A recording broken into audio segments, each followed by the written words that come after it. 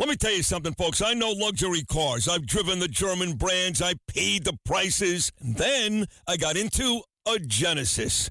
And I said, wait a second. This is luxury. The look, the performance, the comfort, whether it's a sleek G70, I love that car, or the GV80 with that third row, these are high-end vehicles with payments that actually make sense. Go see Michael. Tell him Sid sent you. Genesis of Brooklyn. Find him at genesisofbrooklyn.com. This is going to be an extremely busy month.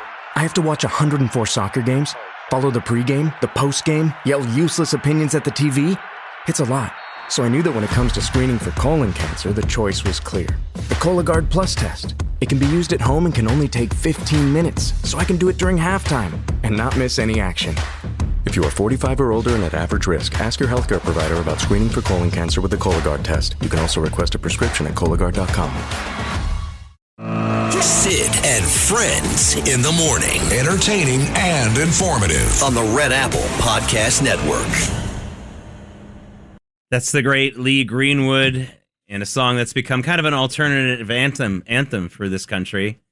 That was written during the first Gulf War, for those who don't remember.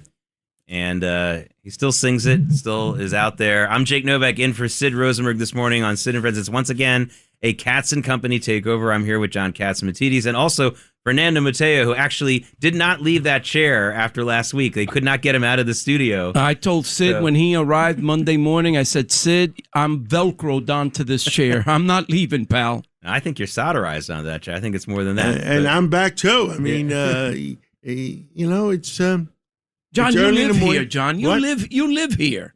You don't have to come back. You do come all the way from Miami? I do. Well, we both do.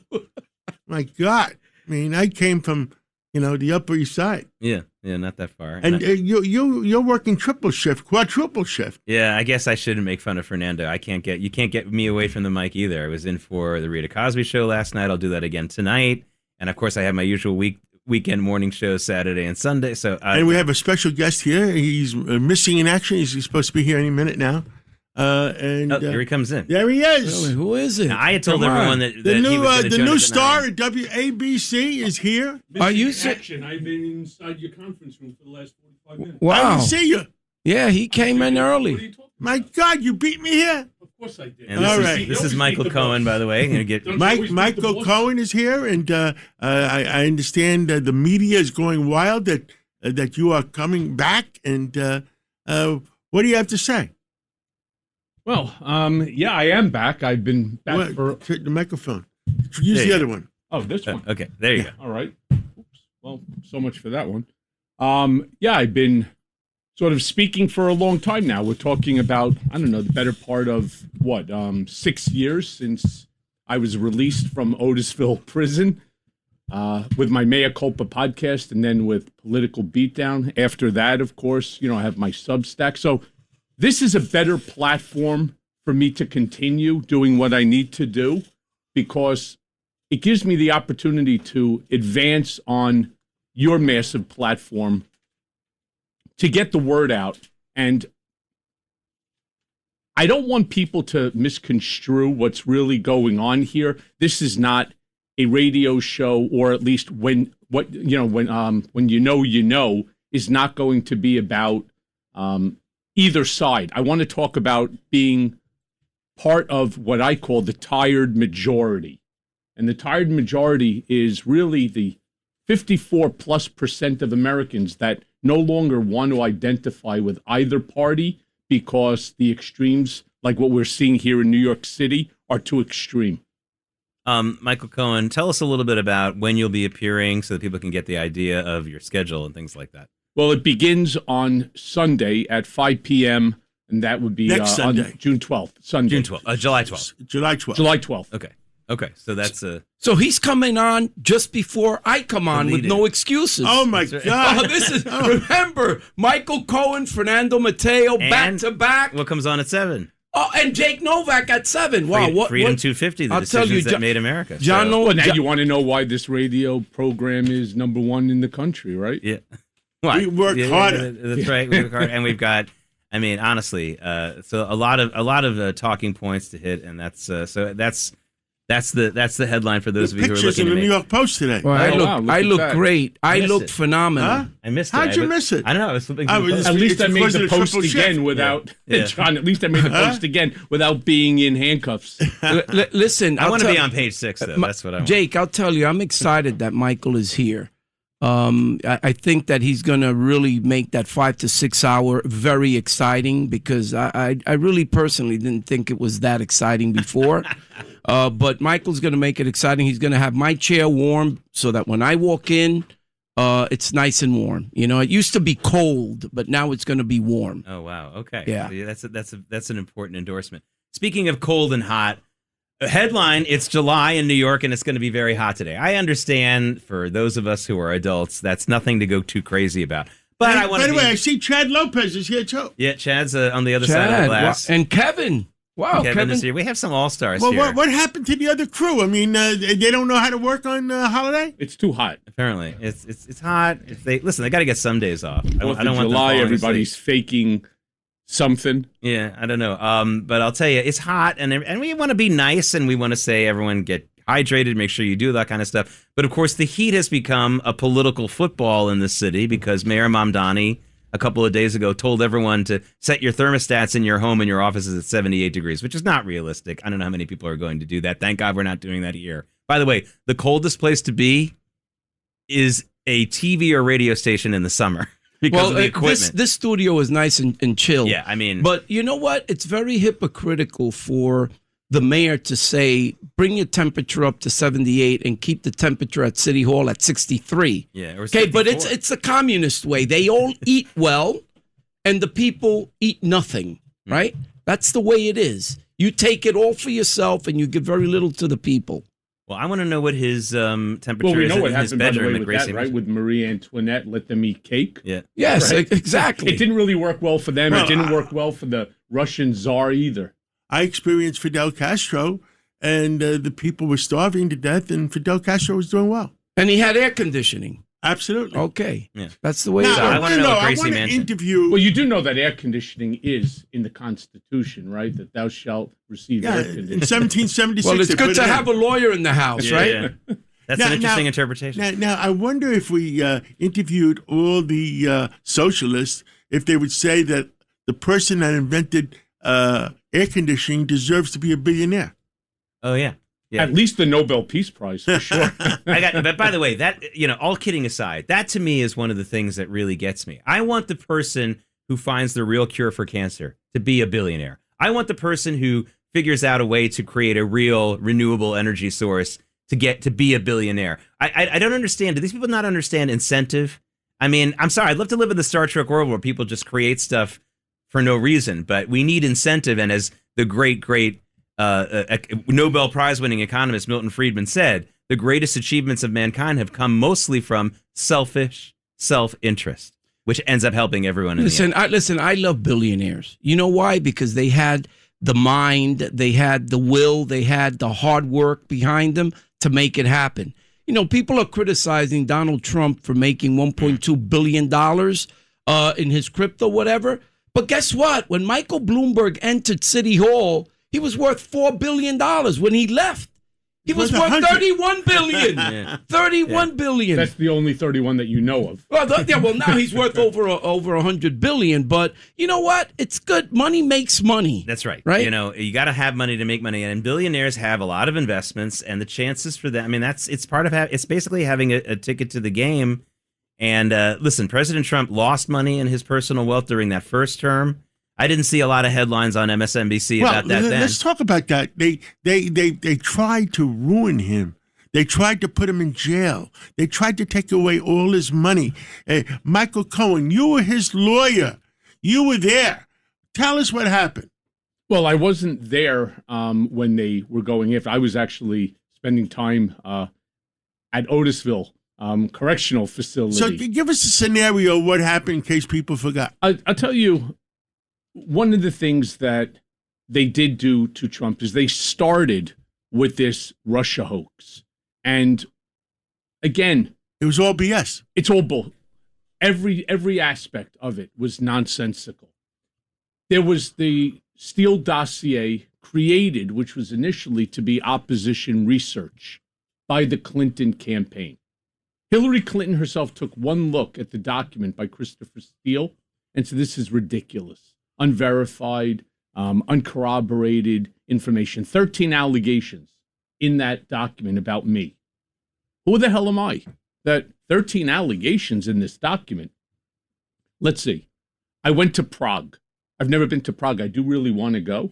I've never been to the Czech Republic. That I met with Russian compromise on behalf of Trump and the campaign.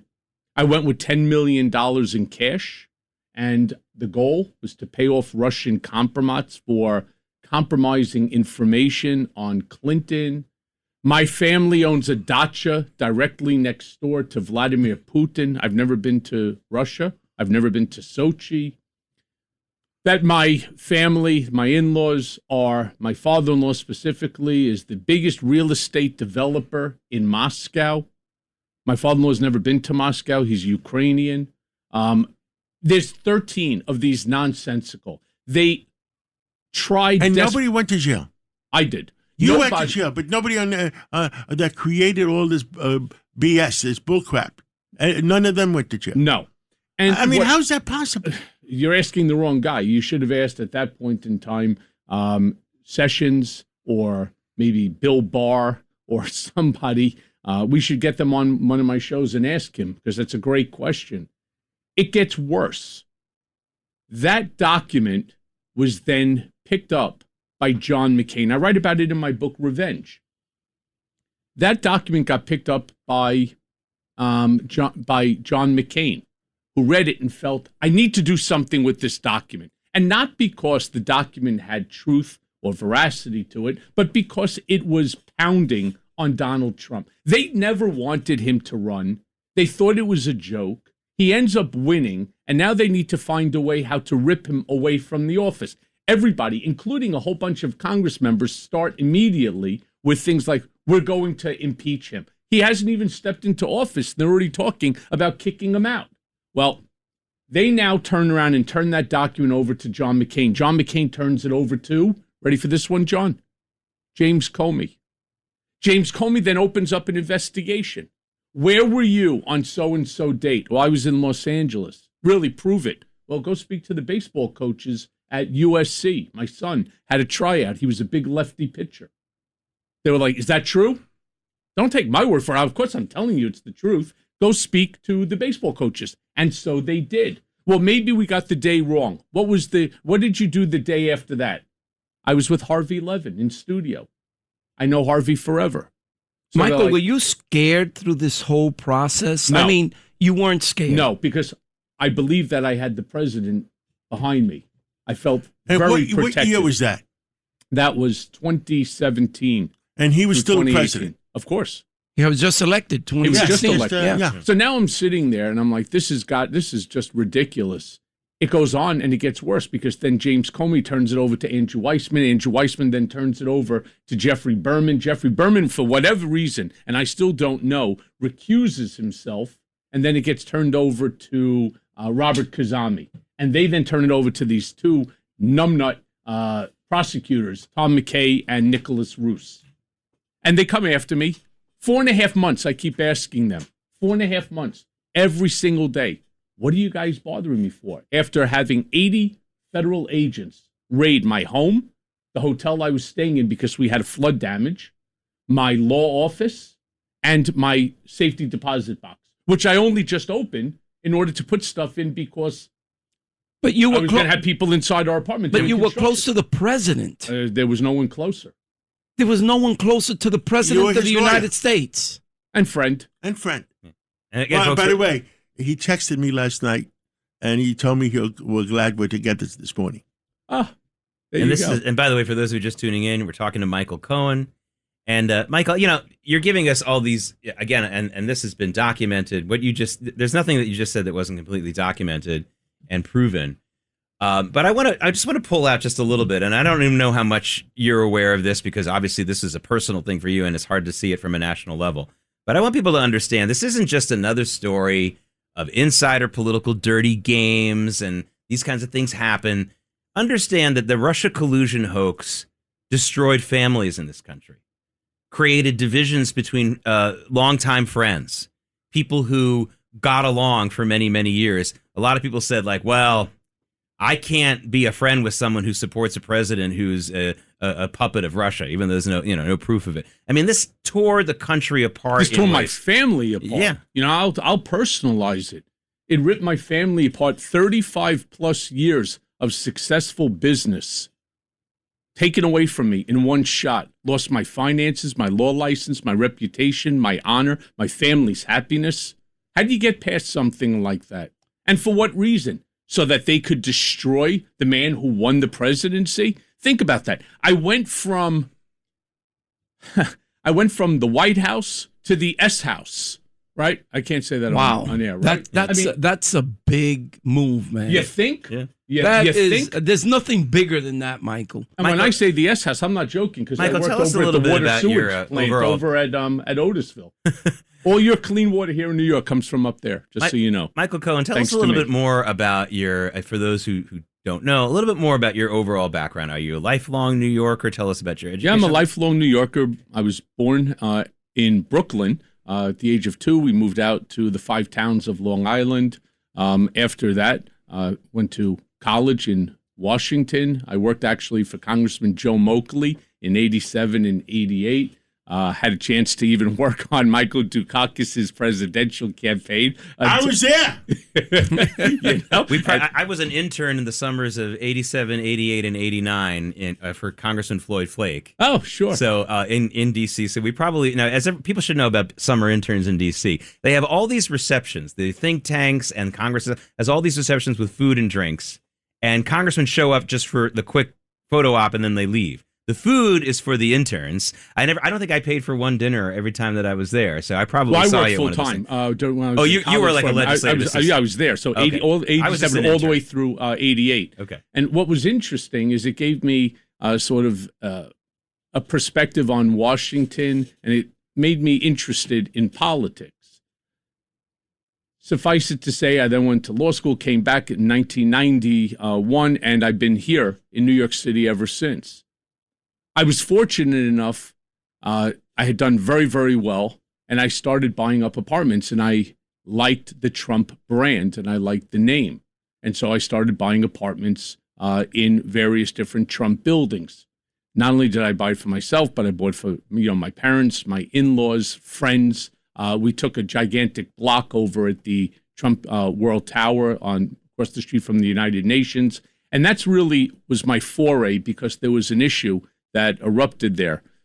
And I was able to resolve it for Mr. Trump, at the time, in a manner that he liked. I've been known to be somewhat rough and aggressive in my litigation and in my tactics. And he liked it because what they had done, talk about early on, people coming after him for no reason at all. They made allegations, the board, against him, which were unfounded. And I proved them to be unfounded by spending over 100 hours and going through thousands of invoices. It was a lie. And they were doing it in order to remove the Trump organization as management. Well, I bought in the building because of the Trump brand and Trump management. And because you were such a good customer of Trump, is that the way you got to meet him originally? Sure. And then it was really Don Jr. who made the intro, because he was building my apartment. I had just moved from 87th Street to a different property, to a Trump property, and we were doing a combination. So Don was building the apartment. So he introduced me to his father, and he was like, I really appreciate what you did for me at 845. I have a different issue for you. I was like, okay, I'll handle it. So he went ahead, he gave it to me. We resolved that one. And what year was that? That was in 2005, 2006.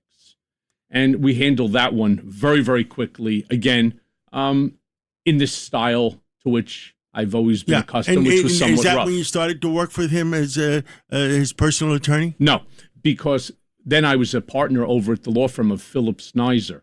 And then he had another issue with Trump Entertainment Resorts, asked me to review a series of documents. I was like, what's the difference? Series of documents. He gives me 2 books, each one bigger than War and Peace. And I'm sitting there, I'm like, you've got to be kidding me. So he goes, trust me, Michael, I guarantee you're going to be able to do it. You're going to do it just fine. You're going to be great. You're going to be great. And I go ahead and I do it. And I go through it. I couldn't find the hook. The hook drove me crazy. So I stayed up, literally 40 hours going through this, not once, twice. And then I found the hook. I bring it to him in a memo. He turns around and he goes, don't bring me a memo. Just tell me. So I tell him, he goes, it's amazing, amazing. And we went together over to the GM building. He gave a butt whooping to this board and to their lawyers like I've never seen. And the whole time he's looking at me. John, you would know this because you know Trump pretty well. He gives you that look, that sort of I met him that about half cockeyed smile, you know, where you know that it's almost like a mischievous child because he's got something, and he tore into them like I never saw anybody tear into a board, and they capitulated 100%. And he gave me that look, you know, that silent look of approval, and that's when he asked me if I would come to work for him as executive vice president of the Trump Org and his special counsel, answering to no one other than him. He asked me, Michael, you know who Roy Cohen is? I said, actually, I do. I met him several times when I was a kid. So he goes, really? I said, yeah. So he said to me, you're going to be my new Roy. I said, I'm honored. That's when you became the fixer? I think I was the fixer before that. Roy Cohen, for those of you who don't know, was the special counsel for Joseph McCarthy and was really the hammer for a lot of those investigations, some of which turned out to be completely true, some of which were a little stretched, but he was his hammer, that's for sure. Go ahead, Fernando. Michael, do you think the country is more divided than ever today? Absolutely. So what's going on? Talk to me. You know, it's a phenomenon that I'm not a sociologist. I can't really understand the reason why. We're all Americans. I'm supposed to be as concerned for you and your family as you are for mine. We're supposed to want to lift one another up, but that's not what it's about. It's a kill or be killed mentality today. And that's the part that I want desperately this show to be speaking to. When you know. The tired majority. We are tired of the divisiveness. I don't ascribe to the far left, nor do I ascribe to the far right. I'm somewhere, and I've always been. Trump and I used to have this argument all the time. I used to say, I'm slightly left of center. I've been a Democrat my entire life. He goes, no, you're not. You're slightly right of center. I said, boss, I'm slightly left of center. So he goes, no.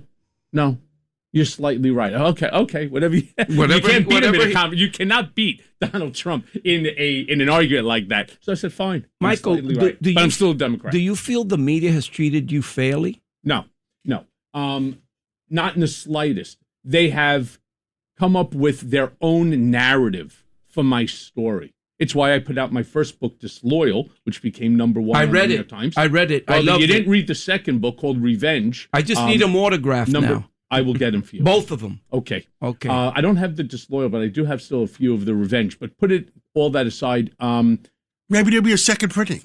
We could do that. John, would you help me with that? Listen, the media treated you right. And secondly, now you have the power of the mic. Now you have the power to tell your story. And I'm thankful to John Catsimatidis for that. In the most possible, let me say it, John, please. Go ahead. In the most powerful radio station in the nation. There you the go. most listened to radio station in the nation. And I come on after you on No Excuses. And guess what? Now, we both have the power to defend ourselves because in many cases, I wasn't treated fairly by the press. And both of you want a Monday through Friday gig, so that means somebody's going to lose. Well, listen, we can maybe do it together. And Jake wants one We can do a trio. We can do a trio after Sid. Let's see whose ratings go up. Jake, Michael, Matteo. Only me and Chad know. After Sid. Only me and Chad know what's going to happen. Well, Chad's my buddy, man. Chad is the man. Chad is the man. Here's Chad. You know, when yesterday the story came out that I'm coming to WABC, it's really, truly interesting because it goes to your issue of divisiveness. I put out a statement in conjunction with John's statement, and I said, I'm thrilled to be joining WABC Radio, who wouldn't be, because it gives me something every truth teller needs, a megaphone. For too long, I've watched facts twisted, narratives manufactured, and misinformation repeated until people mistake it for reality. That's over. I'm bringing decades of firsthand experience, not all this nonsense that you hear from the side. Everybody's got an opinion. I'm bringing decades worth of firsthand experience, an unfiltered perspective, and a willingness to say what others won't. If the truth makes people uncomfortable, so be it. That's exactly why this platform matters. Well, you could only imagine when I put that out, some of the commentary that I got. Now, from some, and I write about it in my Substack of this morning. This is so crazy. From a husband and wife. This is what I woke up to after 4 a.m. Russell and Cynthia, I won't mention their last name because you're despicable people. But F you, Cohen. How much is Trump paying you now? Go F yourself. You're probably a pedophile. Pedophile protector, just like Trump is. You know exactly what Trump is because you worked for him. Go crawl back under his desk and take care of business. Russell and Cindy. Well, Russell and Cindy, let me turn around and thank you for that marvelous and well-written email this morning. But when you talk about divisiveness, this is exactly the point that I'm trying to... You cannot have an opinion that is yours unless it ascribes to a certain group. And the second you step over that line, this is what you get. I've received hundreds of thousands of these, over hundreds of thousands. It could be even millions. Some of them, it becomes too hard to even read. Wow, you have thick skin, man. I've got to give it to you. Yeah. You've got thick skin. But when people stop writing the things they're writing to you, then you become irrelevant. Yeah, I don't mind that. Okay. All right, we're going to take a quick break right now, starting with the traffic from the Applebank traffic desk. We'll be back with Michael Cohen and Fernando Matteo in just a moment. Let you know right now, again, I want to let you know that there's a little bit of a confusing situation out there on the roads and the bridges and your rails this morning. Biggest thing I want you to know is that the Long Island Railroad is running on a weekday schedule today, even though it's a federal holiday. But Metro North is on a Sunday schedule. So did they just screw up? How did that happen? No, they've done this before. I'm a longtime Long Island Railroad rider myself, so I'm just giving you the facts here, but they do this sometimes, especially when national holidays turn out to be a regular weekday.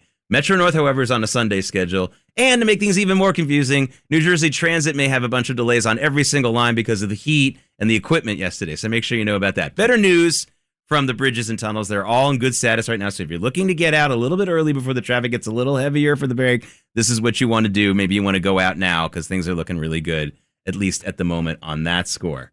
All right, traffic sponsored by Applebank, now with its highest annual percentage yield this year on any 6 to 12-month CD. Visit your local Applebank to open today. Member FDIC, $25,000 minimum deposit required to open, new money only. Early withdrawal penalty may apply. We're going to be right back. Sid and Friends in the morning on the Red Apple Podcast Network.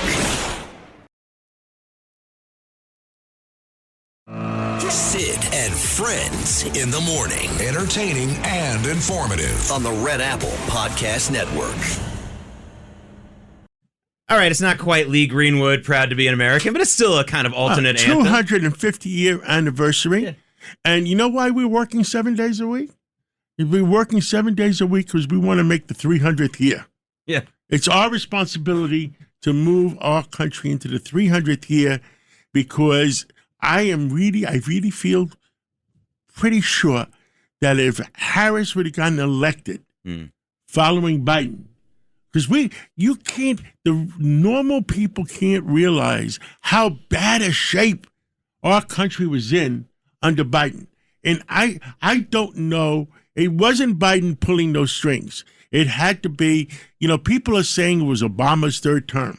I don't know. And Michael, you might have some intuition. I mean, you went through a lot of suffering, and it seems like this whole thing with the happened after 2008 when President Obama became president, and he went. I want nobody to forget. He went from state senator or community activist to president within 3.5, 4 years, and he didn't have a pot to piss in. Yeah, but that doesn't really matter. But how did it happen? Well, and don't forget, when he became president, he went to Saudi Arabia and kissed the ring. In Egypt, and he was smooth. He was smooth. Yeah. We're talking with Michael Cohen, by the way. That's the Michael that John Catsimatidis. Well, let me start by thanking John for bringing up all these rough memories. It's excellent for my PTSD. This is 250 years. Yeah. So we have to bring up the rough memories because people have to know what the truth is. Well, that's true. I don't know how Obama ended up pulling it off. Again, to go from community activist to immediately senator, then straight to the White House. Things happen. No different than Donald Trump, who went from billionaire businessman to president of the United States, something that I actually orchestrated with him going back to 2011. Michael Cohen, what are some of the things, maybe even just rank your first one, something about President Trump that people really don't know, even the so-called fans of him? Well, thank you for asking me that question because I didn't write the question, right? No. Yesterday... I don't take submitted questions. That's not true. Well, depends on who's giving them to me. Yeah, it's not from me. Yeah, so yesterday I actually wrote in my Substack, which is what prompted these two marvelous writers, these two Shakespearean writers with their email. I wrote about it. People underestimate Donald Trump's intelligence. They underestimate the fact that things that he does are strategic. Now, you may not understand it, and I acknowledge that. I was with Donald for almost a decade and a half, every single day, 5 hours, 10 hours, 20 hours a day, 4:30 in the morning. The man was calling me. He has incredible stamina. Anybody that knows him, whether you like him or you dislike him, you have to acknowledge his stamina. 4:30 in the morning, he would call me every single day, 7 days a week for almost a decade and a half. And also at 11:30 at night, just to sum up what's going on, a thought he might have. And a million times, I could be in vacation, and he would end up calling. It didn't make a difference. Same 4:30, 11:30. He's a creature of habit. I don't mean to interrupt, Michael, but that's an important point you just made about his stamina. Because, last month, there was this whole flurry of pictures in the mainstream media of Trump with his eyes closed. Let me tell you something how these cameras work. They work in split second. They take a ton of shots in split seconds. People blink. Yeah. People close their eyes sometimes. There's this whole narrative that he was falling asleep. It's normal. He wasn't falling asleep. What a joke. You have it all wrong too. And I want to set the record straight for people because when you know, you know. And they don't know. He does close his eyes. I've watched him do it at the Trump Organization on the 26th floor for years, whether it was when I first started to the day that he became president and so on. He's not sleeping. He's listening. He listens with his eyes closed. It's unique to Donald Trump. My dad does the same thing. Absolutely. My dad does that. And by the way, it's my parents' 63rd anniversary today. Oh, Mazel tov. John, wake up a second. Yeah. I didn't snore, though. Yeah. And I'm sitting there, and I'm saying to myself, this is not accurate. I have watched Donald Trump close his eyes 5 minutes, 10 minutes. If he's not speaking, he's just listening. And that's how he memorizes things. He closes his eyes and he's listening. Now, here's the funny thing. You could watch in a video, and I don't want people to take, again, when you know, you know. They want to have Is that the name of your show? It is. No, like no excuses. When you know, you know. Correct. All right. And when you watch the video, he's sitting there, he's got his arms closed, his eyes closed, and somebody's talking, whether it's Pete Hegseth, and I can understand why you'd sleep during Pete, but, then he finishes speaking, and immediately, boom, he's off and he's speaking. When was the last time that you were fast asleep and you were listening to somebody speaking, you got up and you continued with the conversation? That would be incredible. But that's not what's going on here. His eyes are closed. He's concentrating and he's thinking. He's not asleep. Here's another thing. Like sometimes I'm sitting with my wife and we're watching like a terrible Netflix show or something like that, and she nods off. What happens when you nod off? Your head drifts to the left, it drifts to the right, it goes forward, right? You snore a little bit. Something like that. And, or when you're on an airplane and the person next to you's head ends up on your shoulder and so on. Now, which bothers you, especially if it's, if it's someone who's not attractive. Right. Yeah. There you go. If someone who's attractive, come a little bit closer here. Yeah, you can lean here. You want me to fluff up my bicep for you? Is your wife listening to this? Of course she's listening. We're only married 31 years. Okay. And by the way, John, if hypothetically we make it to the year, right, we're 300th anniversary, I'll be married 81 years. All right? So do me a favor. Are you practicing law? No, I lost my law license. I can get it back now. You have to wait 7 years. Imagine this, right? Did the president pardon you? Did he? Yes, I'm asking. No. Did he and could he? Do you think that you wouldn't know right now if he pardoned me? You wouldn't know about it? You would be asking me that question? A lot of the listeners don't know that. The answer is no. Okay. Would you like for him to pardon you? Sure. In fact... John, could you ask the president to pardon Michael? Once he joins WABC? Absolutely. Maybe for his first anniversary? So, John... I will ask. John, you should have said depending on his ratings. Right, exactly. Depending on his ratings. Yeah, thank you. So here's the crazy thing. I submitted a pardon application under the Biden administration. I had 2 sitting members of Congress. I had 2 legal scholars, constitutional law scholars, number 1 and 2 in America. I had a former ambassador who's an ethics czar. I had 7 people write letters, every single one of them known to Watergate. Did Dershowitz write a letter? No, okay. He doesn't like me.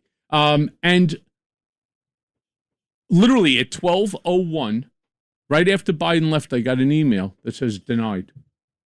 It's amazing. He didn't pardon anybody other than his family. And I turned around, I tried to get my hands onto the auto pen. It didn't work. Michael... I figured, with now Trump coming in, I could maybe use my old FBI pin to get in. I'd sneak and get the freaking, what do you call it? The auto pen, and I would sign it like all of Biden's other stuff. Specifically, though, that was Joe Biden himself, right? Everything else was the auto pen. People should understand that the Biden administration pardoned a record amount of people, including... and this is probably the auto pen.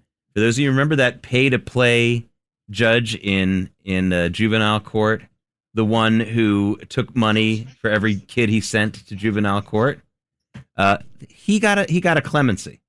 He got out of jail early. No one knows why. This was not someone that the left loved. This is not someone that the right loved, and yet, I guess you didn't pay the right people. Ouch, Michael. Yeah. You know something? Getting to know you here today, to me, whenever I think of somebody or something, it happens, okay? After I read your book, I said, gee, how do I get in touch with Michael Cohen? I'd love to have dinner with him. I'd love to speak to him about what he went through. Because to be honest with you, I feel for your family. Me too. I don't feel as much for you, although you went through it. I feel for the pain and suffering your family went through. Your kids, yep. Because that would destroy me. Not me physically, but my family. Yeah. Yep. We're talking with Michael Cohen. Yeah, what you went through, your family, I'm sure, has suffered. And my parents, my father's... Your family. My father's a Holocaust survivor. And, he's seen enough in his lifetime. He's still around? Yes, he's turning 91. He was a child, 7 to 11. There and dealing with the camps and so on. So he's seen more than his share. My father's a surgeon, a head and neck reconstructive surgeon. My mom is a surgical nurse. I have 3 siblings, all lawyers. My uncles, my aunts, my cousins were all lawyers and doctors. And now there's one felon in the family. Did anyone represent you? Did anyone in your family represent you? No. Any other lawyers? No, I actually went with somebody who was a former head of the Southern District of New York Criminal Division. But even he was powerless. This was the most amazing thing. For 4.5 months, every day, we reached out to the prosecutors. What do you guys want? What are you doing? It was all political. It was. What are you guys doing? What do you want? But Trump was the president, though. I understand, but the system hadn't yet jump-started into Trump. So we called every single day. We're not ready to talk. At 5:30 p.m. on a Friday, my lawyer calls me up, and I knew that he was going in for the first time after 4.5 months. you need to go in on Monday and plead guilty. I said, plead guilty to what? He said, whatever we tell them. I said, what do you mean? So he said, they're going to charge you with tax evasion. I said, tax evasion? I've never been audited in my life. I've had a CPA my entire life. My tax returns were 1,811 pages long. I never did my own tax. When my CPA told me to pay, I paid. Okay. So he says, if you don't go in, this is 48 hours, on Monday at 9 a.m. and plead guilty, they're filing an 80-page indictment that's going to include your wife. I said, okay, I'll see him on Monday. Wow. That's Michael, exactly how it Michael happened. Cohen. Michael, when these things happened, you find out who your friends are. You find out the true colors of a lot of people. So I want to get right to the nitty-gritty here, Michael Cohen. No. Who disappointed you the most throughout this whole process? Wow. I never even thought of that. A lot of people disappointed me. A lot of people who I didn't think would stand up actually did. Okay. But a lot of people who I was very close to, all of a sudden, I can't. And the reason why many of them can't is because they were afraid. They're afraid that the system, the expression, the old adage, could indict a ham sandwich. Yeah. There's not a person born or dead that government cannot destroy if they want to.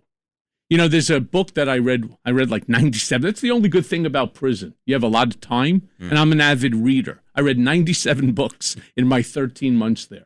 One book that I read was by Harvey Silverglate called 3 Felonies a Day. And I reference it quite often because it blew me away. Every single person in America commits 3 felonies a day. You just don't know it. But if Uncle Sam, if government, if prosecutors... If they want to get you, they're going to get you. Amen.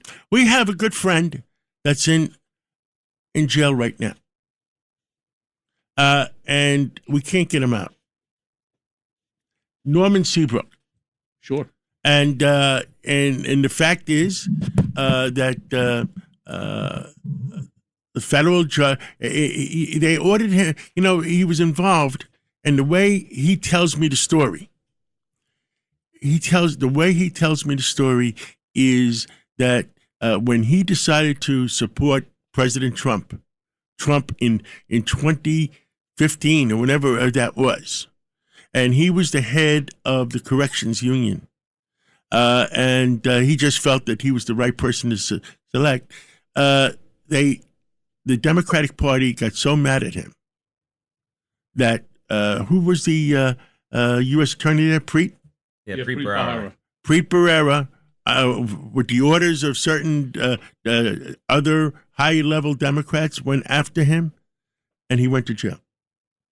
And it's a long, long story, and I'll tell you, your story reminds me a lot of the story of General Michael Flynn.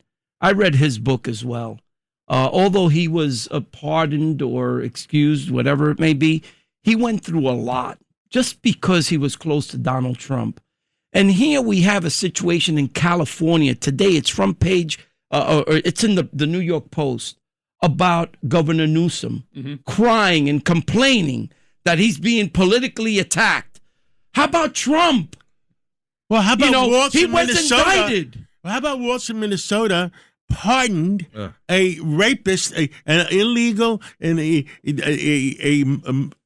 migrant that was here from Laos? Yeah, and he was raped a 10-year-old girl. Yes, and he was convicted, and they pardoned him because they didn't want him to be deported. Anything that Trump does, they don't want to do. We're speaking with Michael Cohen. If Trump breathes, the far left will attack him on. And that's cost me a tremendous amount of followers, by the way, like, for example, on my Substack and my YouTube, my social media platforms. Why? I don't know. They don't want to hear facts. And that's why when you know is so important. When you know, they will attack. If Donald Trump created the cure for cancer tomorrow, they would come back and say, yeah, but he didn't cure the common cold. They will never give him credit for anything that he does. If he breathes, they have to be on top of him. Now, not everything Donald Trump does I agree with. In fact, when I worked with him, I was always known as the guy that would tell him what I truly felt. Sometimes it was exactly the opposite. He would take what I would say and do with it as he wished. He was the boss. I can only give him my best advice. Sometimes he would, let's say, water down the poison. Nobody, as I see it, nobody's doing that right now in the White House. And that's, again, where this tired majority, not everything that he does is right, but not everything that he does is wrong.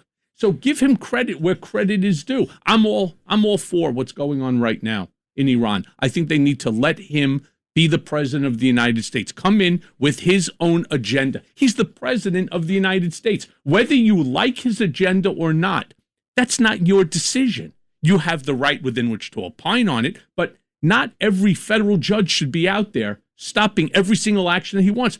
The president of the United States was elected by the plurality of Americans, and they come in with their own agenda. There were things that Obama did that I liked. There are many things he did that I disliked. Same thing with Bush. Same thing with Clinton. Same thing with Joe Biden. I talk about it all the time on my various platforms. Ed Koch had a great statement. A great statement. If you agree with me 6 out of 12 times, you should support me. If you agree with me 12 out of 12 times, you should seek a psychiatrist. These folks that anything Donald Trump says, 100%, he's 100%. No, he's not. No, he's not. It's his opinion, and as president, he's entitled to it. If Donald Trump were to call you today and say, I want you back, what would you say? As his advisor. In 30 seconds. Yeah. What would you say? When you know. Come on. Can I have a couple of days? No, when you know, you know. Can I have a couple of days to think about it? Don't think I haven't thought about that exact You were question. friends for decades. Close. You spoke at 4:30 in the morning. You spoke at 11 at night. Do you know how close? 11:30. Michael, do you know how close? 11:30, yeah. Do you know how close? We shared our Outlook contacts. The only two people in the entire office that I had every one of his contacts in my cell phone, and he had all of mine. I still have all of his contacts. I have his Outlook in my phone. Listen, the question was if the president... My wife doesn't have my Outlook. If the president of the United States called Michael Cohen tomorrow and said, Michael, let's get together. I need you. I want you. What would you say?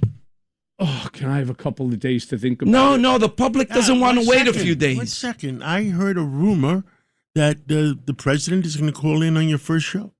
Well, I don't know if that's true. I know that as part of this incredible, massive team that you put together for me here at WABC, that was certainly thrown out there. Let's see if we can't get the coming in early. I'm coming in early that day. I am coming in early because no excuses with Fernando Matteo comes after When You Know by Michael Cohen on Sunday between 5 and 7. Michael Cohen, let's stir the pot just a little bit more. Really? You're in a bit. Listen, you talked about how your other platforms are being suppressed. You will not be suppressed here. What is a major piece of information that you have withheld up until now that you want to share now with the WABC listeners here? Here this morning. Good luck in getting me to say that now. Tune into When You Know. Come on. Yeah, that's not going out. I'm not making your ratings. Oh man! Listen, he's not a paid contributor today. Yeah, that's okay. All right. He's here on voluntary basis. Exactly. Okay, I see how this works. Yeah. I really need to market myself better, like Michael Cohen does. I just give you what I think in my analysis all the time. Yeah, I should really withhold more. Listen, I've got to give it to the administration here at WABC. Chad, Chad Lopez, our general manager, our boss here, John Catsimatidis, bringing in a team on Sunday between 5 and 7 that's going to kill it. Because we're going to kill it, Michael. You're going to be on before me. You keep cutting me out. Come on, you keep cutting me out. Jake, I'm sorry, guys. Between 5 and 8. Jake is on after you. But between 5 and 8. We have 3 seat warmers here. Can you imagine if John woke up one morning and that light blew up in his head and he said, Jake, Michael, Matteo, one show after Sid Rosenberg, we will blow this station up. You really should be a lobbyist, Fernando. No, I'm not. Listen, we have the boss here. We have the general manager right behind us. We have Kevin in the studio here. Matteo, not everybody would be as bold as John. John, in many respects, is very similar to my old boss and friend, Donald Trump, in the fact that he's willing to take people to his organization that are, we'll call them controversial. A lot of the stations wouldn't want to do this because, oh my God, maybe some of my listeners are going to be unhappy. Maybe they're going to get angry at me. It happened to me with Midas Touch Network, where I was at before. They were like, you cannot talk about Tish James. It's all BS. I'm going to talk about whatever the hell I want because when you know, you know. All right? And this is like no excuses, this guy. No, when you know, you know. He must have said it 18 times today, Mike. I'm going to say it one John, more time. When you know, you know. I love it. Starting on Sunday. And Chad Lopez will tell you some of the decisions we made when we first bought the. By the way, nothing for nothing. Chad's actually texting me. Say when you know more. No, I'm just teasing. Michael Cohen, let's try to say this nicely. The real estate market in New York is not for the faint of heart. And so you right? I mean, and we've had a couple of stories in the last couple of weeks. Listen, if you want to push this, if you know brand, I'm going to help you, okay? Because we've had some stories in the last 10 days or so with the rent freeze situation, with landlords being squeezed even more. The landlords in New York aren't going to just roll over on this. This is not going to end well for the tenants, is it? All this. Well, Jake, let me share a little bit of my life experience. Not only was I a lawyer, but maybe you didn't know this, I also had one of the largest fleets of yellow cabs in New York City. I had 285 yellow cabs prior to, of course, ride sharing and Bloomberg absolutely destroying it. But I was also a landlord. I had 7 properties, I had over 107 apartments, some rent stabilized, rent controlled, and fair market. So let me give you my perspective on what Mandani is saying. There is absolutely zero chance that he's going to be able to effectuate this without creating another 1970 situation where people throw their hands up and say, you know what, Mr. Smart Guy, here's the keys, you handle it. Very much like what happened in the 70s when the city turned to garbage. The Bronx is burning. Damn straight. And why? Well, you want to freeze rents? I'm all for that. Then how about freeze or lower real estate tax? How about lower sewer, water, insurance? Well, they're raising water right now. Yes. And they're quasi-raising real estate taxes. And they want to freeze the rents effective October 1st. And there's going to be a challenge. The challenge is, and I had one of the, who was the big-time real estate litigator? Oh, I forget his name. Sherwin something? Belkin? Was it Belkin? From Belkin Burden. Yes. Yeah. I think it was him. Mm-hmm. And you can't have all expenses go up in the year 2025 and then him freezing taxes. So this could be playing the violin. You know what I mean by playing the violin? Sure do. In other words, he's playing the violin to his supporters. Look, I did it, knowing that he's going to be shot down later on. Oh, I did it, but they shot me down. It wasn't me. I did it for you. If Mandani thinks that anything that he sold, especially to the young community, which is what got him elected, is realistic in any way, he's wrong and they're wrong. And ultimately what will happen is they will find out that promises made are not promises kept. Why? First and foremost, how are they going to compete with folks like yourself who are able to buy, for example, food at bulk pricing? Oh, you can't. So they're going to open up 1, 2 city-run free 4. groceries? Well, he's the expert on that. 4. Bodegas. It's crazy. Good luck getting quality food. Maybe you'll get like the same garbage that they were serving us in prison, expired old food, right? Where they can charge something for it. It's not realistic. When I said in real estate, every single year, the real estate tax goes up, water, electric, sewage, insurance, maintenance costs, and so on. That's right. All these folks should own the property, work. It's very difficult operating a building. Work 24/7 to ensure that you're able to provide the service that that the tenants deserve, and make not just no money, but lose money. Sure, that's a great business model for anybody. Now, I'm not saying that rent isn't high in New York. It absolutely is. So let's figure out a better way within which to allow people who make a certain amount of money to live. So, for example, there are people who have apartments in the city that do not live. They sublet it. Take it away from them. Have a process. They don't want a process. He's not sophisticated enough. The guy doesn't know anything. He's literally what is his background that he's now going to talk? How about consult with somebody like myself who's been in the real estate industry, who knows what they're talking about? It's not happening. He's got a bunch of geniuses sitting Not around happening. and saying, "Oh, absolutely. Oh, Mr. Mayor, boy, what a great Michael, idea." what Not about happening, Michael Michael. Cohen, what about supply and demand? You want to see prices go down for something that people want. People are going to want to live in dwellings. They're not going to want to live on the streets. Sure. So you're never going to reduce demand. You've got to increase supply. Now, I'm not down with the whole taking away subletted apartments, but I like the idea of telling people all these things that are blocking. Wait. Hold on one second. Yeah. So you have a rent stabilized or a rent controlled apartment. Oh, You're not even living in the state. Oh, You wait a moved out. minute. You're using that as an income Now, source? that's different. Now, if they're subletting a rent controlled or rent That's stabilized, what's I'm with you. happening. That's Yeah. what I said, That's- and that's so exactly I'm- what's I'm- happening. then I'm Now, with let you me on go that. one I'm with step you on even that. further. Hold on. There is so much commercial real estate that is vacant in New York. How about create a fund and start taking some of these vacant commercial buildings and transforming them into housing? It's not as difficult as people They're say. doing that. They're They're, doing they're some of starting. that, but They're, not they're enough. starting to do that. You know what the problem? Yeah, but it's only a game. They're doing a it to talking make point. believe they're doing something. That's right. It's a talking point, They're and it's not they're making believe they're doing something. You know what's so dangerous about Zoran Mandani? everything. Is his charm. He's likable. People love him. He speaks well. He's energized. But he's never had a real job. But we all know that. But they still elected him as mayor of New York City. Yeah, but Michael Come Cohen, on. you told us your background a couple of times here. You've been a hustler from really day one. You've had all these jobs, all these properties. Here's a guy who's the mayor of the greatest city in the world who never had a real job. How does that make you feel? And no money. He's broke. Yeah, how does that make you feel? Worthless. Well, Michael, I got to tell you something. You said you own 250 cabs. 286. Why are you counting? I made tens of millions of dollars for you. I'll tell you how and when we get off the air. When are we having our break? I don't know because there are no breaks here. There is no break? I lost it all. There are What no you breaks talking here. about? Michael's taking up We're all breaking my all time. we can't silence Michael Cohen like his other folks tried to do. Michael Cohen, listen.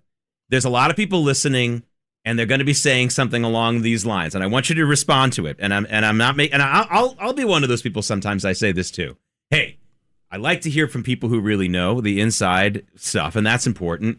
But why you specifically? Not only because of all the experience you had with Donald Trump, but why you specifically? Because you had a life before Donald Trump. You're having a life after you're working for him as well. So is there something specific that you bring to this? Because if I had to guess, I'd say it's a New York story. But you tell me. What do I bring to the table? I Yeah. bring knowledge. I bring facts. I bring information that you cannot have because you were not there behind the curtain. Not only, again, we'll start with Donald Trump. Not only do I have knowledge about the initial parts of the campaign all the way through his first victory, look at what's happened to me as a direct result of his first victory. People don't seem to understand that there's real lives behind this. And I understand their need to keep control, to keep power. This is one gigantic power play against one another, right? The Republicans versus Democrats, and then the Democrats versus Republicans. But here's the worst part. For Trump, it wasn't just Democrats versus the Republicans. It was Republicans against Trump. It was when you have somebody like John McCain going up against Trump, and anything that he did, he was trying to knock it down. And there was a whole group of Republicans that feared Trump, feared him terribly. Why? Because here's an outsider. He's not part of the establishment. He's anti-establishment. He's coming in with his own Donald Trump methodology, which they don't understand. And they didn't want to understand. We like the game just the way it is. We're controlling the game from soup to nuts. Here comes Donald Trump, a disruptor. And all of a sudden, whoa, what was supposed to be a joke, as they were describing it, a joke, he's rising in the polls week after week after week after week. And then as week after week after week had, the size of the organization grew. We started bringing in more people, and those people brought in more people. And then next thing you know, you have 2 full floors worth of people calling and dialing and making and moving and da. And all of a sudden, it's 50-50 between him and Hillary Clinton. Now, as per my Democratic Party, let me say, could have been the stupidest move in the world. Hillary Clinton, very much the opposite of Mandani, is not personable. People don't like her. She's competent. She's very smart. I've had very smart lady. Very smart lady. You cannot take that. And, you cannot take anything away from her for that, right? Former, First Lady, Secretary of State. She's a very smart lady, but she is unlikable. One thing anybody who meets Donald Trump will say, he's exceptionally charming. Very, very charming. And they do the same thing about Bill Clinton. And Bill Clinton. Yeah, which is why Hillary has no excuse. And Obama. She literally was married to a guy. Guys. But she was literally married to a guy. By the way, Michael Cohen, what you're talking about is encapsulated in something the view. Why do you use both my names? You can just call me Michael like my Because kids I do. want the listeners to know who the heck you are. Well, when you know, you know. Yeah. But there's got to be someone who's letting people know who the heck's talking here. And that's going to be me. Michael Cohen. That's my expression. Who the heck is that? Yeah, that's right. Michael, there was something that you just said that was encapsulated, and maybe the listeners remember this. There was a picture of Hillary Clinton taking a break on the campaign trail in 2016, and they went to a Chipotle. And she's behind. Is that how you pronounce it, by the way? Yes, not Chipotle. And she's wearing these big dark glasses. She doesn't want anyone to. Now, if that had been Bill or Donald Trump, they would have been behind the counter taking selfies. Absolutely. With the workers. So you talk about how people not liking her. I got to say, I'm going to one up you, Michael Cohen.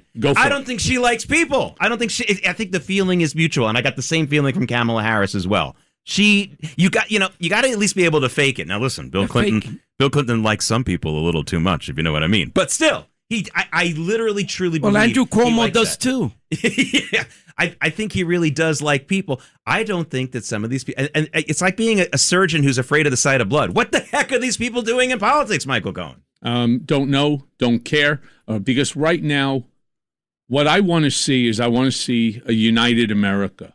I want the nonsense to stop, the divisiveness, the hatred, the vitriol, the conversation. We need to, again, start uniting as a country. And the only way that we do that, again, is through my tired majority. I really, truly believe it. I believe that the bulk of America actually wants normalcy. We want to know the truth. We want the facts. What I start seeing when I look at some of these television shows, especially the CNNs and the MS Now, it's no longer about reality. It's not about facts. It's opinion news. What happened to the days of Walter Cronkite? What happened to the days of the Barbara Walters when they told you something, you believed it? Today, nobody believes anything anymore. They were lousy too, by the way. I'm sorry to say that, but don't bust my bubble, pal. That some guy living on the Upper East Side and Walter Cronkite, and I think as a person, but he was a good guy. 92% of the American people trusted him. Yeah. One thing is what you feel, and one thing is what reality is. And what happened in the last, I think, as we think about it more and more and more, it's post-Obama era that the Democratic Party was being taken over. And the common sense Democrats have to have the courage to stand up. Hatred of America. Yeah, the Democrats hate America. And they tell the pollsters, they're not even ashamed of it. Only 27% of Democrats say they love America. I mean, I listen. We can have differences of opinion. There's something wrong here. There's something wrong here. Well, you had a president who hated America. I think the rest of them are scared to say they love America. Yeah. They're scared of their fellow Democrats. You had a president. I'm a Democrat. I'm not afraid. I'm not afraid. I love America. Yeah. Well, you're Michael, in the minority. You're a Democrat, Michael? I've been a Democrat my whole life. But that doesn't mean you can't switch over. Why aren't you a Republican? Even Carville. Did you see what happened with Carville last week? No. I think Carville, he's losing it. Says I can't be a member of this Democratic Party. Oh, by the way, Party. I did see that. Yes. I saw that in the interview. And Dershowitz, a lifelong Democrat, says I can't be a part of this Democratic Party. You know what, John? When I get home today, I'm actually going to switch. I'm going to join the Independent Party. Michael, breaking news. Michael, breaking news. That's it. I'm going to do it. I'm doing it. This is an official announcement. That's it. Now you got to do This is an it. official announcement. Well, Michael Cohen, I will bring it in and show former you. attorney to the President of the United States, says he is I'm done with the Democratic Party, and he is announcing that he's going to go home and become Like a I'm watching registered right here. Republican. I'm watching Blumenthal on your television over here. And I'm saying to myself, seriously, I know. I don't even have to hear the sound, and I know exactly what he's saying. Everything that he says. If Donald Trump breathes, why is he breathing? What's he breathing for? And wait, we got Lee Harris here. Lee Harris is in charge of all the news, and give us a breakdown. Soundbite. I'm here to keep us legal, John. Okay. WABC New York, WRCR Haverstraw, WLIR Hampton Bays, and WLID Patchogue. That's a legal ID. Oh. Hey, Michael Cohen, you Wow, said you... this What is- a this voice. is an What a official- voice. Oh. Lee Harris, Yeah, he's the here. official voice of What did worldwide. what did I do wrong? And am I By going the to way, get? Lee, No, did no, you you're see good. yesterday's ad? Yeah, we need the Is that tired beautiful? majority. Yes, double size. What Blumenthal is doing right now is exactly why the tired majority, like me, are going to switch over to the independent or maybe even to Republican. We cannot take this Maybe any even longer. over to Republican. Maybe, but That the is tired breaking majority. news. John, that is breaking No, you're news. making your own breaking news here. I'm saying I'm going to the independent party, but most people actually should because we're sick and tired every time, for example, of someone like a Richard, and it could be anybody, but any time that you start seeing these folks on, everything Donald Trump is doing is wrong. I want to talk for a quick I second. like that just you're to show- speaking nicely about our president. I hope he calls you during your show and that he brings you back to the White House. This way I have July 12th. somebody inside. I'm July sorry. 12th. Wait. Also, I get a phone call. Who's this? July 12th at 5 p.m. So all of a sudden, it's like I'm saying to myself, take a look, for example, at this reflection pool. Ugh. I almost broke my television set because it cost me a lot of money and I don't have the money right now to replace it. So I didn't decide not to break it. But I'm sitting there and I'm talking, who cares? It is a maintenance issue. It's not an indication of a presidency, but all of a sudden it's become the indices for which Donald Trump is to be evaluated. The reflection pool is a total disaster. And Donald Trump's presidency is a disaster. He's there, everything. 1.3 million turns out to 13 million. What kind of an art of a deal is that? It's the art of the steal. I mean, they all think that they're comics now. Clever. They're 5 minutes. They're all so freaking clever. And you say to yourself, you're as dumb as they come, and enough already. It's a maintenance issue. Let's stop. America has figured it out. Anything that Donald Trump does. No, I figured it out. When you know, you know. When you know, you know. Oh, listen, no excuses. No excuses, Michael. Michael, do you feel that you were? Do you I don't feel have like a broken I don't have man? feelings anymore. No. I don't have feelings. I lost my feelings. Do you feel like if you're a broken man? I am a broken man. Are you broke? I am broke. You are broke. You lost it all. Financially, Financially, broke? yeah. It's been extremely tough. You know, I was very fortunate in my life. At the age of 39, I was semi-retired, and I was after Trump. I was the richest guy in the Trump organization. And then, I lost it. Defending your honor, you lost your fortune. I didn't defend it. I wasn't even indicted. It was, I pled to But you went to jail. I did. But what ended up happening is I had to sell all of my assets. When you sell your assets, you have short-term capital gains and so on. And then they took that. But here's the crazy part. To really give it to me, I paid they hit me with 5%. 2% per month for the 5 years on the tax violation. It was $1.3 million over a period of 5 years. I paid over $20 million in taxes over that period of time. These are the fines on top of the fines. The fines, which, by the way, I paid the amount. I paid the amount before even sentencing. Got no credit for that, so I have no restitution. Literally 2% per month compounded over the 5 years. And then the state came in and the city came in. They all did the same exact thing. And I'm saying to myself, oh, my God, right? So everything that I end up selling, either 50% of it plus went to the city, state, and federal government. And then the other went to either legal fees or the expenses. Michael, you know what they didn't take from you? Yeah. They didn't take your wisdom. They didn't take what you have up in your head. We can go into business together because I like smart minds. Well, let me tell you what they did take. I like smart minds. Let me tell you what they did take. Unfortunately, they took my soul. You know what 51 days of solitary confinement does to someone? 51 days. The first 3 days, they locked me. I was locked into a room. There was no movement. It's not like Shawshank Redemption where you get to go to the yard for now. In a room, the first 3 days, they didn't even give me food. No food, no water, nothing.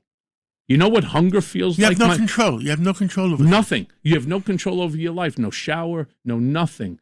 Did you ever consider suicide? Every day. Every single day. Every single person. Did you know Epstein?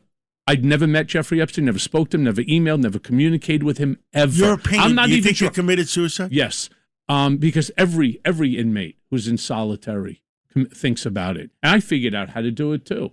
If it wasn't for my children and for my wife, I probably would have done it too. Wow, those were very dark moments. News. You know what it's like to have your soul ripped out of your chest? You know what hunger feels like? You know, when I was a kid, my dad used to tell me stories when, during the Holocaust, what hunger felt like. I never thought in America where you can get something to eat. Rich or poor, you can always eat something somewhere. There's always some decent person that's out there, that will. There's always a garbage can. There's always. Yeah. Here, there is none. And I never thought I would understand what hunger felt like until 24 hours. Now, being Jewish, we have Yom Kippur, so you fast for 24 hours. That was easy. 25. Right? It's actually 25 hours. You can, well, I'm the yeshiva boy here, and I got to bring up... I went to yeshiva too, by the way. I did a hunger strike for 7 days one time. When Giuliani was elected into office, I had done Toys for Guns in 1993. And that was huge news. So would you trade in a toy for a gun? Yeah, you traded Toys for Guns, yeah. And I met Donald Trump during that period at a Mario Cuomo birthday party where my wife and I were seated next to the governor and Matilda. Okay, we were his special guests.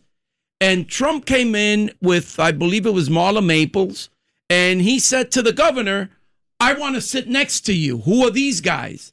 And the governor got up and said, this is Fernando Matteo. Oh, the guy from Toys for Guns, Trump said to me. They sit him next to me, and you know what he tells me? He says, how much money are you making with this shit that you're doing? And I said to him, I'm not making any money with this. I'm doing this because I love New York. Okay. He says, right. Can I continue with my story? Well, listen, it's no excuses, so don't give me no way. After, right? So you'll know, but you were able at least to have water and something, right? Water, yes. Right here, no, there was that second, after that first day, when you start getting into hour 18 and hour 20 and 24, it's not hunger anymore. It's pain in your soul. It's a feeling I never in my life thought I would understand. My father and I still talk about it, because most people don't understand what true hunger feels like. And they did it to punish me. They did it to hurt me. No different than when they remanded me back because I refused to waive my First Amendment constitutional right, sitting there waiting to sign papers for a monitor, when I was on home confinement. I refused to waive my First Amendment constitutional right and not publish my first book, Disloyal. And you're a lawyer, so you knew your rights. And I brought a friend of mine who was a lawyer, too. How about poor people that are not lawyers? And that's why I fight so hard for what I do. They went ahead, they brought me downstairs, they put me into a freezer for 3 hours. It was the coldest I've ever been in my life, blowing the air on top of your head where you feel like your teeth are going to fall out of your jaw. And you say to yourself, what country am I living in?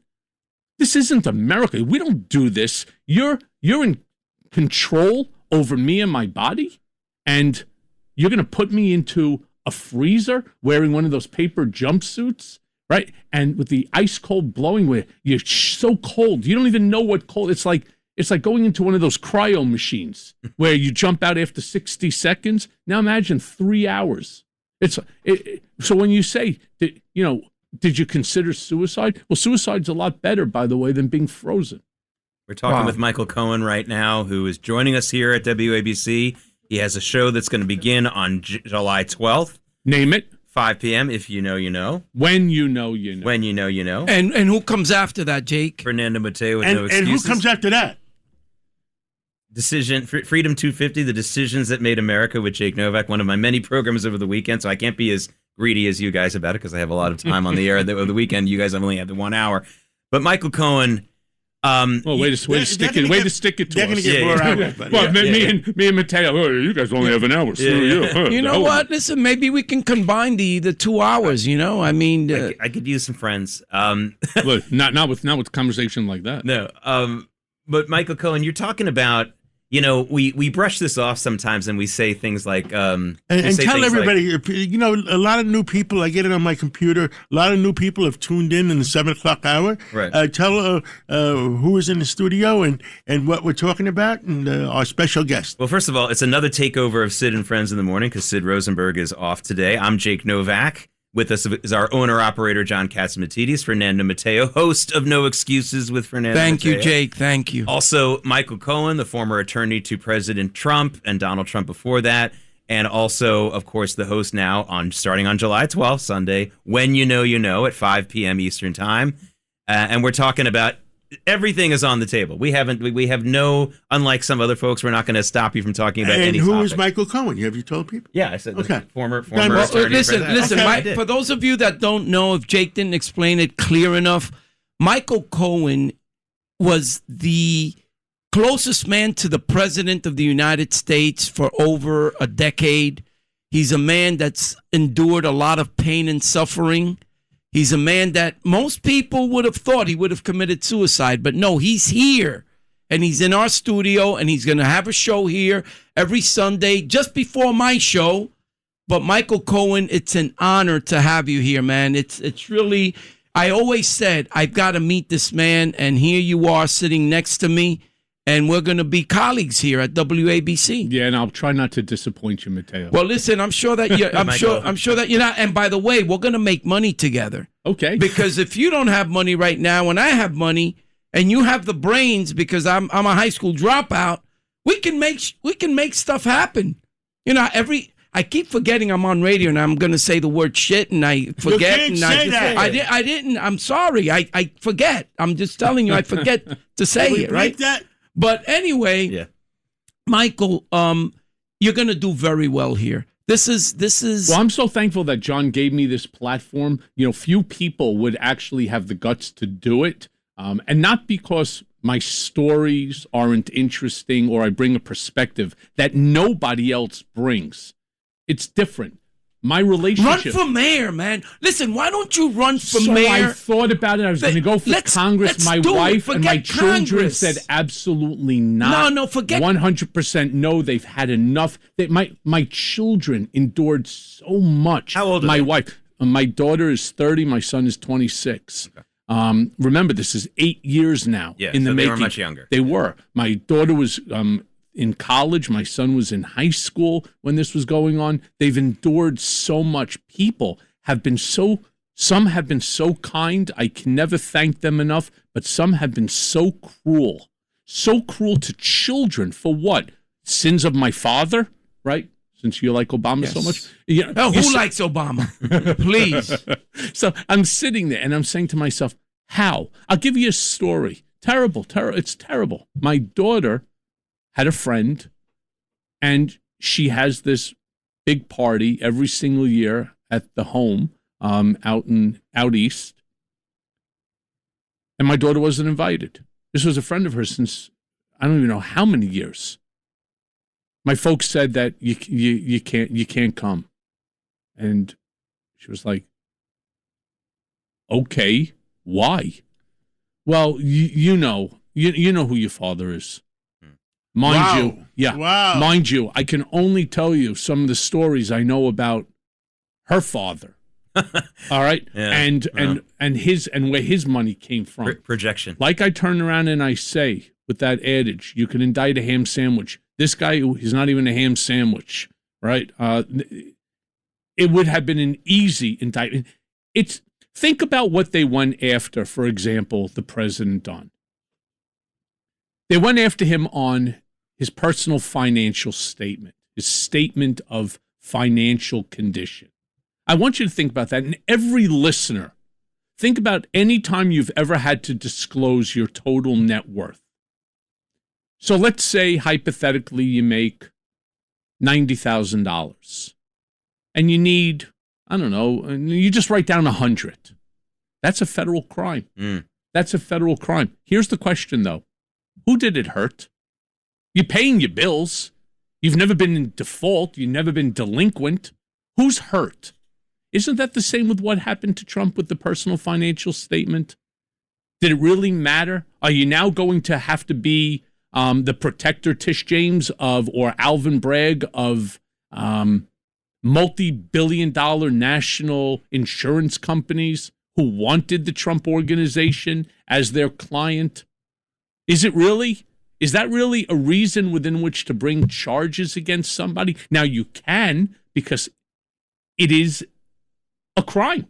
The law is the law, so yeah, you can bring it. But is it really necessary? Is it worth it? Does that mean that every single person who's listening right now who has a personal financial statement that maybe isn't 100% accurate should now have the opportunity to be indicted by an overzealous prosecutor? It's scary, man. It's scary. Scary's not the word for it. It's scary. It really it sends chills down my body, man, to hear your story and to even, just acknowledging what happened to Donald Trump. If they want to get you, yeah, they get you. Yeah, they do. They'll destroy you economically. They will destroy you mentally. They'll destroy your family.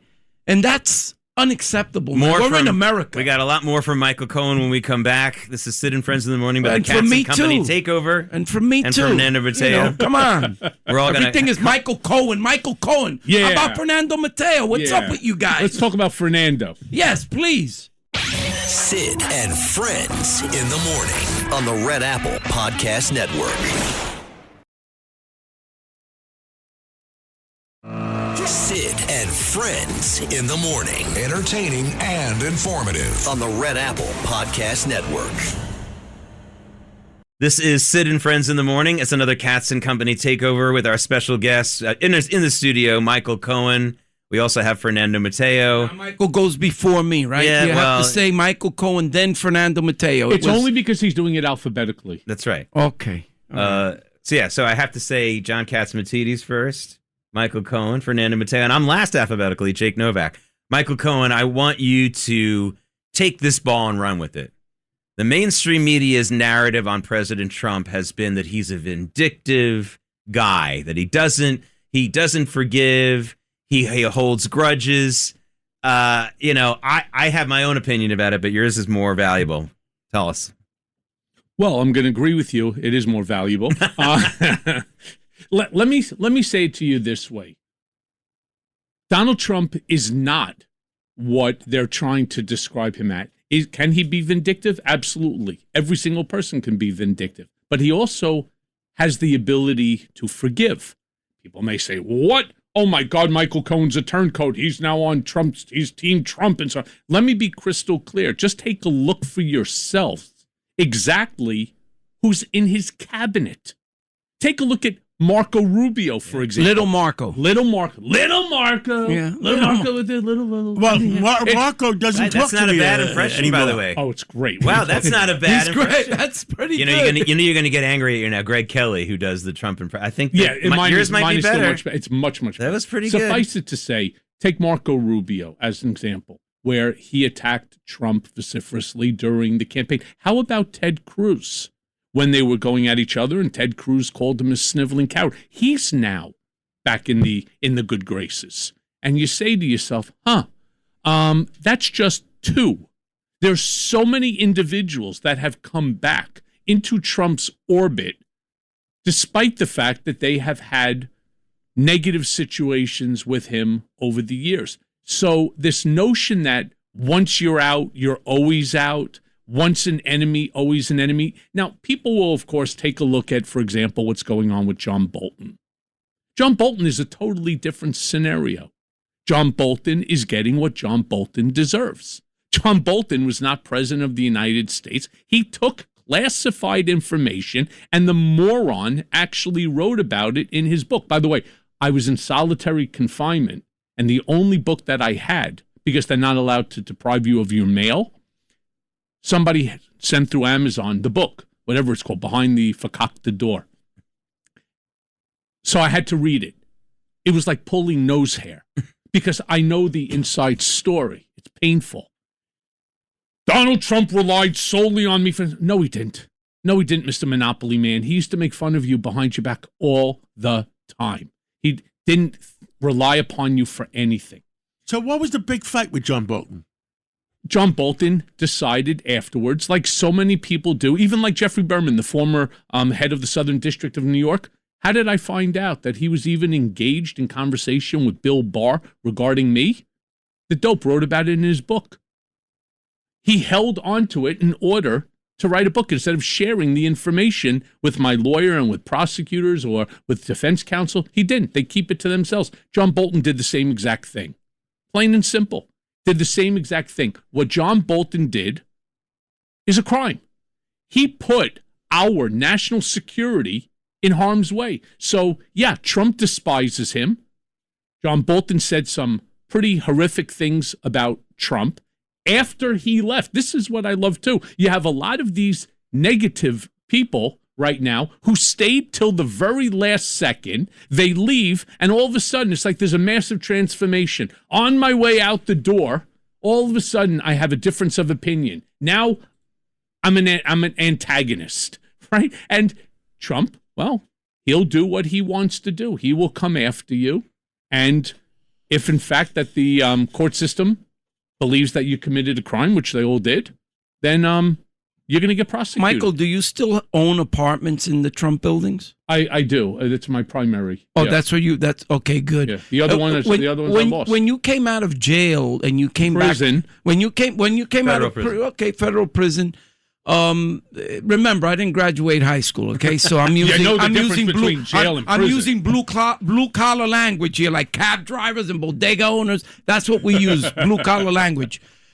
When you went to Cipriani and you got into some kind of fist fight and they threw you out, I mean, what, you came back to New York to start trouble here? What's going on there? So the answer to that is no.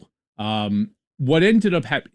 It's interesting. You got into a fight. I did. Okay. So the answer isn't no. So you brought up earlier about what this cost me, not just emotionally, mentally, physically, financially, but also what it cost me in terms of status. I'll give you the example.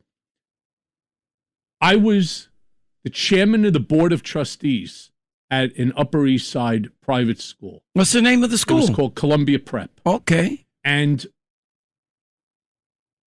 I had worked with the executive board for a decade, for 10 years.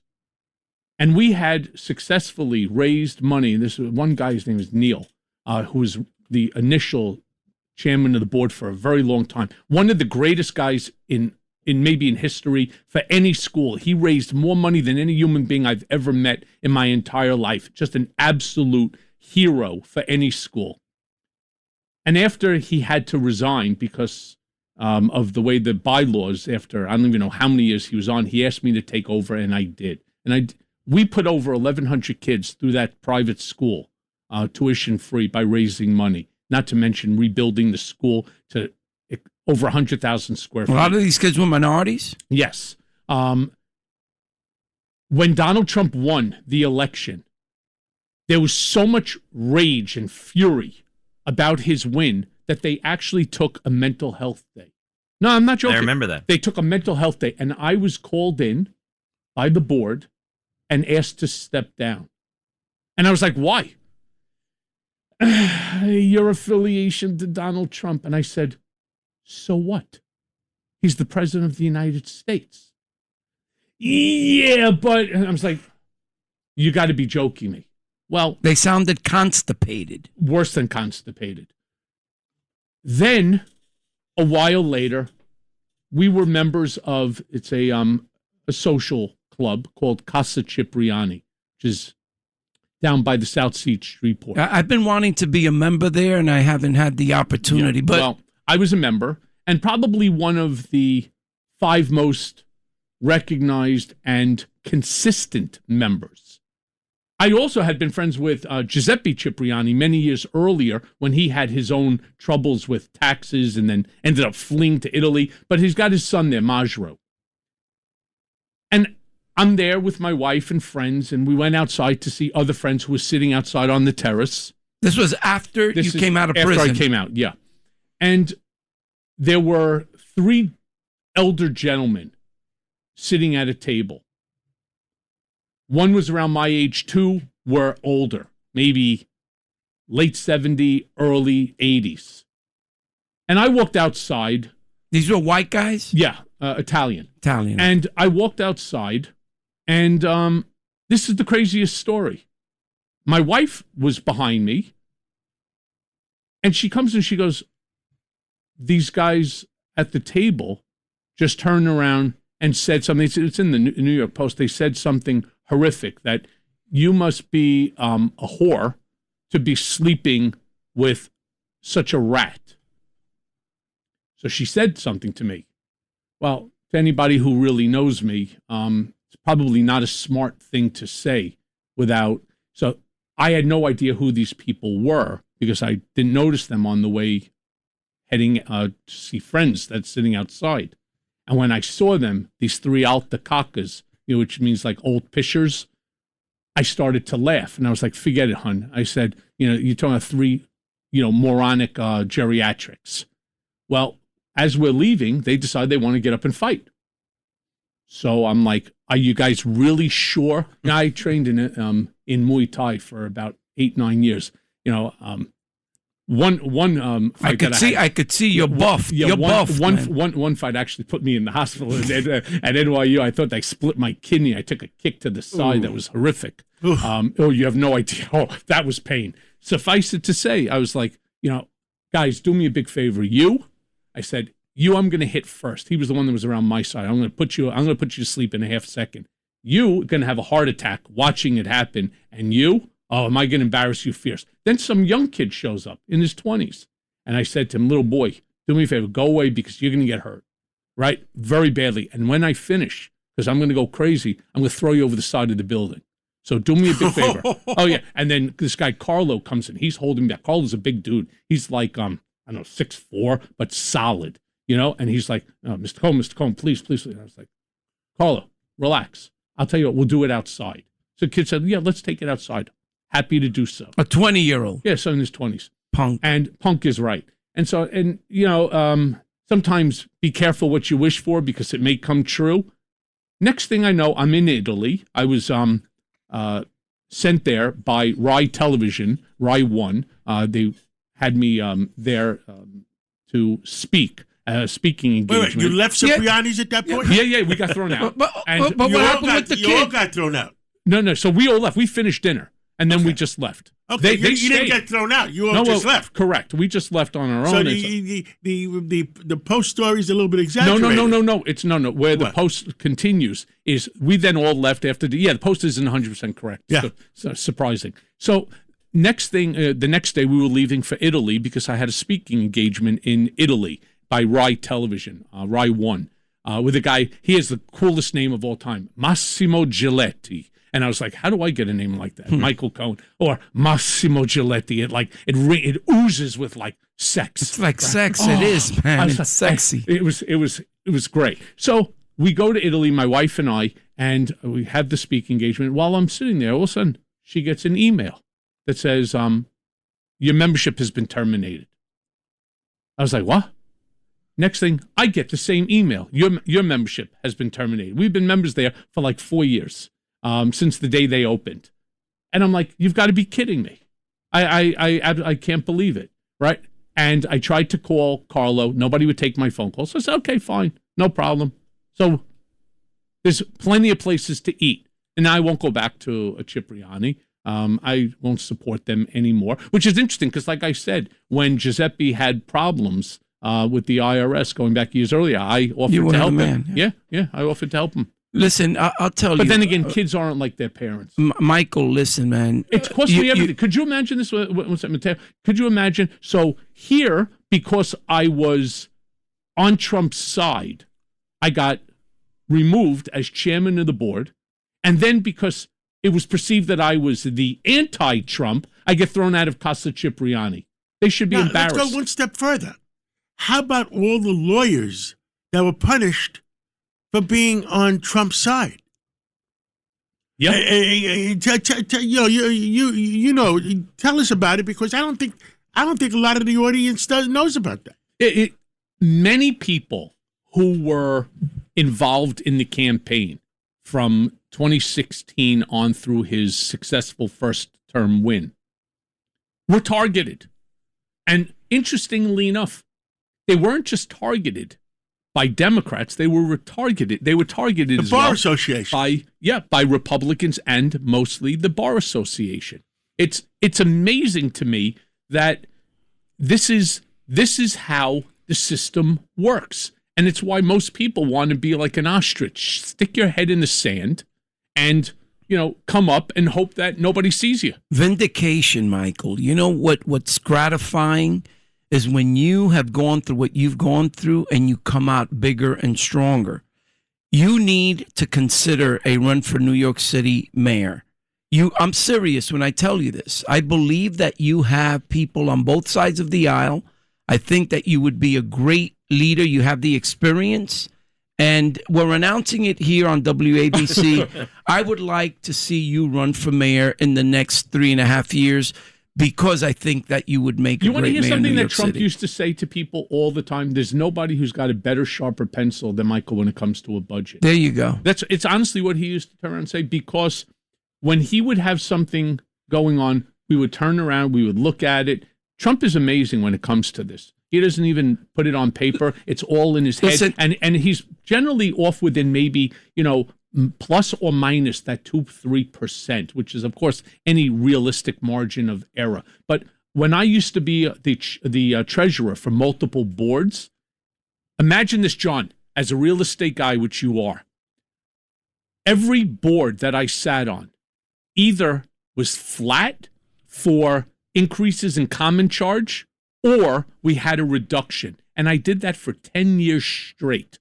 No common charge increase. Now, all of a sudden, with building, you start taking a look, and all of a sudden, it's like you're up 4%, 3%, 6.5%, because these folks, they don't have the qualification, and neither does Mandani when it comes to understanding the budget.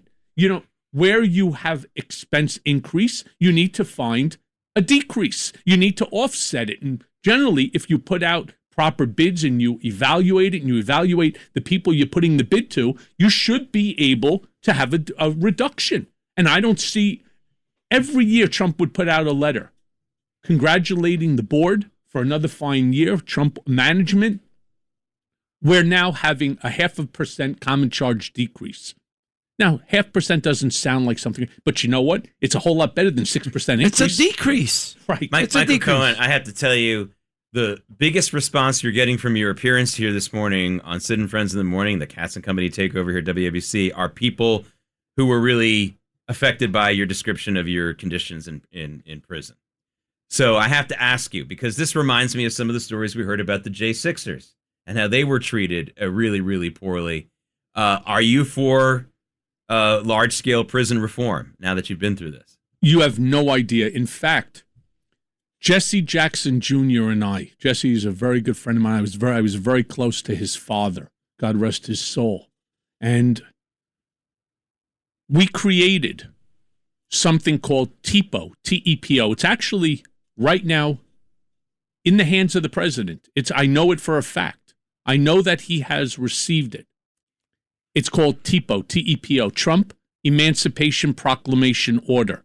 In fact, Jesse and I even wrote the executive order onto it, whereby after you complete your sentence, assuming that you have no additional violation, this is only, by the way, for nonviolent offenders. This is not for violent offenders in any way, shape, or form.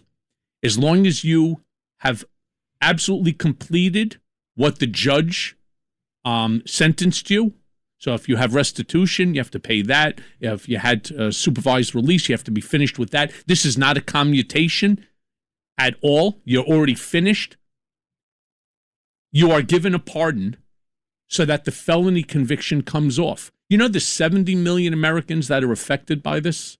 Wow. 70 million. I couldn't believe it either, but we have all the information that validates that number, 70 million. I think it would be one of the most important things that the president can actually do, because imagine imagine this. My folks called me on this one. If hypothetically I moved to a community like where my parents live in Florida that has a country club attached to the facility, and I want to become a member of that country club, I cannot. As a felon, you can't become a member. Michael, so I'm saying to myself, what about conditions on the inside? What about conditions on the, because you described some Eighth Amendment violations there. Oh, yeah. Well, I brought a lawsuit under the 4th, the 8th, and also my First Amendment. It went all the way to the Supreme Court. They rejected. My lawyers were 100% certain we were going to at least get an opportunity to tell the story. No. Supreme Court rejected. They rejected our writ of certiorari. Michael, do you have friends in the Trump administration? Do I have friends? There are people who I still know. It's hard to Do you speak to them? It's hard to call me a friend. No. They were your friend at one time. Well, I understand. Friend? Let's just say that we were very well acquainted. At the time that they knew me, I was... With a man. I was at the top of the food chain. Right. Yeah. And so when I would come down to the floor, they weren't all that happy because it generally meant somebody was going to get a kick right in the backside. Right. And so on. I didn't normally go down there. So people feared you. Yeah, more so than... People fear power.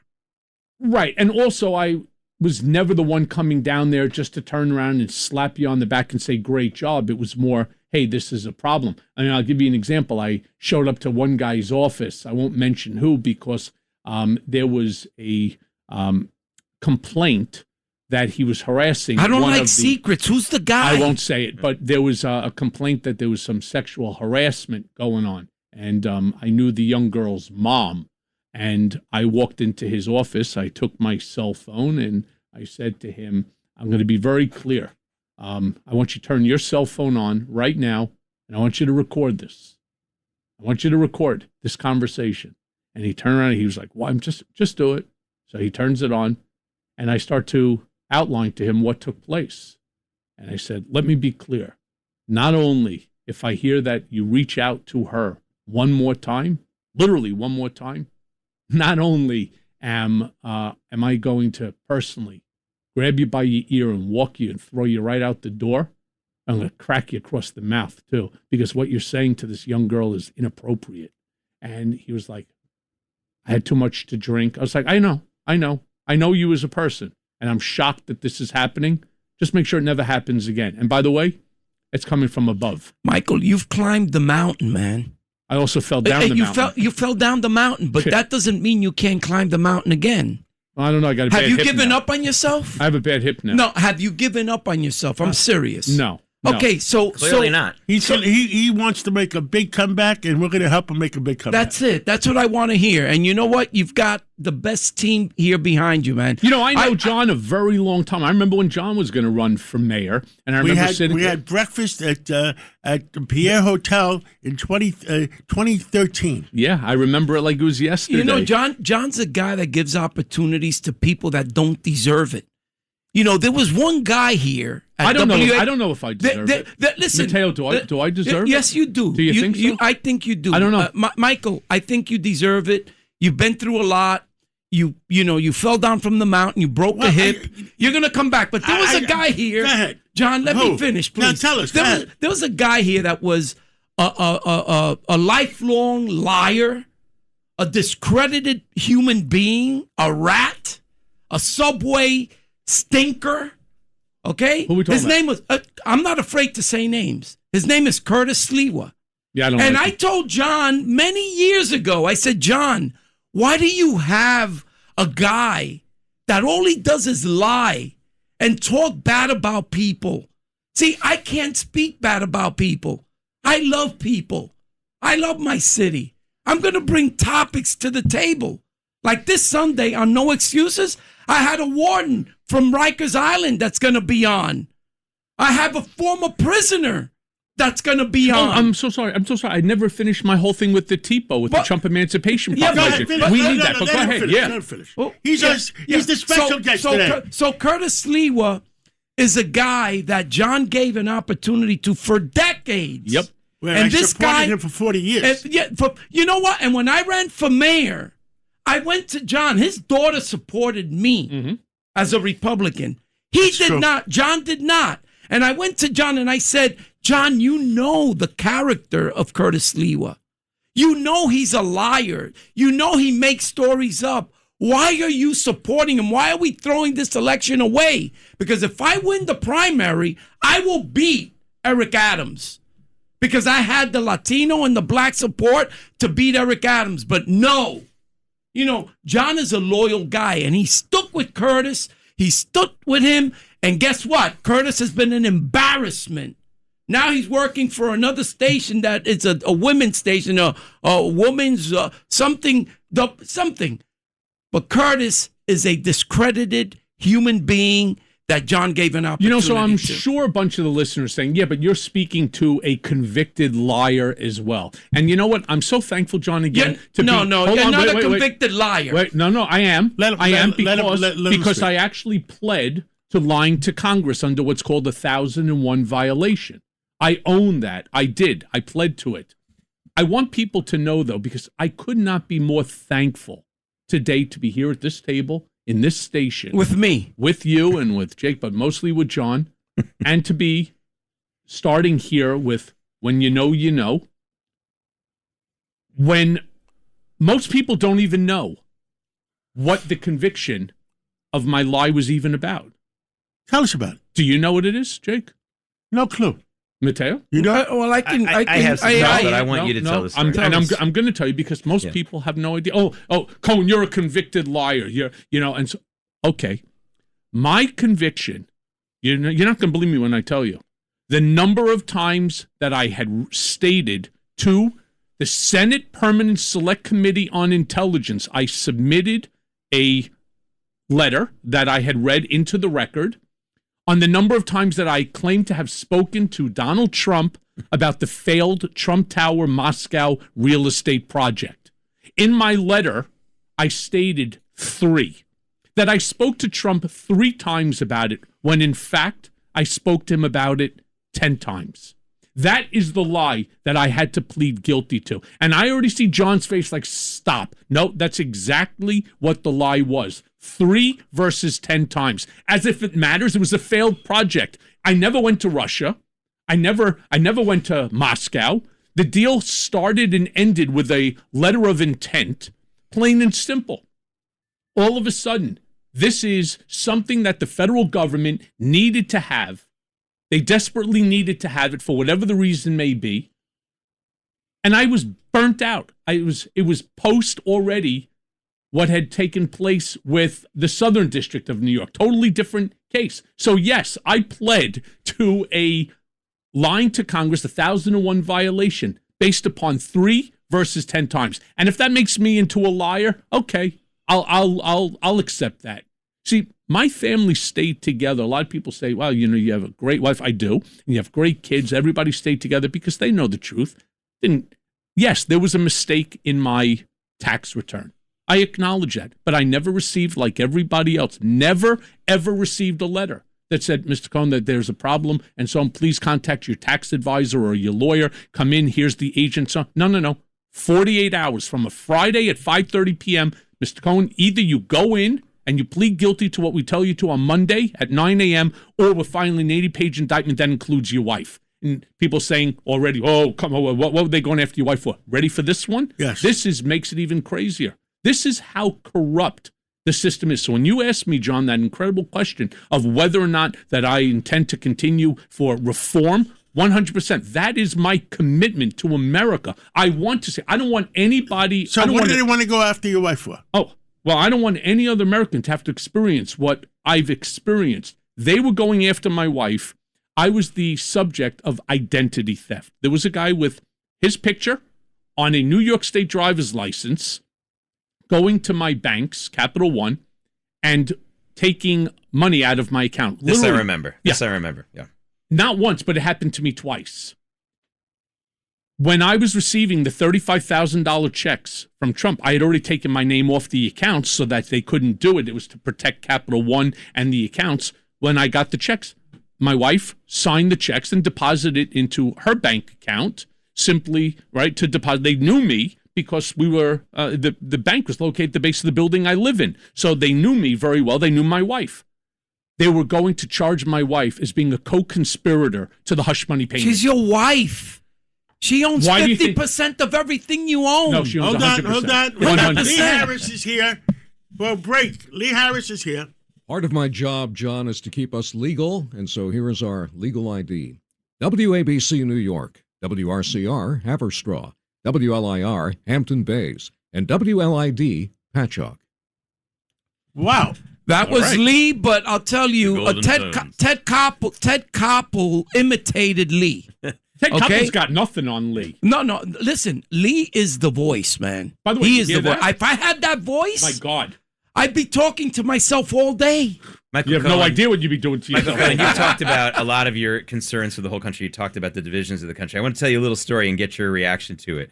Many years I was an executive producer at CNBC, and we would get these very private meetings, the executive producer, maybe 5 of us, with big newsmakers, Tim Cook, and once we had one with Ken Griffin. It's about 10 years ago. Mm-hmm. And I asked Ken Griffin, what's the biggest thing holding the economic growth of America behind? And I was expecting him to say regulations, taxes, and he got really serious.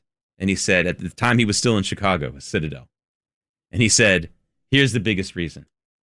Not one person who graduates from the Chicago public school system, graduates, not dropped out, can I hire. Not even to be a receptionist, not even to hold the door open. They don't even have those skills. That's what's holding back the great economic engine of this country. The fact that we have so many millions of kids who are being completely not served by the educational system. So, Michael Cohen, what's your take on what's holding us back? We've gone through a lot of the legal system abuses that you went through and so many other people go through. We've gone through the divisiveness.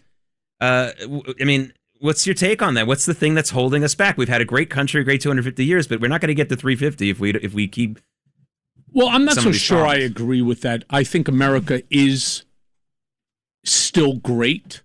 I think America has always been great.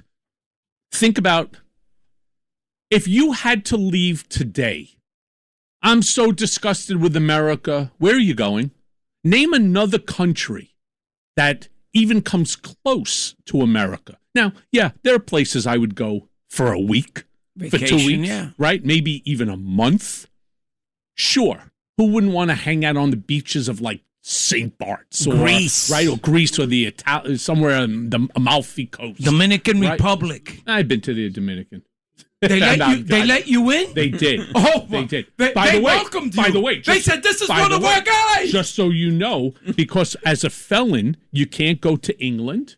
You can't go to Australia, New Zealand. You can't. You have to get a special visa within which, as a felon, to get in. So we can't hang out and travel, Michael. Not true, because I got my Canadian citizenship as well. I was my father was Canadian, so I was technically born a Canadian. I was able. We can get you an Albanian citizenship too if you want.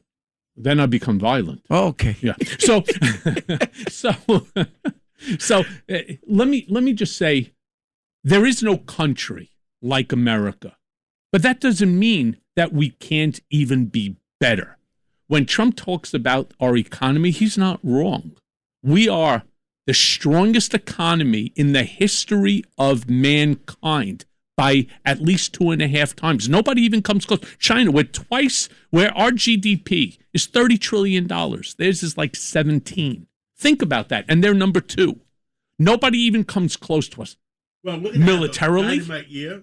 Oil is down. Hold on. We're going to have a dynamite year. Oil was down to 67 or 68. I predicted it on Maria Bartiromo's show a few months ago. Did you buy any futures? We're in the oil business. I know you are. So we know what we're doing because we protect ourselves and through hedges. Yep. And oil is down. And previous people in the administration. How much is it today? 68, 63. It is trading. 63. The stock markets 67. are closed, but the oil futures are trading. Okay, and some of the oil executives in the administration were saying, "Oh, it's going to stay up till 2027," and it pissed off me and the president, and because we talked about it, and then everybody's saying is. Interest rates are going to go up, and Waltz is he's not going to lower rates. Well, I think rates are going to go down. The 10-year bill was going down a couple of days ago. Now, the other big thing, our economy. Our economy is the strongest it's ever been. And the trillions of dollars of new money that's coming into America to build new factories and is not even factored in yet. Yep, it's not. And by the way, and what I predicted, in the middle of 2025, I predicted a $50,000 Dow Jones average in the middle of 25, and it happened. Yep. I predicted before 2026, I predicted a 60,000 Dow for 2026 December, and it's already yesterday just about hit 53,000. Yep. Did you see the story? I remember when John made that prediction. Yeah. Can I just jump in for one sure. more quick Of second? course. Michael So Cohen. here's something interesting. When you asked me if Trump would call me, would I take the call? After listening to John, I said, yeah. And you know what role that I would love to play? I'd like to be the guy who deploys the trillions of dollars into manufacturing, into building. No. That was my forte for him. And then we need more immigration because there's nobody to run those new factories. By the way, Legal. 100%. And make them legal. Immigration, now I'm getting excited. Immigration. Whoa. And Jump back. Don't forget, me and Bill Fugazi ran Ellis Island. By the way, why wouldn't he change that name? Huh? Why would you not change that name? Imagine Which? going through Fugazi. Why not? Isn't that from the movie Donnie Brasco? Yeah. Yes. Bill and Lee Iacocca was honorary chairman, and we ran Ellis Island.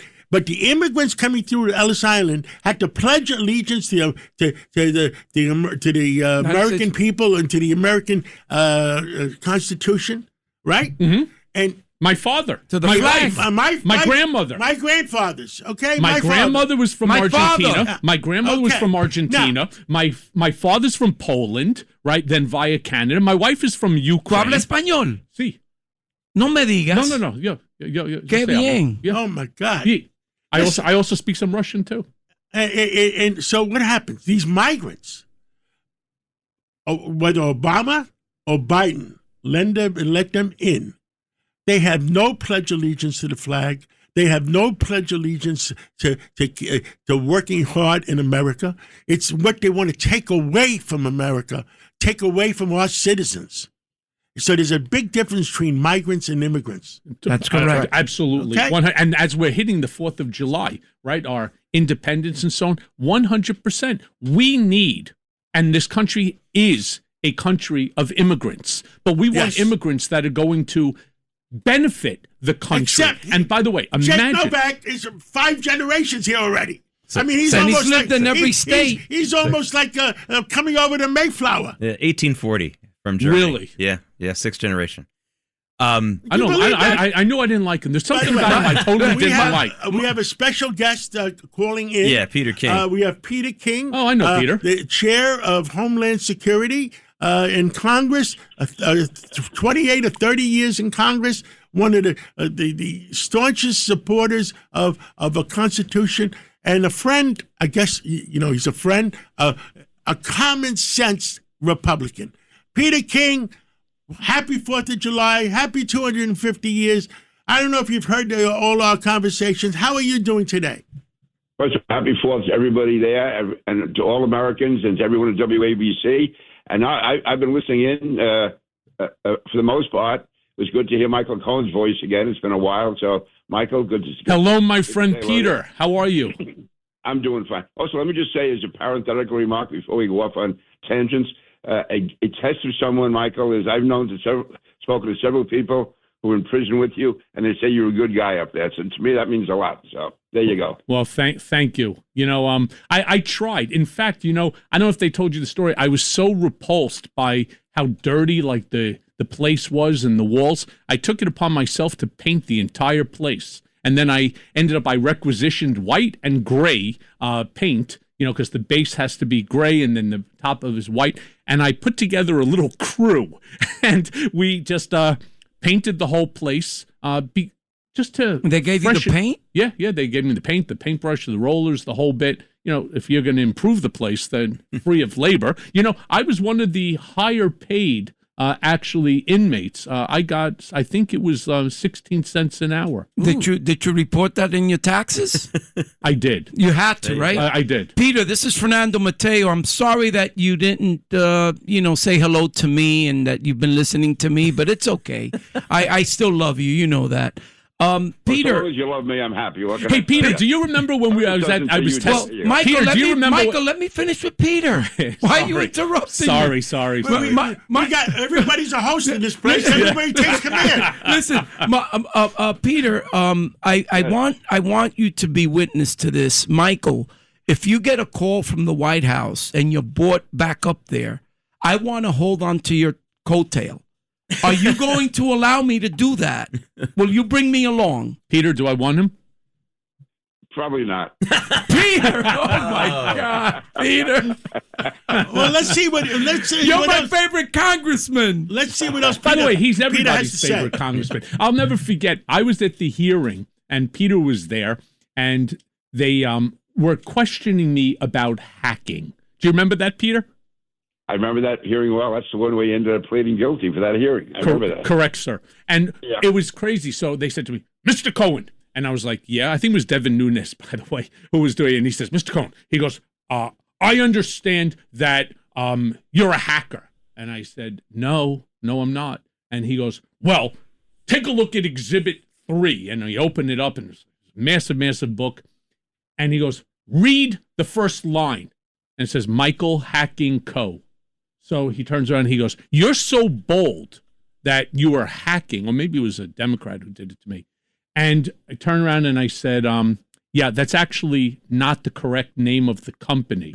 It was Sir Michael Hacking Corp. So he turns around and he goes, and? I'm like, that's a yellow cab corporation. You do know that hacking means to drive. Like some called a hack license. The old term for drivers is called a hack. I think, Peter, you fell off your chair. You're like, how did you not know that? Right? It was so. That was probably not Devin Nunes. That sounds more like Swalwell. Or it could have been. You know what? It could have been. Yeah. Peter King, we were talking about how great the economy is. You know, so many people miss this story because the media is biased. Came out this week that we learned the United States of America is producing 1,200 new millionaires every day in this country. -1. So it's $11.99. Oh, no. Now we got that's there's debits and credits. Right. That's true. But 1,200 new millionaires every day. I mean, listen, there are always some people who are left out and sometimes unfairly left out. No one is saying everything is perfect. But boy, we're missing a story. Now, as a politician, you're not running for office anymore. I would always advise a politician, never talk about how great the economy is because they'll just find the one person who's not doing well. You got to talk about it in a more granular way. You say it not in a macro way. You say, hey, this guy, Fernando Matteo, did did some great things with his businesses. But, tell us what your impression of the economy, especially from your perspective out on Long Island. I mean, it seems good to me. Yeah, overall, the economy is doing well, and there's no doubt that people are really making a move. But also, I mean, there are people who are being kind of called left behind or not moving as quickly, and there's different reasons for that. And so not everybody has it great. But on the other hand, it's still the greatest economy in the world. There's still more opportunity here than any other country in the world. So I think we have to be much more positive. But we can't, again, ignore or forget those who are hardworking and are just having a hard time making ends meet right now. There's a lot of them, whether it's college education, whether it's people who just, again, have a lot of bills that have accumulated over the years for whatever reason. Some people get hurt by trade deals.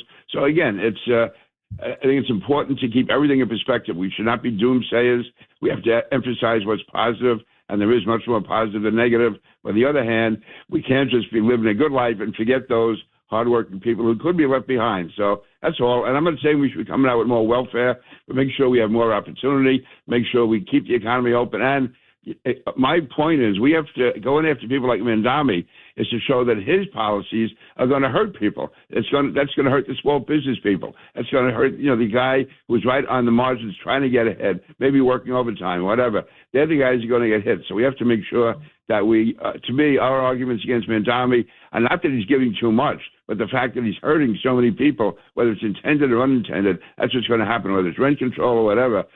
that this whole socialist concept that you're helping people, and that situation, you hurt a lot more than you help. Well, Peter King, you're a lot smarter than all the political consultants. I'll tell you this right now, because I refuse as a conservative to surrender the compassion card to the left. I'm a conservative because I'm compassionate. I hated when President Bush said compassionate conservatism, because in my opinion, that was redundant.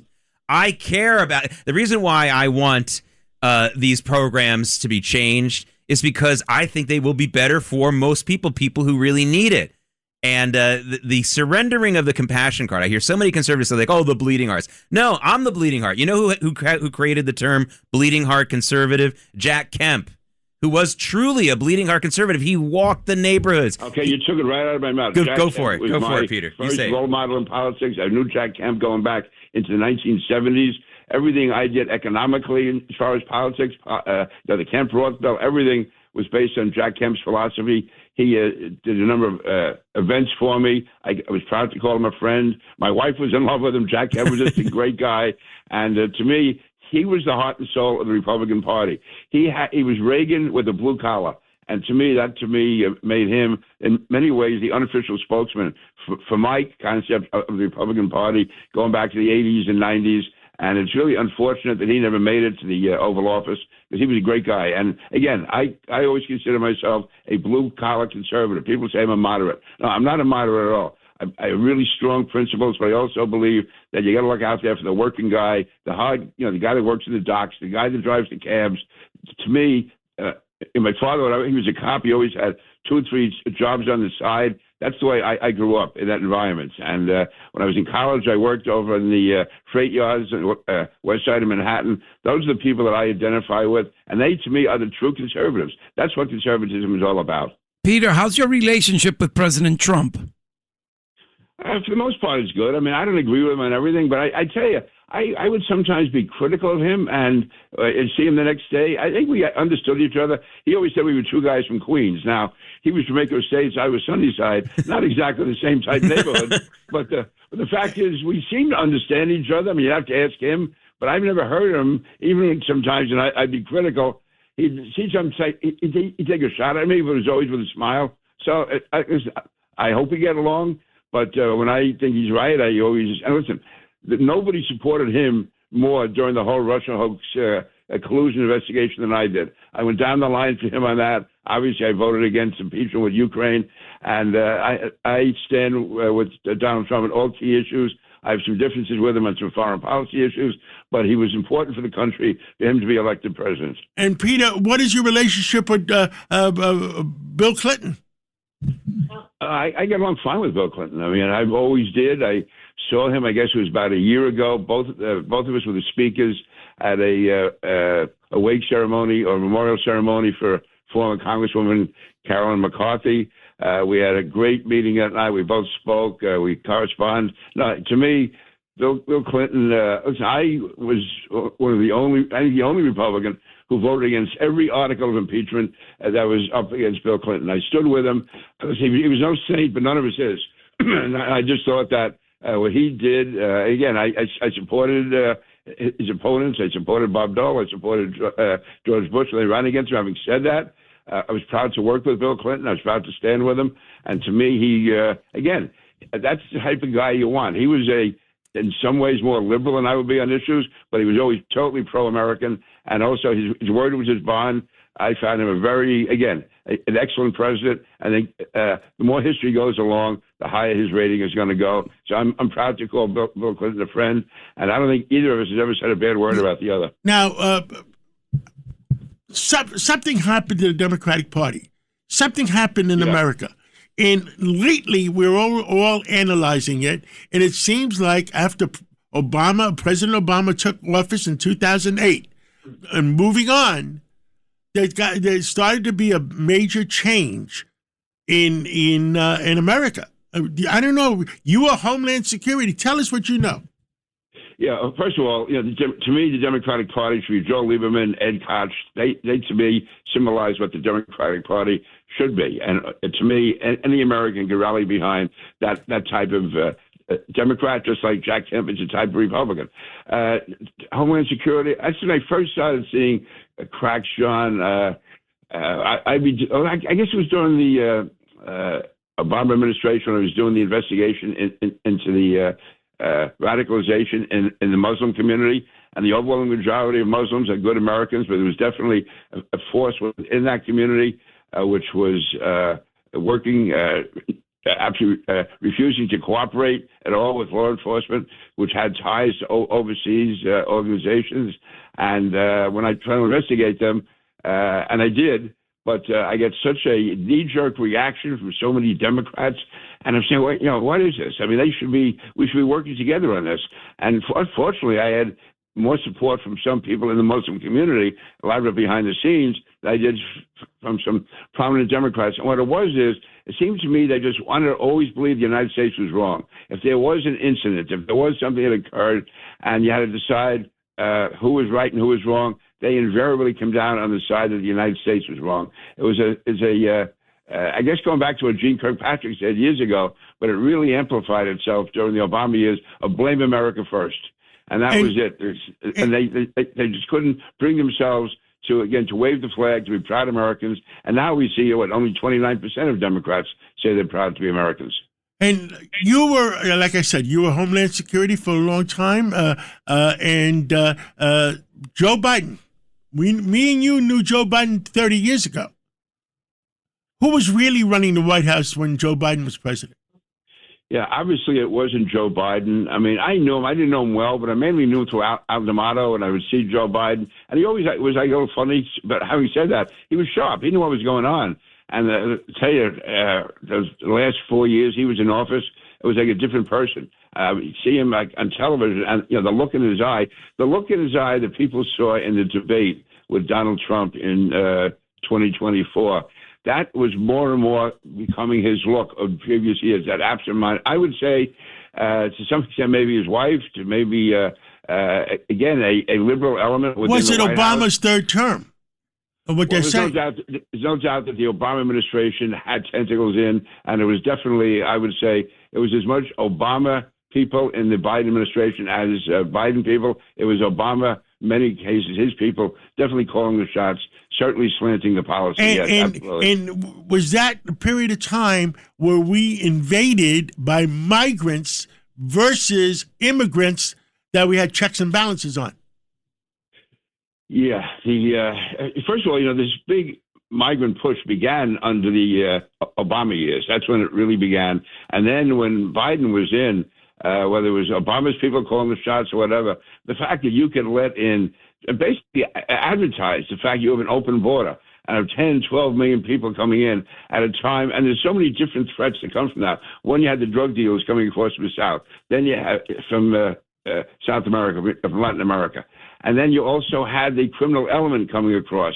And not just the drug dealers, but, the rapists and, child molesters, sex traffickers coming across, but also there was the fact that they were coming from overseas, from the Islamists were coming in. I mean, think of all the precautions we put in after 9/11 to keep terrorists out of the country, and now we were basically welcoming them in. So this was such a national security threat from so many different levels, from the terror threat, the narcotics threat, the sex trafficking threat, and just the overall breakdown of our society. So that to me, and yet if you even brought that up, you were considered a racist or a bigot. Well, I get that all the time, Peter, and I'm so thankful that we have somebody on that actually has the ability to play balls and strikes. This strikes on either side, it just doesn't work. You really do call it the way that you see it. It's amazing because whether you're Republican, Democrat, or Independent, I believe everybody should agree with one fundamental principle, that a country without borders, and this is Donald Trump's words,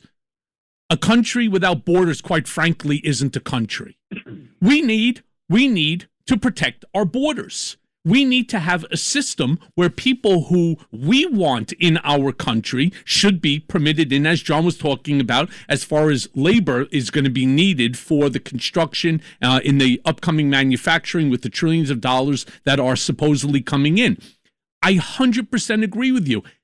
There are individuals under the Biden administration, starting with the Obama administration, that just flooded through the country. Now, Does that mean every single one of them are bad? Absolutely not. I would never be that callous to make that comment. However, I remember when my wife, they tell the stories about when they wanted to come. There has to be a process. So let's sit down, and you would know this better than anybody as Homeland Security. Let's sit down, come up with with real sensible immigration policy. They haven't done this in a very long time. We're going to need immigrants to operate all those new factories that President Trump is going to bring back to America. So absolutely, and that's where Peter can actually, help. So maybe, I don't know. Maybe you're not going to be retiring too quickly. Maybe we need a commission to have immigration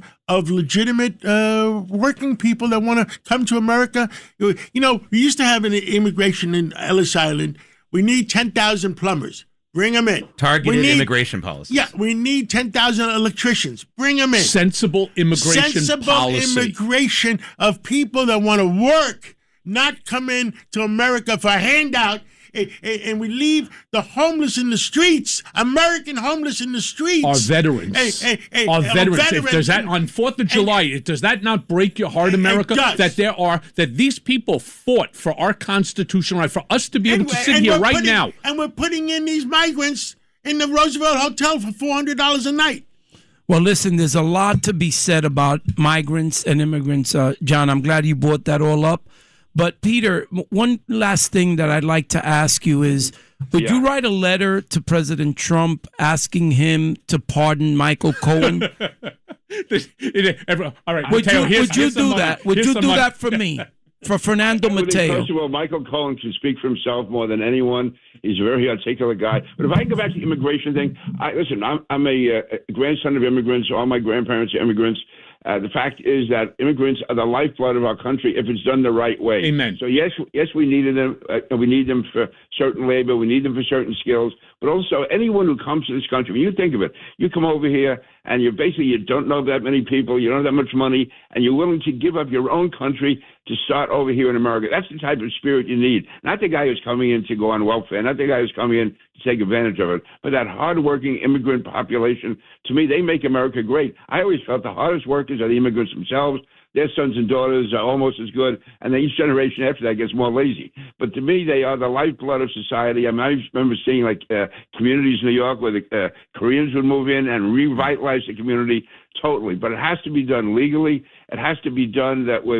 It's basically we have absolute no surrender. If a person is over here as an immigrant and they commit a crime, they get deported. There's no second chance if you're an immigrant coming in here. But other than that, they can add so much if it's done the right way. And unfortunately, that all collapsed during the Biden years. Peter King, Homeland Security is also now, of course, in recent years, the Secret Service has come under the auspices of Homeland Security. So we have to protect our borders. We also need to protect our president. We need to protect our candidates. I don't know if you've seen any of this Inspector General report that's come out in the last couple of days about the Butler assassination attempt and how, for example, there were no use of any kind of obstruction between the line of fire on that rooftop between that rooftop and the president. And we now that the counter drone Secret Service agent was frantically Googling in Google Maps the location of that rooftop when the shooting was occurring. We've got to get to the bottom of this. And I submit to you, Peter King, and I don't know what your position was when Secret Service moved from the auspices of Treasury to Homeland Security. But I have to say, when that happened, I was extremely, extremely worried because I felt that the Secret Service would become more politicized by that. So I'd love to have your thoughts on those things. Yeah, I think we have to look at that. And again, it made sense at the time, though, because we wanted to coordinate all of our federal law enforcement, all of our federal intelligence, get it as united as possible. Because before 9/11, you had all of them in separate silos, and one wasn't communicating with the other. Now, whether or not the Secret Service should be kept separate, again, from the others, that could well be. But I think that a lot of what went wrong with the Secret Service was the administration during the Biden years and to some extent during the Obama years. To me, any police department, any law enforcement can fall to the side if it's not properly managed. And I think they got, whether it was lazy or whatever, like what happened in Butler, I remember that at the time. It seems these various mistakes were made. Like I know, for instance, when the president or any top official comes to New York, I mean, the coordination between the Secret Service, the Nassau Police, obviously the NYPD, Suffolk County Police, all of them come together and they start planning days and weeks in advance. And just that whole idea of having that access from the rooftop. We had just earlier that year had the cricket, international cricket tournament was here in Nassau County. Mm-hmm. And I remember Pat Ryder, we had every building within, the games being played in Eisenhower Park, any building of any level at all. There were cops there. There were people monitoring it. And that was the fact that you would have the President of the United States in and you would have a rooftop within just a couple hundred feet of the president and nobody securing that, to me is absolutely unbelievable. Now, I don't believe there's any conspiracy. I'm not into that. You're not going to have a conspiracy with some guy who is a mental case. But the fact is that it was, to me, somebody dropped the ball. We have to find out who and why and whether or not it was a one-off or whether or not there was just I mean, I understand at that time, for instance, there were more Secret Service agents securing Jill Biden than there were Donald Trump. I mean, it was not getting the level of security he needed. Yeah. I will tell you, I've been told by a lot of people, and don't forget, George Venizelos, our chief of staff, he runs the Federal Law Enforcement Foundation. I'm chairman of the Federal Law Enforcement Foundation. I've been told by many people that during the Biden administration, a lot of woke people that are really not capable came into the Secret Service. I can see that happening. There's no doubt. I don't know what level that was at. There's no doubt that people at an administrative level, people taking their signals from the White House, were much more woke than they should have been. Federal law enforcement, any law enforcement, cannot afford to be woke. They're not social workers. And the same thing happened, Peter. The same thing happened. And me and General Blaine Holt talk about it because we both know aviation. I've been in the aviation business for 50 years. And that a lot of these accidents, a lot of woke people were brought into the aviation business that had no business being pilots. I'm glad Sean Duffy is in there now as, again, in charge of transportation. He is a solid guy. No, you're right. I think the woke element pervaded all elements of our government. If you're talking about aviation, you're talking about law enforcement, those are areas where you cannot afford to be woke. Maybe some social issues somewhere, but not at that level. Absolutely not. But there's something that bothered me terribly when you're talking about the woke community after Butler, after the individual who was hiding out on the golf course. What bothered me the most is some of the commentary that I was receiving on my social media platforms. In my entire life, I don't care if you like the president, I don't care if you dislike the president. Some of the commentary that was coming out, including on some of the networks, the cable news networks, were so despicable.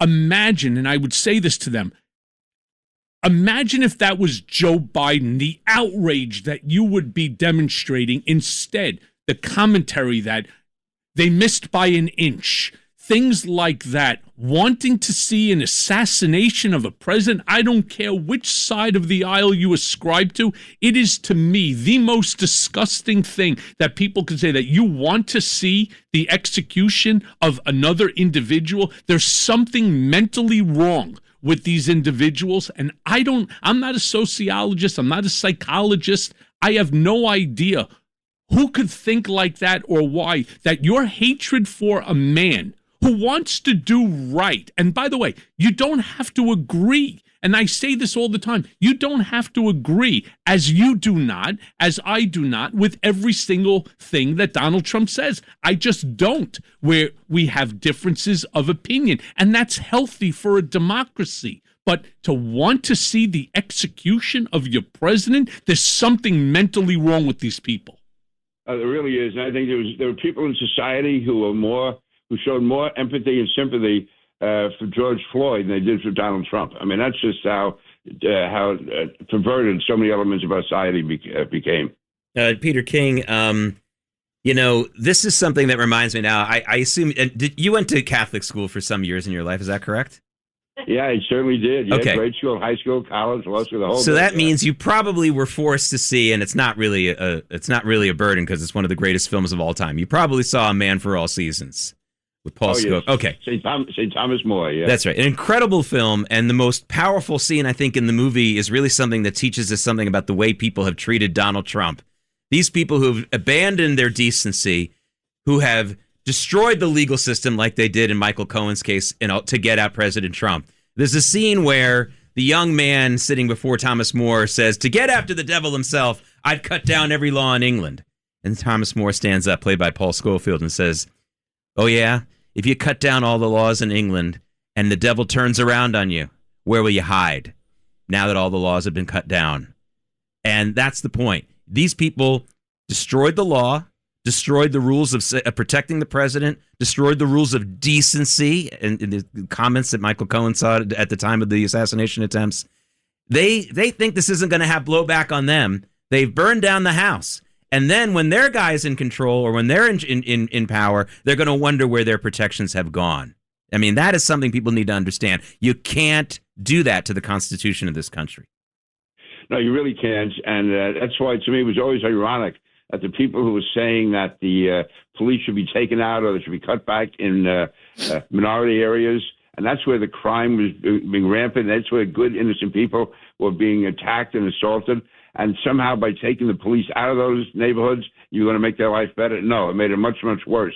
And that's why, people talk about the cops like in New York. When Ray Kelly left office, in the African-American community, he had popularity ratings over 70%. And yet somehow that was considered to be the dark ages of police brutality in New York. Well, that's when crime was so much under control. That's when people in all communities, could walk the streets. So, no, this whole idea that you can somehow cut back on the laws, cut back on law enforcement, it ends up no one there to protect you in the end. The problem that they have also is that Republicans and Democrats just refuse or are incapable of working with one another. They're just incapable. The Democrats do not want to work. Do you remember this, Peter?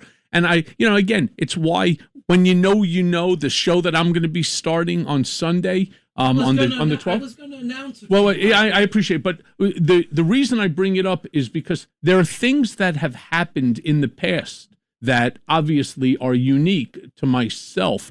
Do you remember, Peter, during the hearing, what took so long to get started is the fact that I think Adam Schiff was the chair at the time. And he was the top Democrat.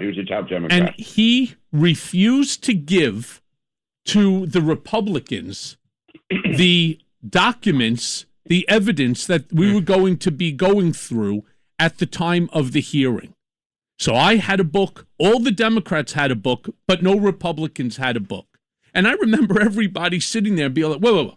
Well, where's ours? Don't you think we have a right to be able to say, well, we'll give it to you as we call? And he goes, no, I want to see. And I think at the time, maybe it was Devin Nunes who was representing the Republican side. And he's like, no, I need to see the book. We all should have a copy of the book. In fact, I gave him my book. I said, here, take this and so on. This is the problem. And I bring it up because it's petty. And that's why Trump has a problem with Shifty Schiff. He's petty. No, I'm serious here. He's there. It's petty. And the nonsense that's going on right now is so petty that what it does is it distracts us from the bigger picture, whether it's affordability, whether it's healthcare, whether it's, immigration or, manufacturing. It takes away from when you start talking about the stupidity of the reflecting pool, when you start talking about all of the other nonsense. Trump wants to build an Arc de Trump. So what? Who cares? I'm more worried about the cost of gas. I'm more worried about affordability and the fact that our veterans are sleeping on the street, that the suicide, remember we talked about that too, the suicide rate is insane as it relates to these people who put their lives on the line for our freedom. No, I got a problem with that. No, I agree. There's also people on our side who don't want to take a good compromise when it comes along. But no, listen, I think, to me, Donald Trump's greatest skill should be as a negotiator. So we have to find Democrats you can work with, and then Republicans know when a deal is worked, we go with it. You're never going to get 100% of what you want. As right. Ed Koch said, if you can get 50%, that's great. I think Trump is in a position where when he negotiates, he can get 70 or 80%. Let's take that and run and go on to the next issue. If you keep waiting and get 100%, you end up going nowhere. And then it just feeds into social media. It feeds into both sides going to their bases, and we get nothing done. It's feeding into this whole democratic socialism concept. Yeah. And that's where you end up getting a Mandami here in New York. I mean, we have to. And by the way, we can't pass this as a one-off. This is happening all over the country. So we have to come up with intelligent arguments. We have to fight them at the street level. We have to get people on the ground working. But we also have to have coherent arguments and stand together, know what we're talking about, not just be going off in different directions. Peter, Fernando Matteo here again. I have to cut into this because you guys are forgetting that I'm in the studio here, and this is a week. Fernando? This is a holiday weekend, and we decided to make sure that it's a holiday weekend. I want to know, why are all the banks open? I just talked to my financial people. Bank of America is open. Only half JP day. Morgan is only open. half day. But why are they open? It's like a Saturday. Well, because it's not the 4th of July, it's the 3rd. It's the 3rd. Yeah, but people are calling it a national holiday. But if the bank's open, who are they reporting to? John, it's still a okay. Good point. Guys, can I just get my point across here? Okay. I'm sorry. What your name again is? Fernando Matteo. No excuses. I'm coming on mayor against me in 2013. I'm coming on air right after you. Sunday nights? On Sunday nights between 6 and 7. And after that is Jake Novak, my partner in crime. But listen, for the first time in a half a century, the Goodyear blimp is back home in New York City. The last time that happened was in 1976 when America turned 200, and now 50 years later, we got them back. You sure it's not a UFO? No, listen, Michael, I know that you mentioned that you can't travel to certain countries because you're a felon. Not on my American passport. Oh, but you can travel with your Canadian passport. With my Canadian passport. Okay, so you found the loophole. Well, that's how you got to do it. That's what I do. Okay, so why should you do it? Listen, I want to ask you something, Michael. There are certain jobs that you can't apply for. There are certain companies that you can't own because of the felony conviction. Correct. But here you're welcomed at WABC. With felony conviction or not, you're welcomed here, right? That's correct. Okay. So my question to you is, with a Donald Trump pardon, would that felony charge go away? It goes away completely. It goes away. And I'm able to restart my life, which is why myself and Jesse Jackson, now Jesse Jackson Jr.'s son, has taken over, and we created that Trump Emancipation Proclamation. It would give like 70 million Americans. I think this would be the greatest move within which to increase his favorabilities, because nobody's thinking about those individuals. Do you realize you can't even get a job, for example, at Costco with a felony conviction? You can't become a member, for example, of a social club with a felony conviction. You can't restart your business. By the way, you can't own a New York City taxi medallion as a felon. I couldn't own. I had to sell all those corporations. You can't get a gun permit in New York City. You can't get anything. It ruins your Second Amendment constitutional right. For what? Because I talked about, or I said 3 versus 10 as far as the number of times I spoke to Donald Trump, or campaign finance violation. Even assuming, all right, and I acknowledge that there was a tax issue. I acknowledge it. Most Americans have tax issues if they want to go after you. But I was never given an opportunity within which to correct it. It was first-time offender in my entire life.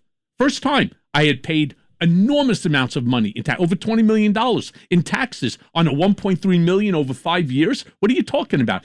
They never sent me a letter and said, hey, there's a problem. I wasn't treated the same as everyone. And now that should interfere with my Second Amendment rights. I couldn't get a job at Costco. Think about that. Well, listen, we're starting here a campaign at WABC Radio. Hopefully we will get your pardon.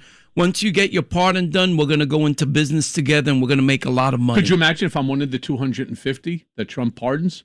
Well, on the 4th of July. Listen, we will celebrate it. I'll if celebrate he pardons it for 4th of July, well, we got a guy here with good connections. Yeah, I know. John speaks to him every other day. So, plant the seed in his ear, Peter King, last word to you. I'd love to make it about sorry, Peter, about the 250th anniversary and your message and basically what you've learned. Let's finish on that good note with Peter King. Peter. Yeah, absolutely. And I say this profoundly. There's no country in the world like the United States. I'm a grandson of immigrants. As a member of Congress, I've traveled all over the world. And when you go to other countries and you see what they'd be willing to do anything to be able to speak out the way we do, to be able to vote the way we do, to be able to express themselves, to be able to know that they can move up. It doesn't matter what class you're born into, you can advance. I mean, you get a place like England, yeah, they're close to us. But if you're not in the right social class, you're going to be grounded your whole life. You're at a certain level. In the United States, you go from anywhere. Take John Catsimatidis, an immigrant coming over here with Greek family, and now he owns half of New York City. And I'm saying that seriously. I mean, there's so many cases like that. It's only in America. John, as smart as he is, couldn't have done that in any other country in the world. I never would have made it to Congress. The fact is that when you think of where you come from, where your grandparents were, your parents were, and what you can achieve here in the United States, there's nothing like it. It's a beacon of liberty. It's a symbol for the world, and we always have to, whatever differences we have, keep that in mind. God bless America. Thank you so much, Peter. Peter, King. so great to hear your voice, my friend. I hope to see you soon. All right, we're going to take a break, Michael. but stick with us this next hour. We still have Michael Cohen with us. We have Fernando Matteo, of course, John Catsimatidis. I'm Jake Novak. We have Joe Concha coming up in the next hour, Congresswoman Claudia Tenney. Please stay with us. We are live. We're not taking the day off. And we're running out of time. Sid and Friends in the morning on the Red Apple Podcast Network. Sid and Friends in the morning. Entertaining and informative on the Red Apple Podcast Network. Bless America, Land that I love, stand beside her and guide her through the night with the lights from above, from the mountains to the prairies to the oceans, white with foam. God bless America. And going on tour is the Tone my Deafs. home, sweet home. Kate Smith and friends here. And we have a new guest. We have a new person joining us here on the Katz and Company Takeover, Sid and Friends in the Morning in studio. Staten Island Borough President Vito Fossella. This is a really special weekend. For those of us, I think everyone in this room, we all remember the 1976 bicentennial celebration. I couldn't have imagined another 50 years as a 6-year-old back then. But if there's a borough to go to really experience 250 and really know that this is this celebration, it's got to be Staten Island, right?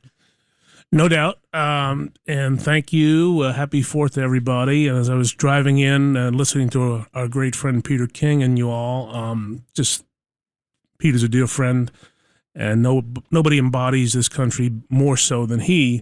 But as we're coming over the Verrazano Bridge and you're watching New York Harbor starting to fill with Navy ships, aircraft carriers, think of the power and the might of this great country, but also the humility of always standing up for freedom and liberty, regardless of where the people are. And that's the arc of history. And tonight, for example, we're hosting a concert in Fort Wadsworth overlooking New York Harbor with the Marine Corps Band. Tomorrow, we're hosting an event at the Alice Austin House right on the water to watch the parade of tall ships as they come to the harbor. So, yeah, Staten Island is full of patriotism, loves this country, supports our police and law enforcement, but also understands the magic. And I heard all of you talking about the immigration, and we're all a nation of immigrants. But when they come here, they work hard, they respect the flag. And somebody very close to me said, and they live in another borough, but he said, when it comes to Staten Island, the one thing that stands out first and foremost is the number of American flags that are across the borough. And that's what not just this weekend's all about, but every day is all about. So I'm very lucky to represent the great people of Staten Island. Now, what were they doing in California the other day? There was an objection of some people that had American flags out on their front lawn. They made him take them down. They made them take them down. Who made them take them down? I think it might have been their HOA, but we'll have to find out. I'm gonna remind everybody. I remember when Trump tasked myself and a few other people in regard to flying the American flag, and my specific one had to deal with his property in Palos Verdes, California. Very similar to what happened in Mar-a-Lago, where they thought he went excessive. Imagine this. He went excessive in terms of the size of the American flag. They thought it was too big. He created and bought a flag which you could see from virtually anywhere in Palm Beach or on the Pacific Coast Highway. I saw it from Fort Lauderdale. You could see it from New York. And here's the crazy thing. Imagine that somebody has the gall to tell you the size of the American flag that you want to fly on your own property. And so, of course, he won that, but he won it at a tremendous expense. It was not a freebie where they just said, hey, yeah, you can fly this large American flag. When they talk about Trump's patriotism, you may not like, and that's okay, like Peter King was saying, you don't have to agree with someone 100% of the time, but at least acknowledge that the man is patriotic. Again, you may not like some of his policies. That's your prerogative, but don't question the man's patriotism because he has proven it many, many times before. President Trump is the most patriotic guy I've ever met in my life. And there's another story to the height. Wasn't it the height of the flag in Mar-a-Lago? It was the height, and it was mostly the size of the flag. So tell like a little inside baseball as to what ultimately he did to sort of circumvent what they wanted to punish him in a way. So. Well, and they did, and they started to fine him, and they started to really just bust his chops, to which point he just filed a lawsuit based upon his right to fly the flag. I mean, imagine that somebody has to bring a lawsuit in order to fly the flag. By the way, the size of the flag should never be a question that anybody should have the right to tell you how big the flag is. We're going to have one of the largest flags in the world be hanging from the Verrazano Bridge over this weekend. Yeah. Well, the CEO of Camping World, Marcus Lemonis, the same thing happened to him. Mm-hmm. He was ordered to take down the flag because it was too big. Yeah, so this isn't something new. We could talk about it. To me, it's dumbfounding. I cannot imagine that somebody can turn around and say, you're too patriotic, or, the size of your flag is too big. I mean, this isn't a 1970s porno. This is the American flag you're talking about. Nobody should tell you the size of the flag that you want to fly on your property. To me, it's just stupid. Vita Fasella, we were talking about the strength of the U.S. economy, and of course it's not perfect, and you're the one elected official in this room, so I understand the third rail that talking about how great the economy can be, because even if it's 100% true, there are always some people who are left out, and it makes you seem like you're out of touch. But I just want to fixate on one specific statistic that we didn't get a chance to talk about in the last hour, and I think you'd be a good person to talk about it. We learned last week that the U.S. economy is creating 1,200 new millionaires every day. Now, we talked about the net loss, and obviously it's not a net, but it's 1,200 new millionaires a day. Something's going right here. I'm sorry if that's the case. Our best days are ahead. I think to use stock market lingo, I'm going long on the United States of America. I spend a lot of time in schools. I spend a lot of time with business owners across Staten Island. I am bullish on this country. As long as we allow them to fulfill their American spirit, provide incentives for them to do well. Don't punish success. Don't punish those who just want to achieve the American dream. And if we allow those incentives to remain in place without crushing them, this country will forever be the greatest in the history of the world. And then you say, compared to what? you compare it to other economies. Other economies across Western Europe are flat. If you start going into some parts of Asia, yeah, sure, the Chinese are China's China, whatever you want to say. But the American economy is rooted in the American individual, and the American individual still believes the sky is the limit. And as long as we push that and allow it to flourish, America will forever be the land of opportunity. You need to respect capitalism. That's what this country is about. My parents immigrated here from the Dominican Republic in 1950. I grew up in the Lower East Side of New York. All I had was an opportunity to succeed, and I took it. I dropped out of school when I was 14. I started my own little carpet company at the age of 17, and I got married at the age of 17, and I had my first son before I was 20. So, today I am who I am, but I know who I owe it to. I owe it to being in this country. If I had to give everything up, my biggest asset, I've always said, is being in the United States of America. And being an immigrant, coming here and working for it and respecting the flag, because I swore to respect the flag of the United States. I would fight for this country before I would fight for the country I was born. Why? Because it's made me who I am today. So I wish that every migrant and anyone welcoming migrants would understand this. And by the way, wait. You know what I keep saying?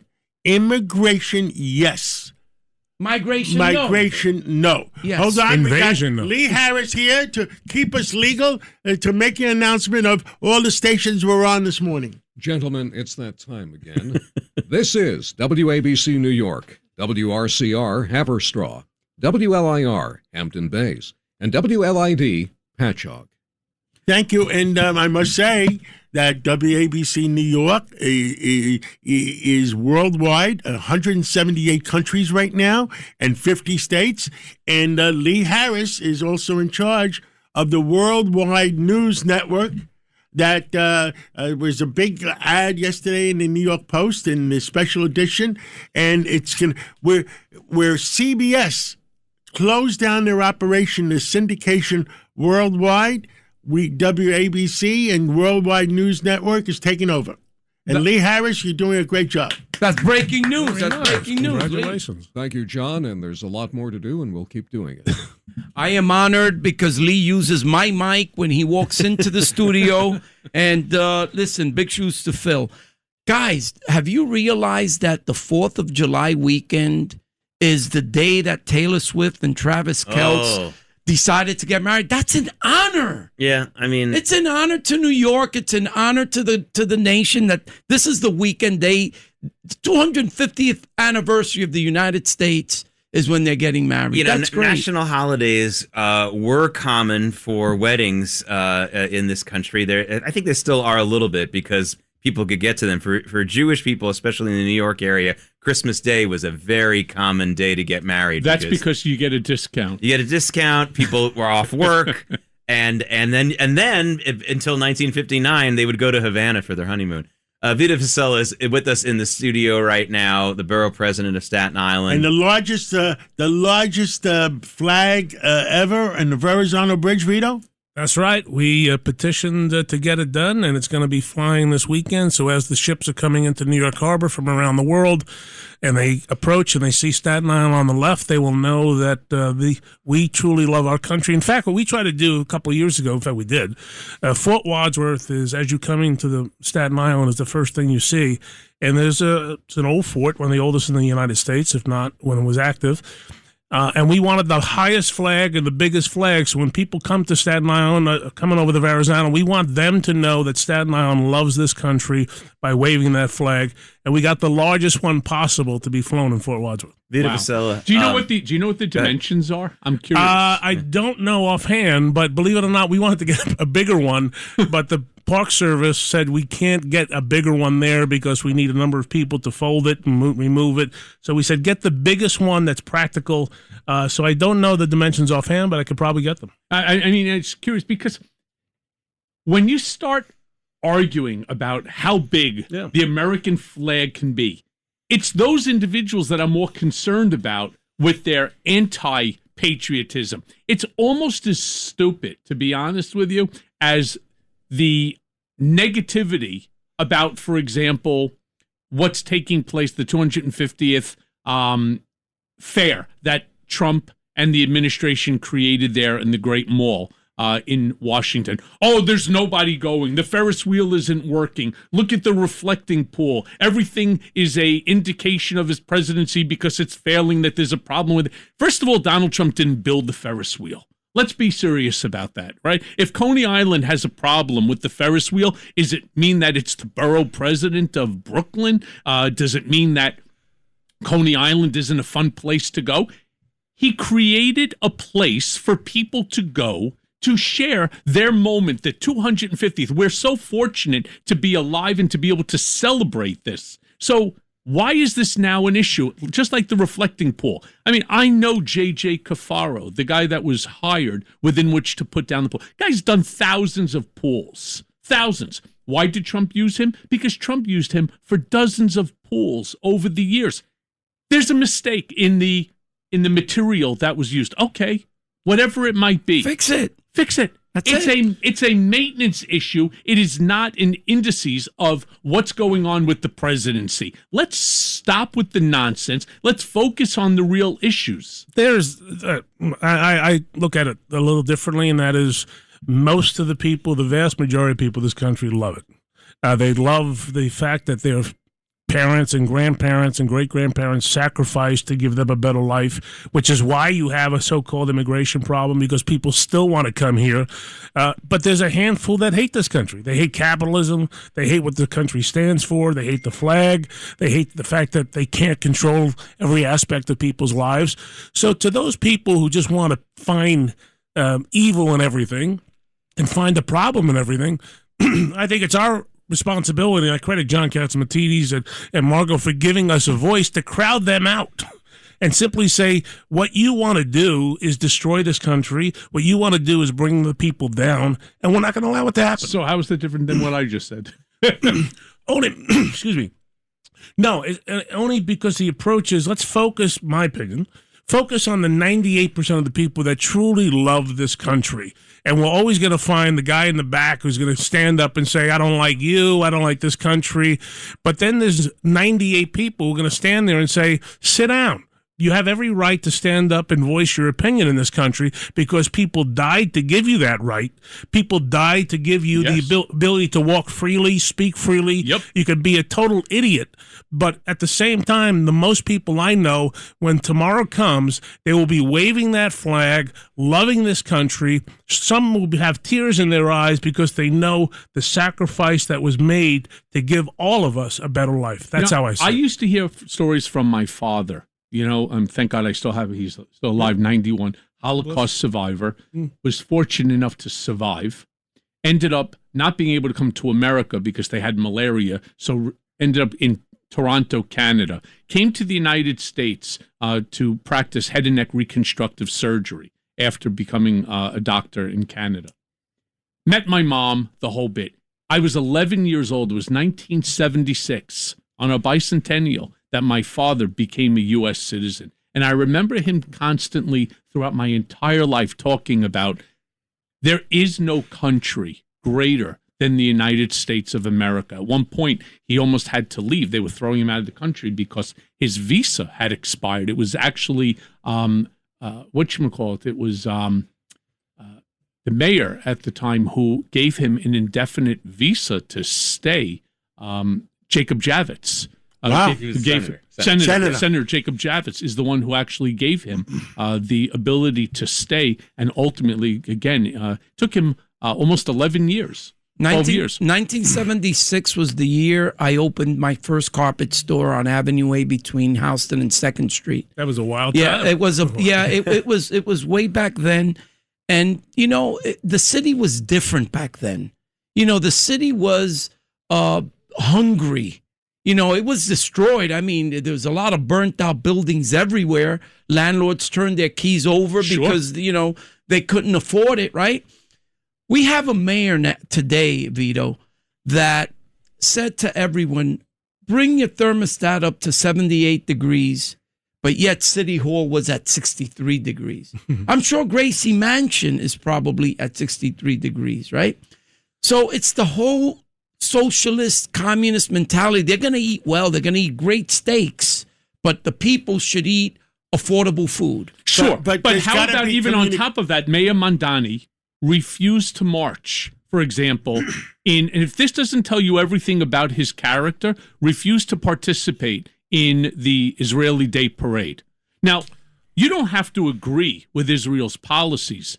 But you're the mayor of all the people. You're the mayor. You're supposed to show up for all people. Yes, right? I agree. The same way if you're showing up for the LGBTQ plus community, you show up as the mayor. The same if it's the Greek parade or the Palestinian. I don't all the care. people. You've heard of show up. You've heard of revenge, that word revenge, it's right? my book. Okay, it's your right. Now, revenge. I will now tell you something, because Shame on him. Today is the 4th of July, 3rd of July, tomorrow's the 4th, and all the ships are coming in. And I won't mention which specifics. I got a call from the White House a few months ago, and it was not the president. It was, I won't mention names. Martha going on here. Somebody in the mayor's office, and I won't mention names, would not allow the police to cooperate with the Coast Guard and with the ships coming in. And I did make the phone call, and we, like I said, with the mayor's office, we had the mayor at the Police Athletic League. I said we might not agree on everything we say, and the same thing that Ed Koch used to say. You might not agree with everything you say, but we got to keep communications open, and we have to be civilized as much as we can. Yeah, I agree. And the mayor's office took care of the ships. You know, Michael, I look out of my window every day and I feel so privileged to have an amazing view. I also live in a Trump building, and I'm proud to say that. It's probably the best maintained building in New York where I live. And I look out, standards. And I see the ships out of my window, and I get goosebumps because I see the power of the United States.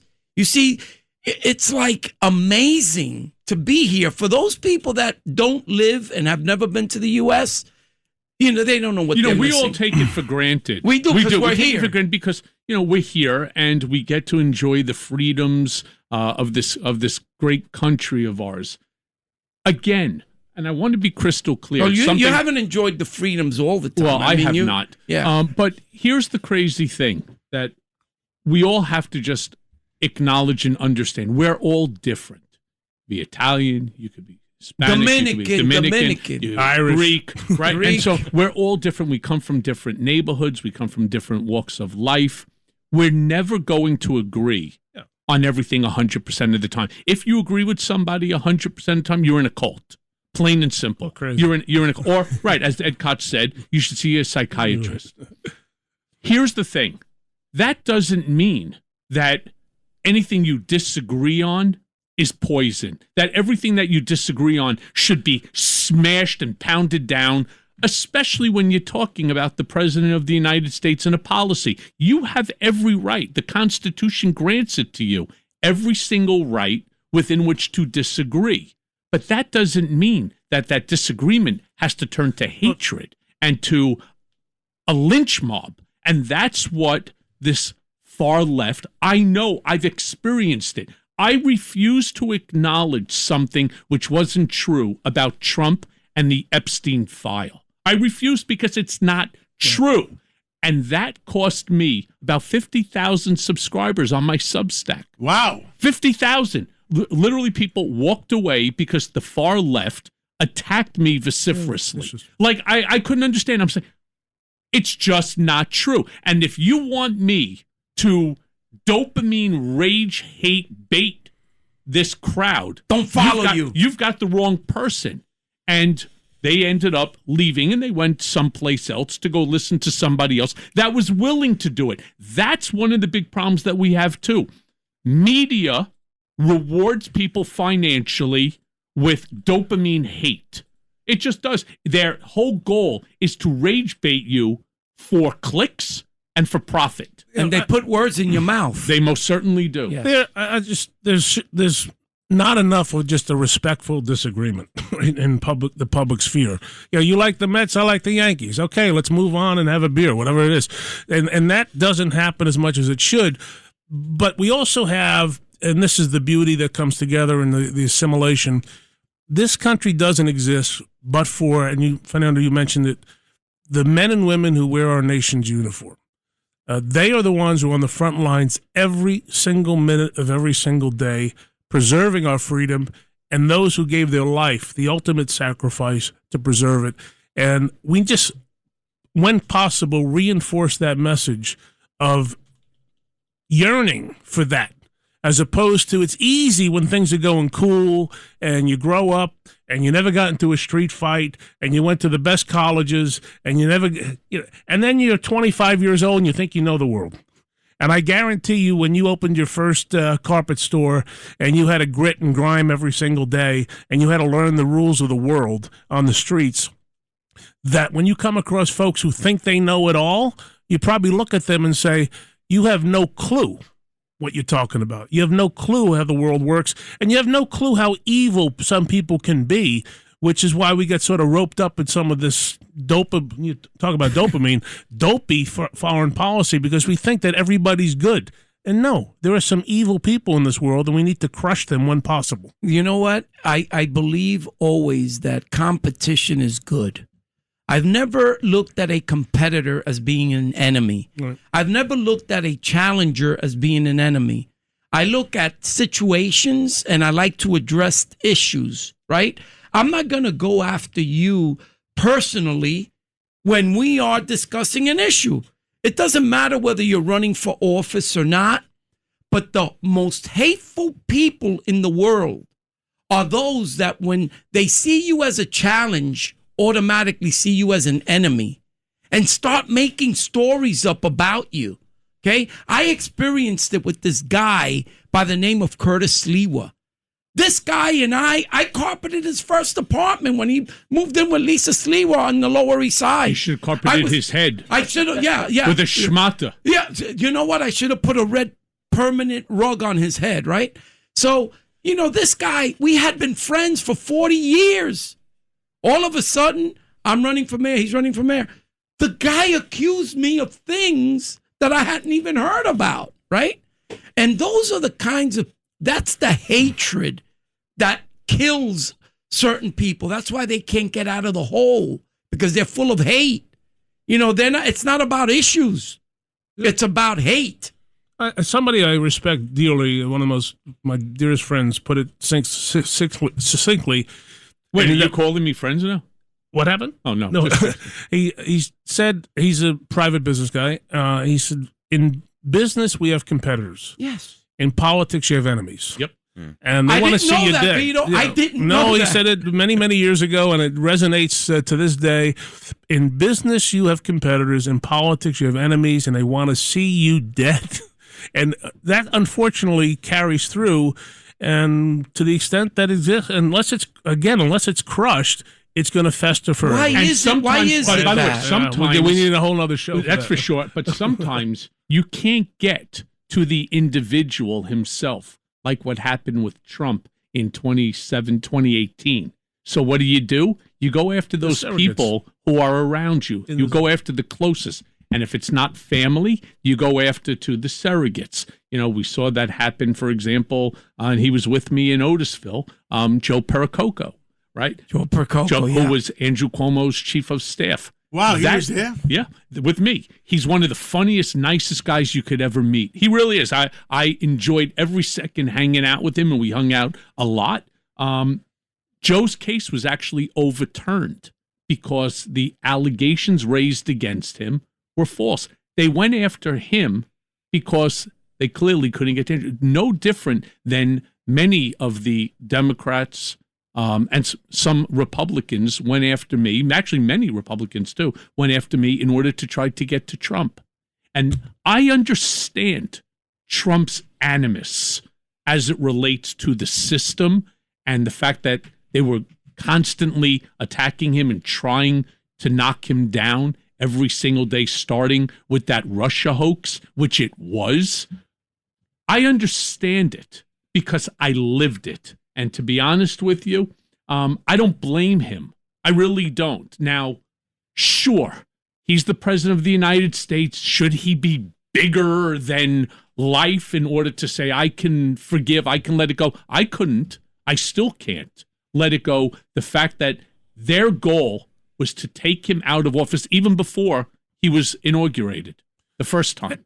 And the fact that an ordinary person doesn't see that. And when they create this illusion, they create it, they know the facts are wrong, they manufacture things, then they create a narrative that some of them really believe it.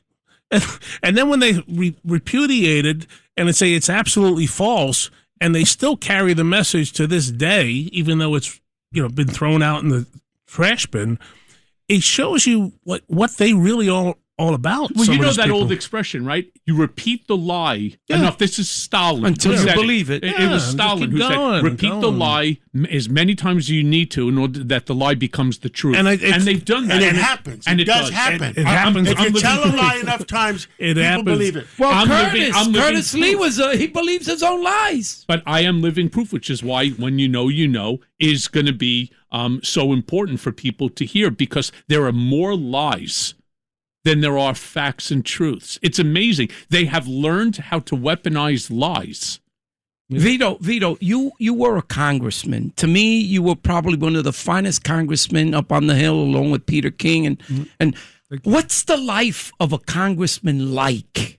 You guys get to travel. You get to go to great dinners. You get to meet the president. You get to do big things. What's life like as a congressman, and what do you think these socialist congressmen that have just been elected, what are their lives going to be like? Because they don't like exuberance, right? I would, in any public life, but especially member of Congress, it's a privilege. My hometown, Staten Island, I got born and raised in South Beach. I was a kid from South Beach. I still am a kid from South Beach of Staten Island. And you still look like a kid. The fact. Yeah, you do look awfully young. I don't know what Staten Island is doing to this guy. Right. It's the water. It's the Raritan Bay. It's South Beach. It's good. Not the South Beach in Miami, the real South Beach.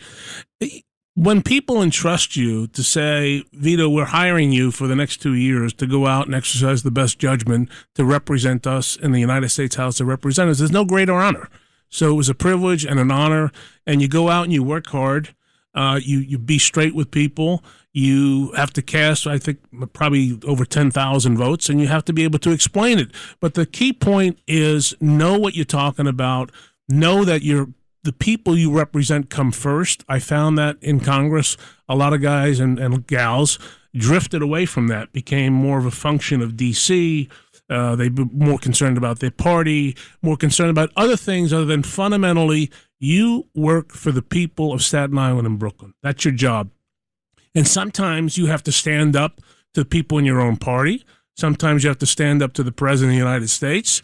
And as long as you can look yourself in the mirror and say, I'm doing my job for the people I represent, that was my standard. Not everybody has it, but what can you say? What can you say? So it was a privilege. Yeah, you get to do some cool stuff. You can hang around with the Air Force One. Peter and I. Did you fly on Air Force One? Yes. In fact, Peter King and I were with President Bush a number of times. In fact, we went to Ireland. I know Peter was very, very involved with the Irish peace process, and to his credit, Bill Clinton was too. And we traveled to Ireland prior to resolving those things once and for all. You're part Irish too. Yes, I'm a proud Irish son of an Irish mother. My mother is probably listening right now. Made Hi, you Mom. tougher.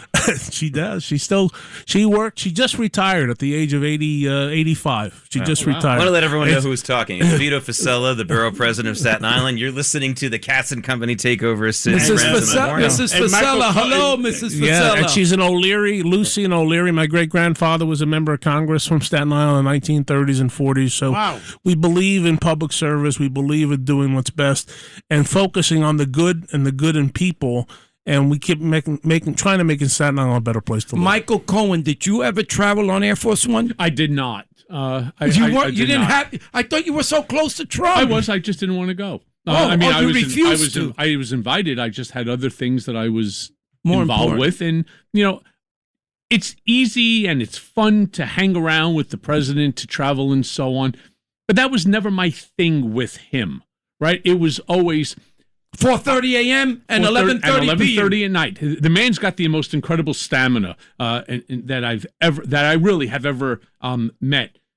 But I would handle the base. He was doing what he needed to do, and I didn't want to be that guy that's hanging over his shoulder, camera right, for the, hey, look at me on TV, look at me on TV. I have 4.4 billion articles written about me. All right, I don't need any more, fame or notoriety or infamy, more like it. But so many people have so many things to say about Donald Trump and his character.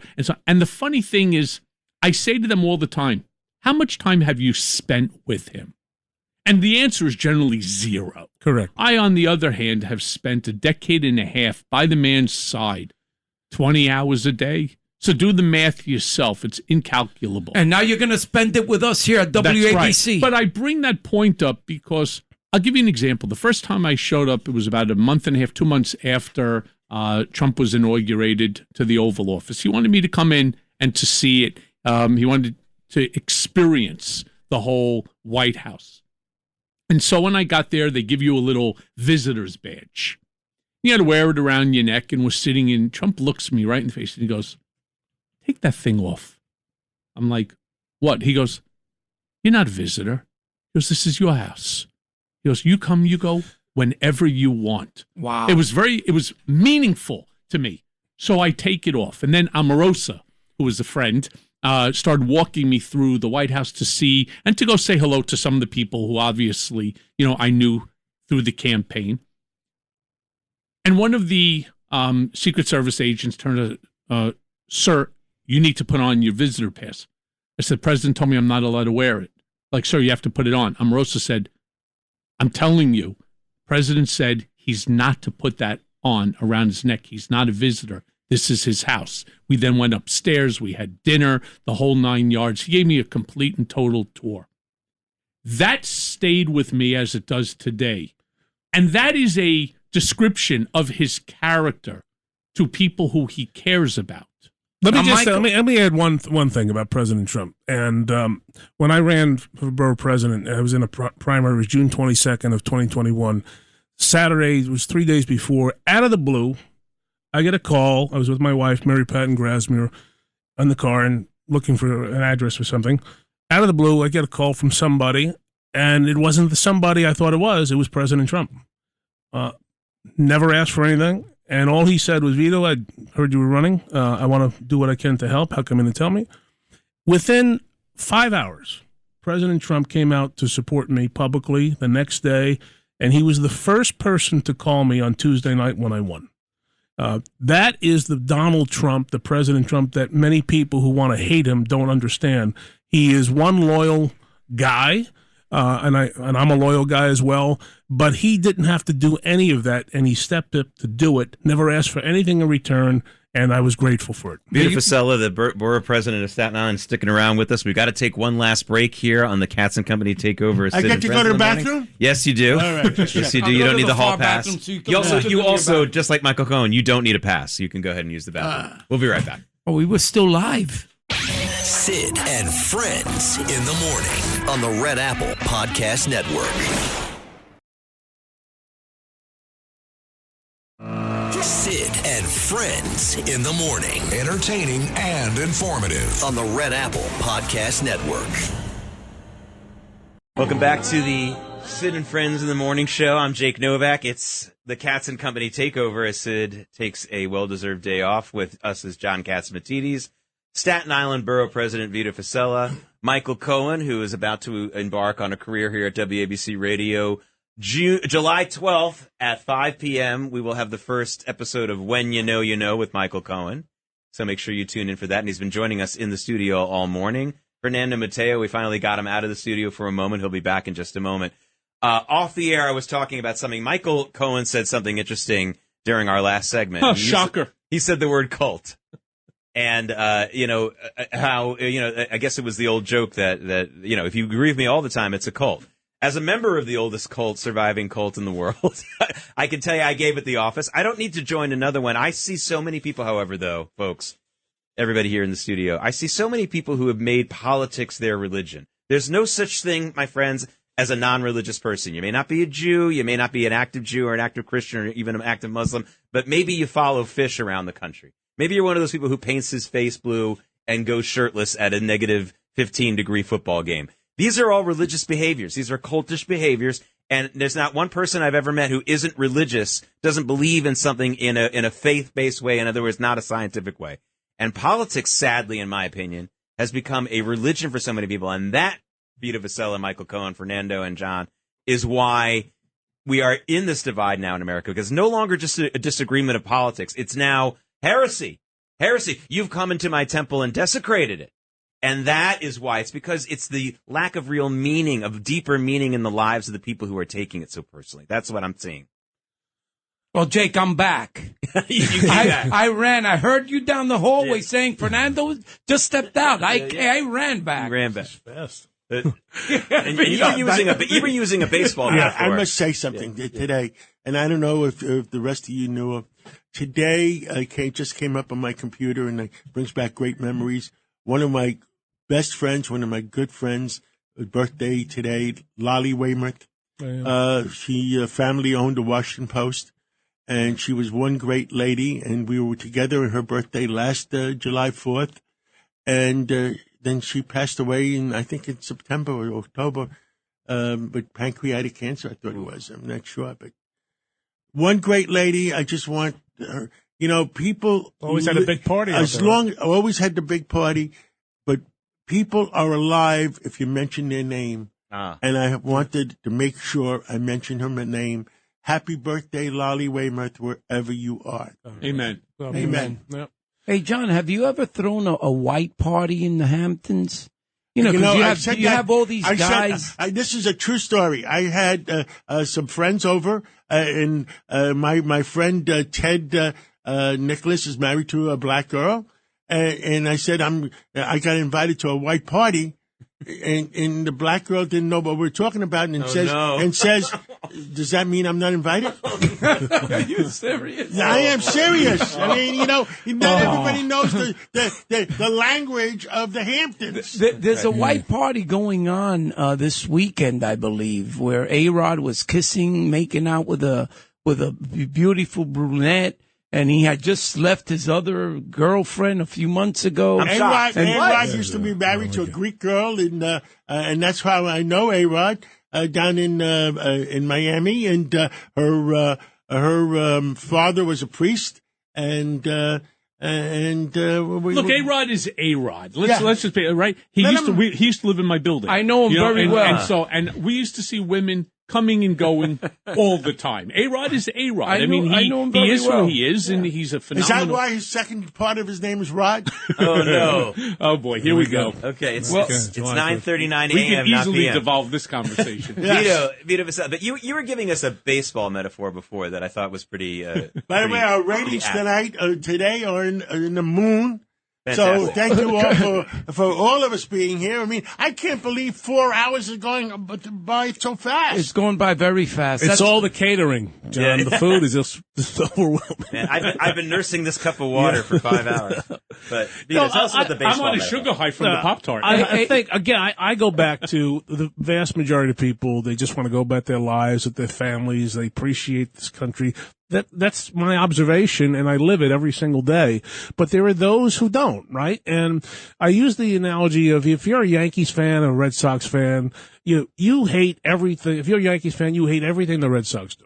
The guy can pitch a perfect game. He's a bum. Right? He can, if the umpire misses a call in the favor of the Yankees, good for him. If the umpire misses a call in favor of the Red Sox, he's on the take. So there's no love for the Red Sox in any way, shape, or form. I'm just using this as an example, and vice versa. The Red Sox, the Yankees who score 400 runs, they're all a bunch of losers, right? And unfortunately, there are those who look at politics the same way. They have a feeling about one party and they can't stand the other.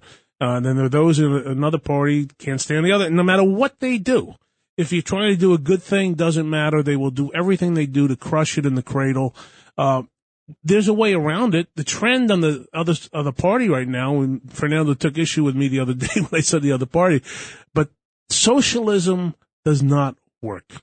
On the 250th anniversary of this country, the 25th anniversary of 9/11 coming up, where this city was rocked, this country was rocked, but we stood tall and came back strong. Socialism doesn't work. And wherever it has taken root, it has destroyed people, it has destroyed freedom, it has destroyed economies, destroyed everything it touches. There's a trend, it's a disturbing trend in the other party where socialism is taking root. It's up to the good people, the vast majority, to say, no, we're not going to let these weeds grow, and we're going to put it to bed. And sometimes you have to experience it in real time and in reality to sort of say, no, we don't want it. And that's my prayer for the city and the others. And the last week, we saw a bunch of socialists winning the Democratic primary. Not good. So I'm confused because we're not a socialist country. Mm-hmm. We're not Canada. We're not, say, New Zealand. We're a democratic republic. I don't even understand the whole concept of this democratic socialism. It just doesn't. It is so antithetical. And to do it, and for it to be antithetical, as you're saying, on our 200th semi-quincentennial, makes no sense at all. It makes as little sense as listening to people from my own party, from the Democratic Party, turn around and say, Trump is hijacking America's 250th. No, he's not. How's he hijacking? You're not going to hijack my party. You're not going to hijack what's going on in America. Look at you. You're hanging a massive, massive flag there in Staten Island on the Verrazano. Donald Trump involved in that? No. Okay, why We'd is love to have everything... him. By the way, why not? Who wouldn't, right? I don't care who the president is. It's always an honor to have the president there with you. Not according to, the far left. Absolutely not. If Donald Trump is there, he's ruining the party. If Donald Trump decides that he wants to create something for people on the fair over there at the Great Mall, no freaking good. The stupid thing isn't working. There's no food. There's some of the states decided not to show up. Shame on the state that doesn't show up. You're not showing up. It's not Donald Trump's 250th anniversary. It's the United States of America's. And we have to understand, we are all Americans. We should be celebrating this together, hand in hand, across the country, not turning around trying to chop off the other guys. Michael, it's a movement that's going on right now, a movement. And the people that are coming out to vote are 10% of the population in those districts, which means that no one came out to vote other than white, crazy, young people. You're right. By the way, did you see in the Colorado one, the Democratic Socialist who won 59,000 votes? Seriously? That's like the number of people I have in my LinkedIn. Well, because you know why? You know why, Matteo? When you know, you know. When you know, and there's no excuses for people that go. There's no excuses for people that don't come out to vote. We gotta give you guys a jingle. I think the Jewish community needs to learn a huge lesson with this socialist uprising here in New York City. They did not come out to vote. And that was the problem. But some of it is you got to explain the policy. No, what happened? Are you talking about the vote with the last mayoral vote? Yeah, no, the congressional elections. Well, nobody's going. No one came out to vote. Where is it? Australia or New Zealand, where people get penalized if they don't vote? And in ancient Greece, in Athens. Yeah, and what did Plato say about voting? Vote early and often. Oh, that was Chicago. No, that was Chicago. I mean, and I think Mayor Daley. if I remember what he said is that if you don't vote, you're going to end up with bad candidates or something. That's what I said. No, it was very eloquent, and it was told me the other day. And you know who told me?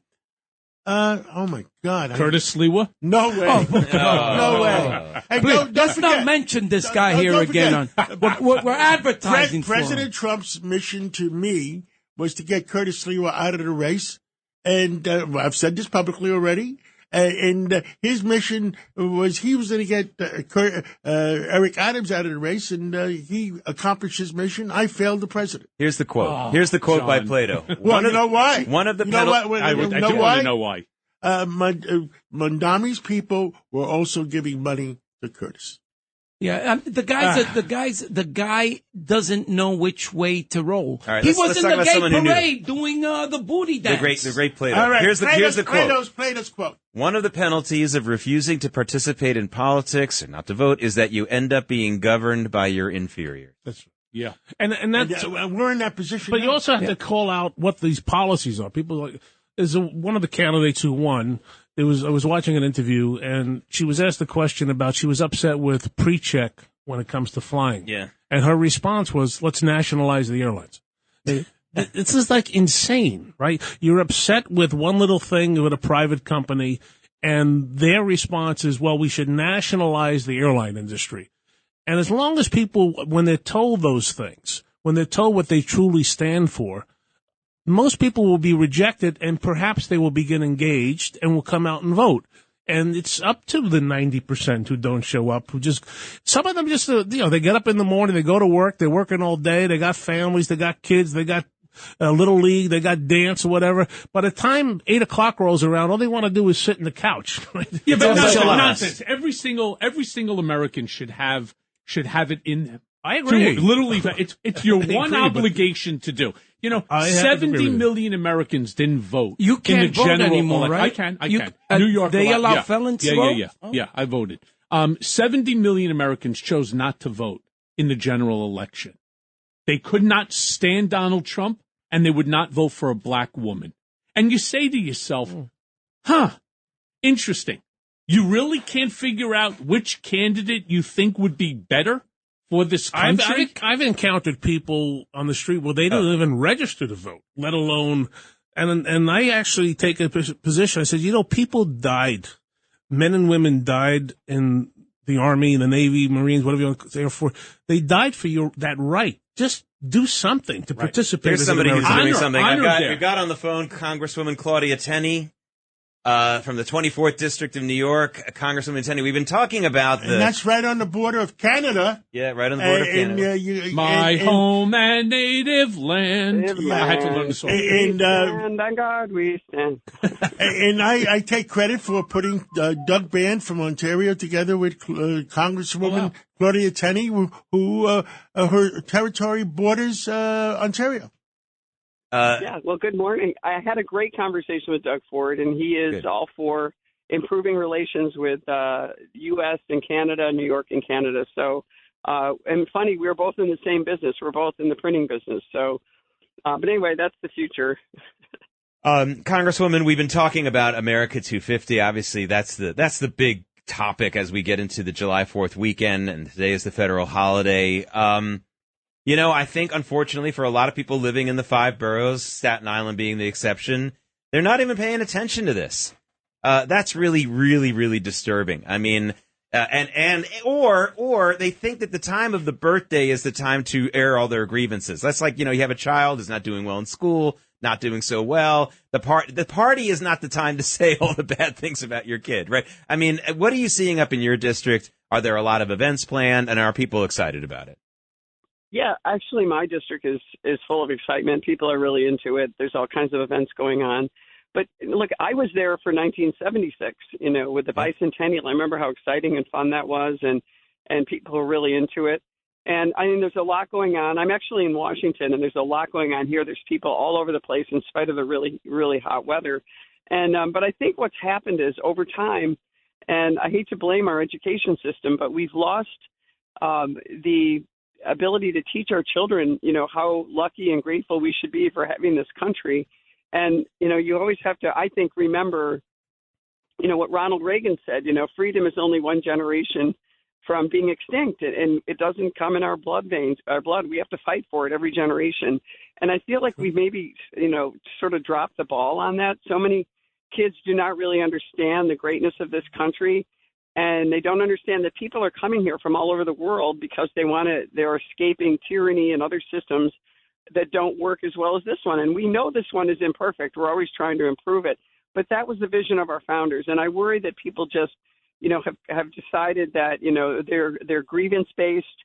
They complain that, everything isn't perfect. They're not willing to fight and strive. And I have to tell you, I remember, stories listening to my dad who his parents came in and met on Ellis Island, one from Scotland, one from Germany, And they, they couldn't wait, number one, to get to work. Their brothers would go to work, and they wanted to get to work, and they were only 11 years old. They couldn't wait to join the Navy or join the Army and get excited about it. It was a complete honor and a privilege to have this opportunity.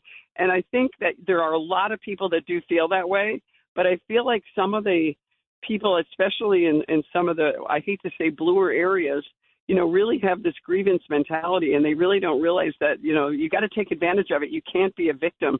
And my dad, who was always, came from poverty, would say, never be a victim. Always feel grateful for what you have and what you could have if you only work a little harder and try a little harder. And I'm grateful for him. I'm glad I had those values passed down to me, but I don't think a lot of these young people are getting those values passed to them. Because, Congresswoman, I hate to say it, but grievance sells.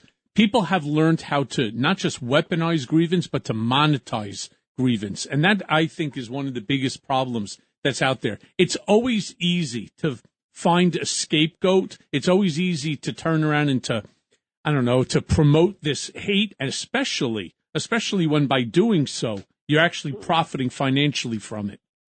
I listened to a guy the other day on TikTok. Now. I listened to this guy the other day on TikTok. I was blown away, talking about he's a complete anti-Trumper to the nth degree, literally turning around and saying that he himself is saving democracy. He had about 600 people on with him. He's saving democracy with his 600 people, right, by sitting there and trashing the president of the United States. Look, we have lost those days of Tip O'Neill, where you can have a disagreement with somebody, and yet afterwards you go out and you have a bite to eat or a beer. You can have a different point of view. I actually believe that that's healthy for a democracy. But when you start attacking the other side for having that difference of opinion, that's when you lose your democracy, and you end up with this nonsense like what we have here in New York with this democratic socialism. Congresswoman. Oh, well, I think it's Marxism, but I'll give you just an anecdote from my life. I used to spend a lot of time overseas, and I spent a lot of time in the former Yugoslavia, which was a communist country. Some people like to say socialist, but it was communist. If you disagreed, with the leadership of the Communist Party, you ended up in a barren island in the Adriatic Sea, and in a work camp at the same place. But here's the interesting. I remember my friends used to say to me, you guys are arguing, you Republicans and Democrats, you're basically arguing over how to get, to the same goal. We all care about helping people who are truly needy. We care about helping our small businesses. We want to give people opportunities. All those things are what we used to all believe in generally. But the question was how we get there. And my friends from Yugoslavia used to say, we disagree, especially here and in Europe, on we have a communist versus a capitalist versus these are our parties are taking down the entire system. And then, we don't believe in the system you're in. But the problem we have in America is that we have this system, which I think is not perfect, but it's the best that we've ever had. And we have people that have now come in, these democratic socialists who I think are Marxist, communists, people who are very ignorant. They can't make a plausible argument of why they want what they want. But they're talking about tearing down the Constitution of the United States, which those of us in the majority mostly are celebrating this idea of freedom and individual rights and self-governance. They're talking about those things that would destroy this country and this Constitution, that believe in those things. And I don't think they really understand what democracy means. I don't think they understand a constitutional republic and self-governance. I don't think they have the statesmanship and the thought that went into this, and the political battles that our founders went through to come up with this Constitution. They didn't just put a bunch of things on paper. They fought and argued every nuance of our Constitution and every nuance of, by the way, the Bill of Rights, which is very nuanced. And they did this because they wanted to get as close as they could to preserving freedom and also recognizing we created a federal government for security against our enemies, for national defense, for border security, because you can't live in this experiment that we have without having secure borders and people that believe in the same thing. And that's what the communists are doing. On our 250th anniversary, what a terrible, I say, omen to see all these communists coming in who want to destroy our country after only 250 years. Congresswoman Claudia. They want to destroy the Constitution. Congresswoman Claudia Tenney, and, I'll do you, unfortunately, one better on that. I think these people, and it's been shown with this Act Blue scandal and some of the other follow-the-money operations, that they are being funded by our foreign enemies. And I want to let everyone know, listening, that you have a son who's active duty Marine Corps officer, United States Marine Corps. The very people that your son is protecting us from in the Marines are funding these candidates. This is not an opinion. This is objectively true now. This has to be frightening you. Yeah, well, of course, yes, and it's a great day. I'm actually going to spend some time with my son, who lives in Virginia. He actually works in an intelligence agency as a major in the Marine Corps. He works on AI, of all things, artificial intelligence, and he's getting a master's in it as well. But boy, does he know what the threats are. And the threats are, look, we have become so porous and allowed our foreign entities to get in. And look, the Chinese are here. They're gaining ground on us in so many ways, whether it's through TikTok, social media, buying up farmland. There's so many things they're doing, and we're sort of asleep at the switch in many ways. Though we fight it, a lot of people don't seem to care. But that monetizing things and the new media, the social media we didn't have before, is really a device for making money. And I think people need to understand all this fraud, abuse, and waste you're seeing is a lot of these things. For example, in L.A., we had a whistleblower come to us. We broke this out. I was just talking to Med Manaz, the other day about this issue where a Russian cartel, a Russian organized crime company came in and took advantage of our system because in California, they weren't paying attention. They weren't giving oversight. Between 2021 and 2024, while everybody was home instead of going to work, they literally took tens of billions of dollars away from us in just one county in the United States. And that is what has been happening. And they're monetizing everything. They can monetize, as you say, this grievance and hate. And it's sad. I mean, I think we have to find, inspirational people who are out there showing there is a better way, because this doesn't end well. I lived in Yugoslavia. It didn't end well. People were, nice and hospitable and everything, but they waited in line. They didn't have access to good services and products.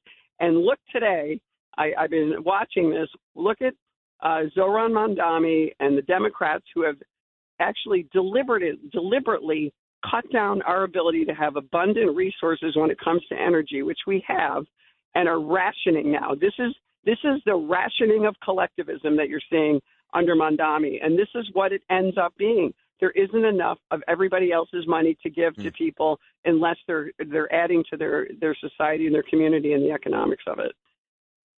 Congresswoman, it's so enlightening to hear you. This is Fernando Matteo. I have a show here on WABC called No Excuses. Michael Cohen is here with us. He has a program that will start next week, just before mine. It's When you know, you know. When you know, you know. And then we have Jake Novak. You like that, huh, Congresswoman?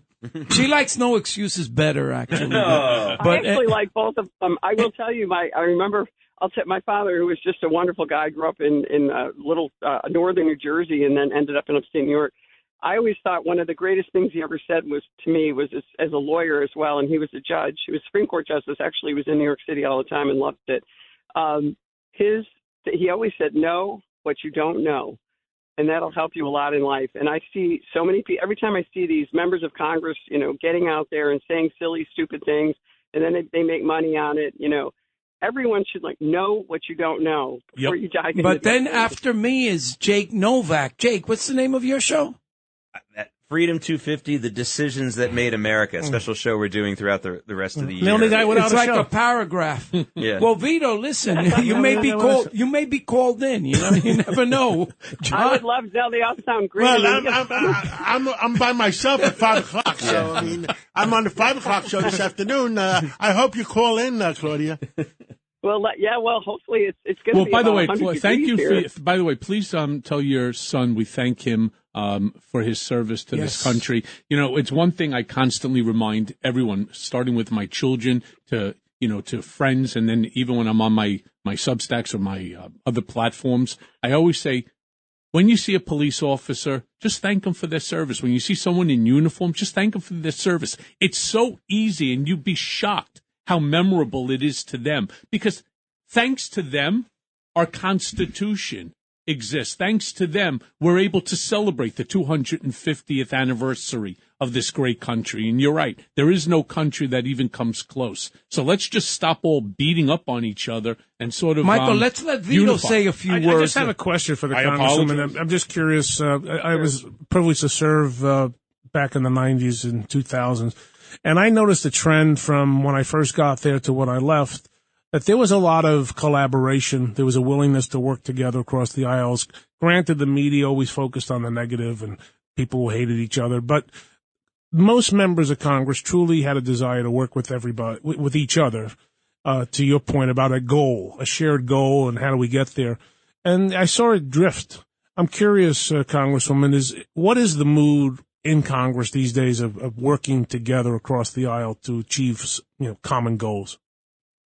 I think it's very prevalent. I mean, I serve on the Ways and Means Committee, which I think is a very bipartisan committee. I think this is where the issue is, though. We work on many bipartisan bills. We do a lot together. There's a lot of Democrats who, and quite honestly, the Democrats are terrified of what's happened with these communist Marxist types getting in. I mean, they're very worried about it. But none of them are standing up to them. They're all endorsing and moving on and just looking at them as sort of an aberration. I think the problem comes down to, if I have a bunch of bipartisan bills, it's hard to get them to vote for them on the floor when they ultimately get there, because there's someone on the far left. We have narrow majorities and someone that does that. And I will say, it's also, Nancy Pelosi was very partisan. I actually use Claude AI. I admit that, but it's kind of interesting. I always say the female version is Claudia. It was named after me. But I had Claude do a search on partisanship, and it actually showed that the Democrats are more partisan than we are, that we tend to reach across the aisle more than they do. We want to compromise. We want to have goodwill. And like, for example, the One Big Beautiful Bill, there are so many provisions that were incorporated. Those are, bills that we're bipartisan. I had 4 or 5 myself that were incorporated into that HR1, the president's big tax cut bill last year, that were bipartisan, and they got passed, and Democrats were thrilled. But did they vote for it? No, because it was perceived as Donald Trump's bill. So they're not going to vote for it. And this is where the issue is. And I think, the Republicans, certainly we have our divides, and we're always more diverse than the Democrats. But they, even in spite of their diversity, they tend to stick together. We don't. We have a lot of people that won't stick together and bring us over the finish line with a lot of bills, which this week proved. But I do think there's a lot of bipartisanship. I don't know what it was like in the past. I think people work together maybe a little more, but we do have a lot of that bipartisanship going on. And I was, one of the things that I was happy to join. It was started by actually Speaker Mike Johnson in my freshman year. It was a commitment to civility with Republicans and Democrats in our freshman class. And it was about working together, bringing the temperature down, doing things together, getting to know each other. And you mentioned Tip O'Neill. We had a group that we've sort of lost a few members, but we have to, because they've left for whatever reason.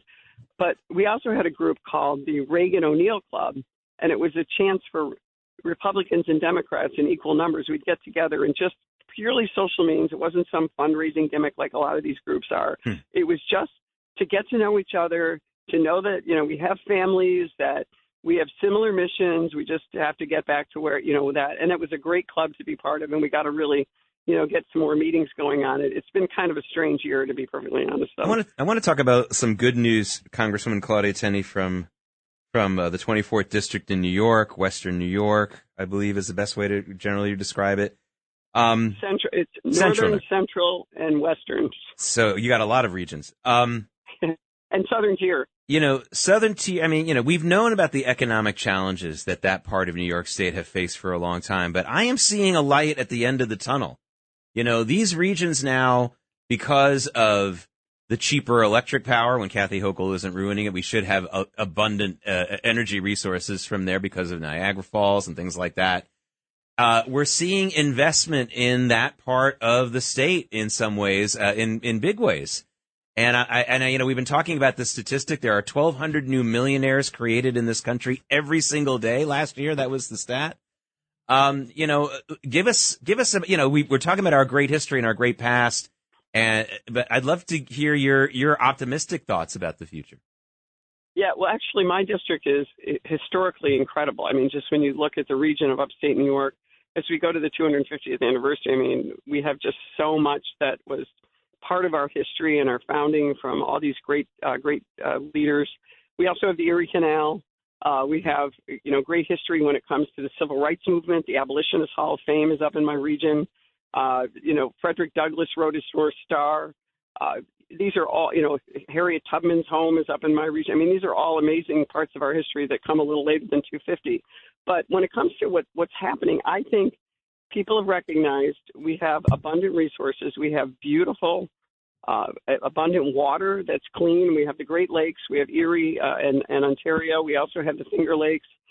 We have a lot of opportunities. We get harsh cold weather, but we typically don't get the other kind of, major weather events that others get, like, hurricanes and major droughts. And we have a great working force and people that love the communities, and we have beautiful places to live. And I think what's happened, though, a lot of people have come out of the cities, whether it's Syracuse, Rochester, Buffalo, and those areas, and have moved kind of into the rural areas, which is what I represent. And that's where you're seeing all this opportunity. And I do see a lot of people really, in spite of the New York State legislature and the terrible economic policies coming out of the legislature, and, by the way, energy policies, remember something. We have Niagara Falls, as you cited, all of the operational nuclear power plants, which provide emissions-free baseload power, are in my district in New York 24. So they're all here. They shut down Indian Point down in the city, which actually, near the city, which brought the baseload power to New York City. And we have all kinds of resources and things that we can use to use for those power, to the power grid. But, New York City is dependent on natural gas to operate its power grid. We aren't. We only are about 30% dependent on fossil fuels because of our nuclear and our solar, and also because of the hydropower coming from Niagara Falls. But, this is one of those things where we have great opportunities. Micron is actually growing there. We broke ground earlier this year. That's going to be really important for our security. We have a lot of other companies up there. And by the way, so why don't people talk about Micron? Why don't they talk about the groundbreaking? Really, it's only up at 12,000% or 1,200% this year. But why don't they talk about it? Most people, if you speak to them, they do not know that they broke ground. People turn around and say, well, Trump's got these trillions of dollars that is supposed to be going into the development of new business and so on. And they're like, well, where is it? What's going on? I didn't know that they're breaking ground.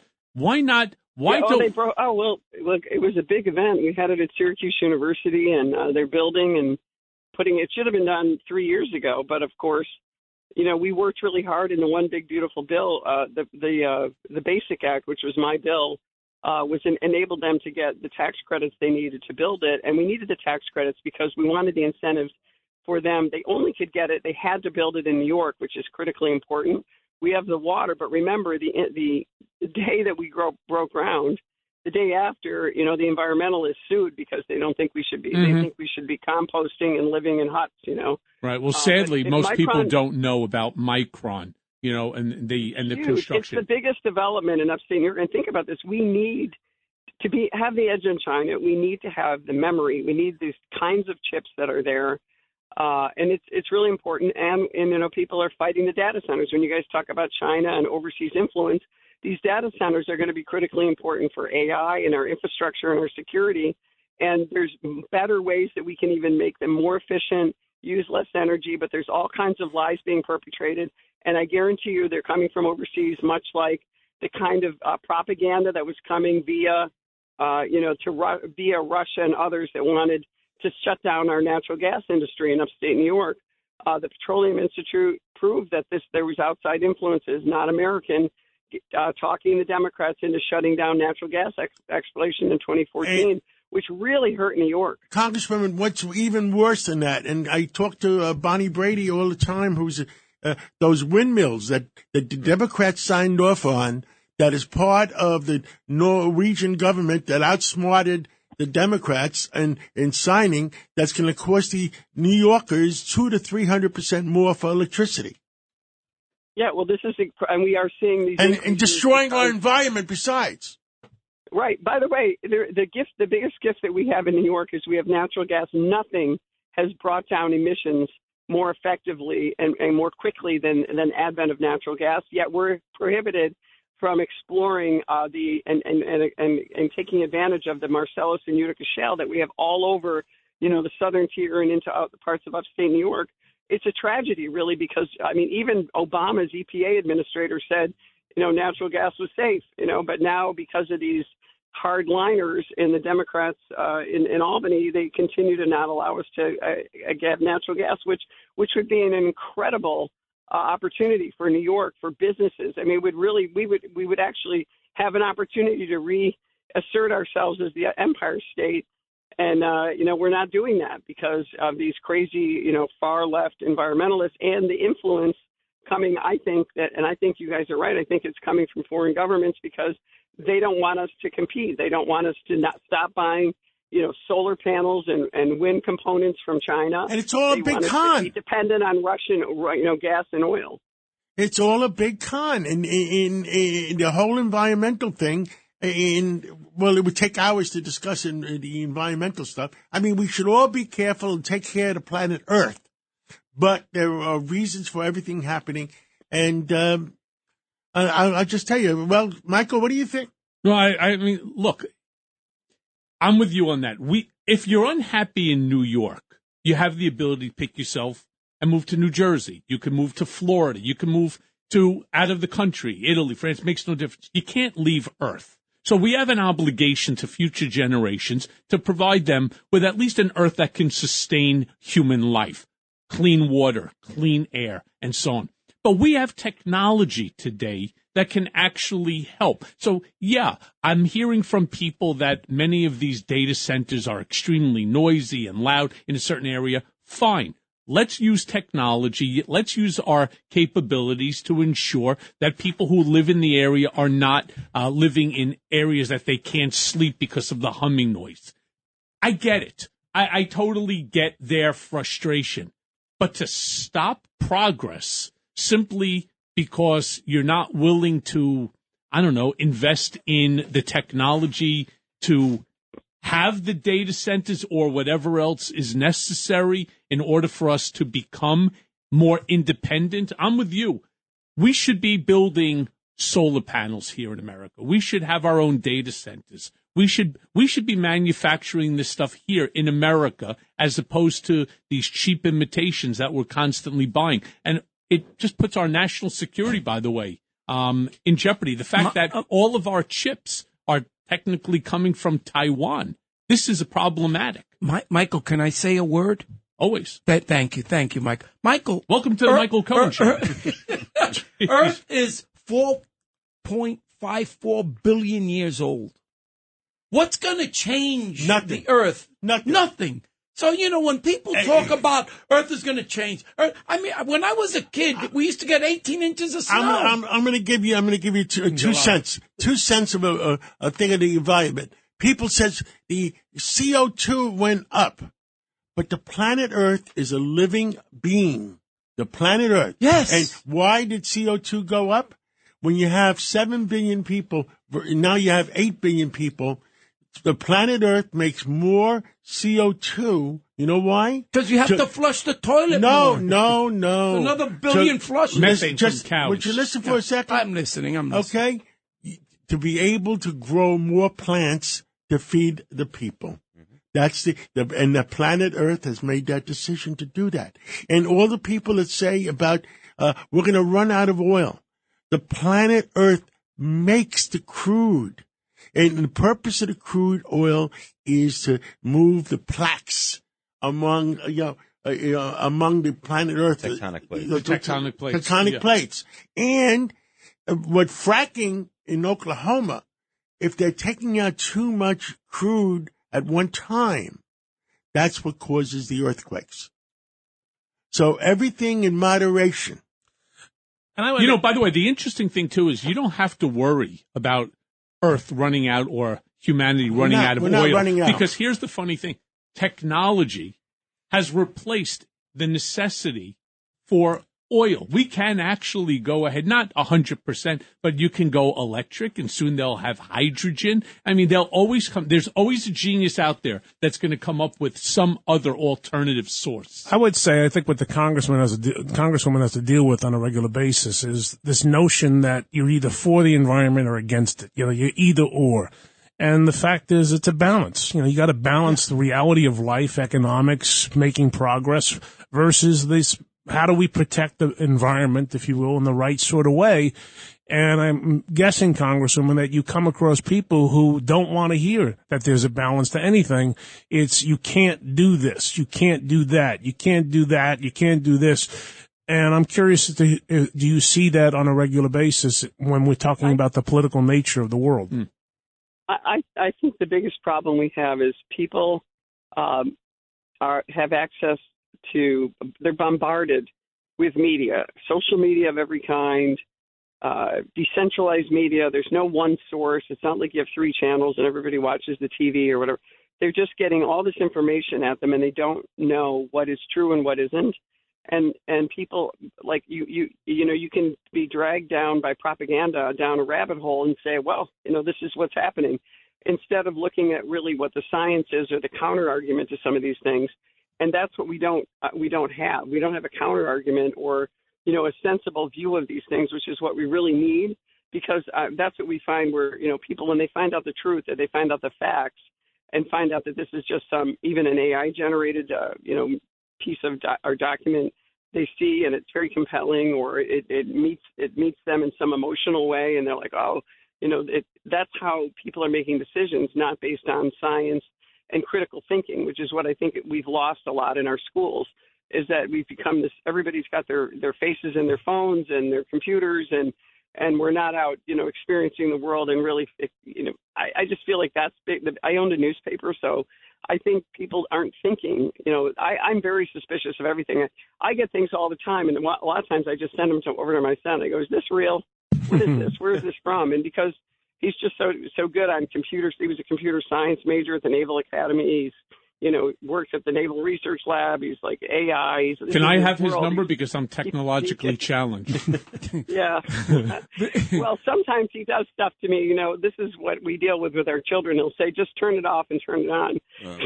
The old reboot method. We need, by the way, that's what we need in this country, a reboot method. Congresswoman, we have a situation up in New York here, Vito, and this is something I'd like to hear your comments on, is Rikers Island.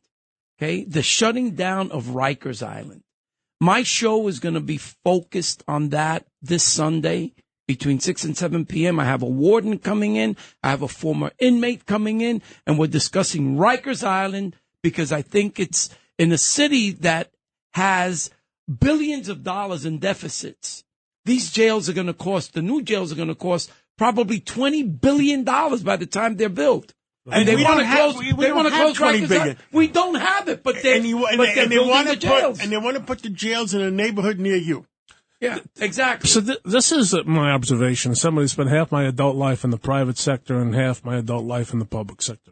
Those on the left create these notions of utopia, knowing that the goals are unrealistic. So they'll pass legislation that says we're going to meet these carbon CO2 measures and these carbon net neutrality, all this junk, knowing that they can't attain it. And they jam it down people's throats and business owners, and they know they're unattainable. And likewise at Rikers Island, if you want to improve the conditions of prison or jail, then so be it. Have that discussion. But why would you shut something down and then embark? And Fernando, I guarantee if they say $20 billion, it's $60 billion. That's the way this world works. And it's foolish.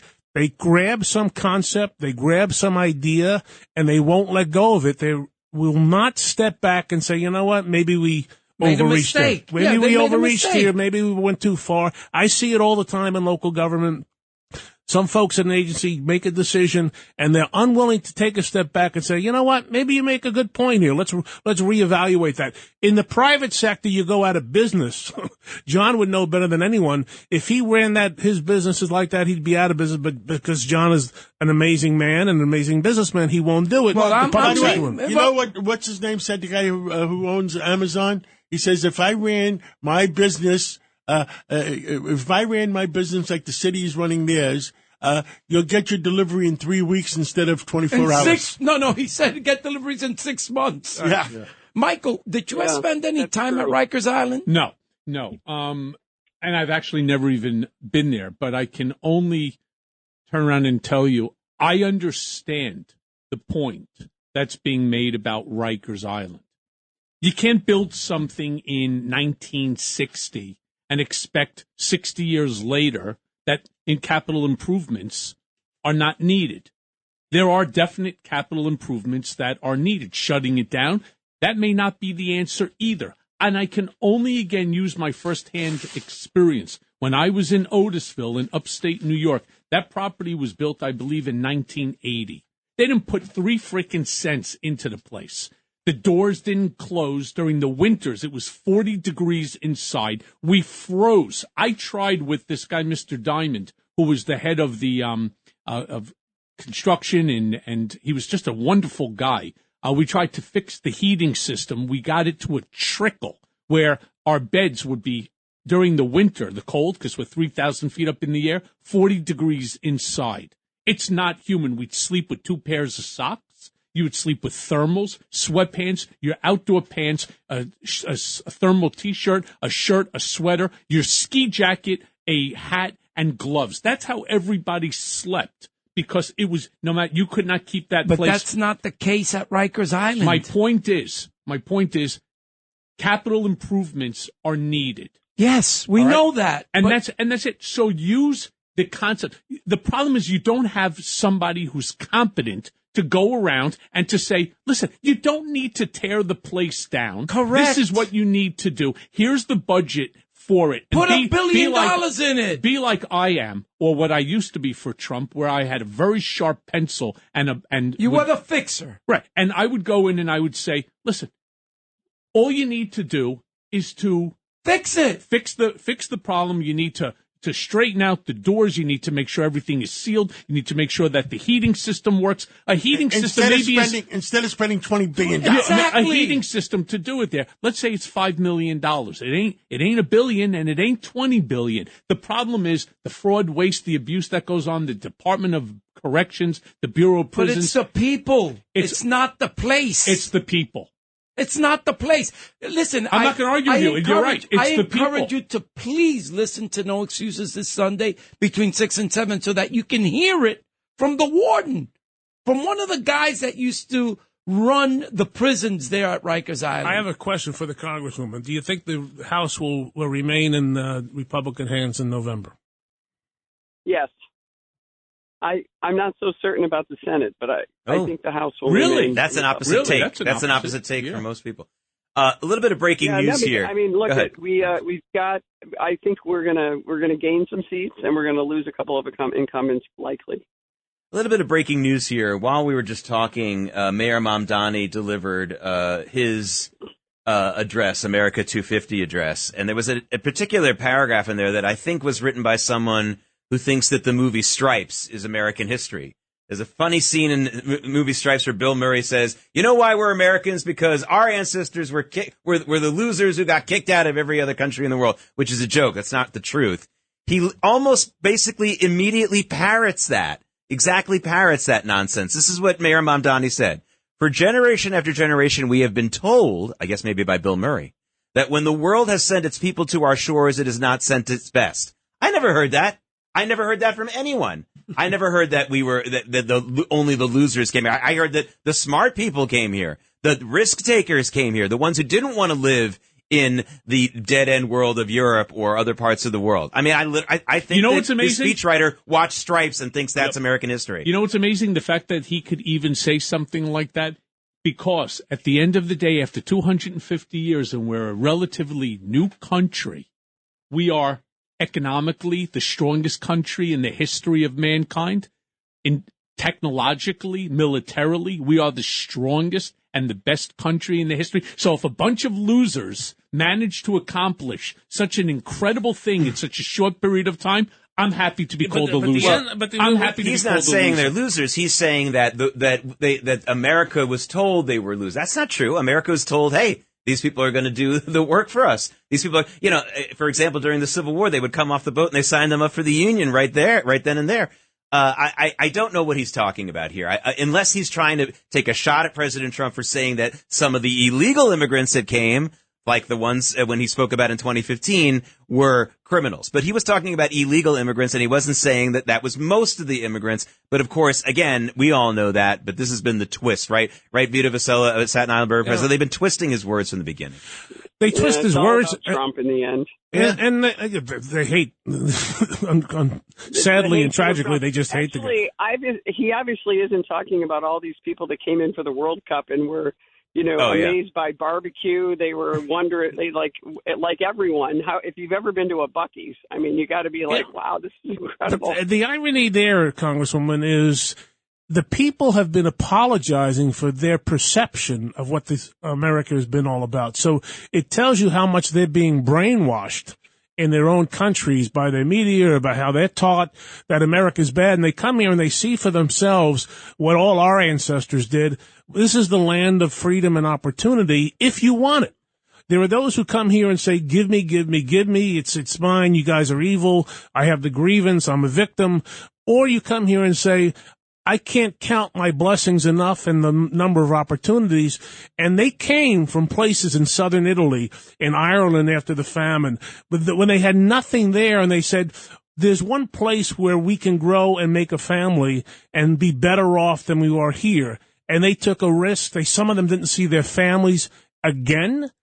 And there are a handful of people who have everything in the world in their pocket, in their home, in their mansion, and they hate this country.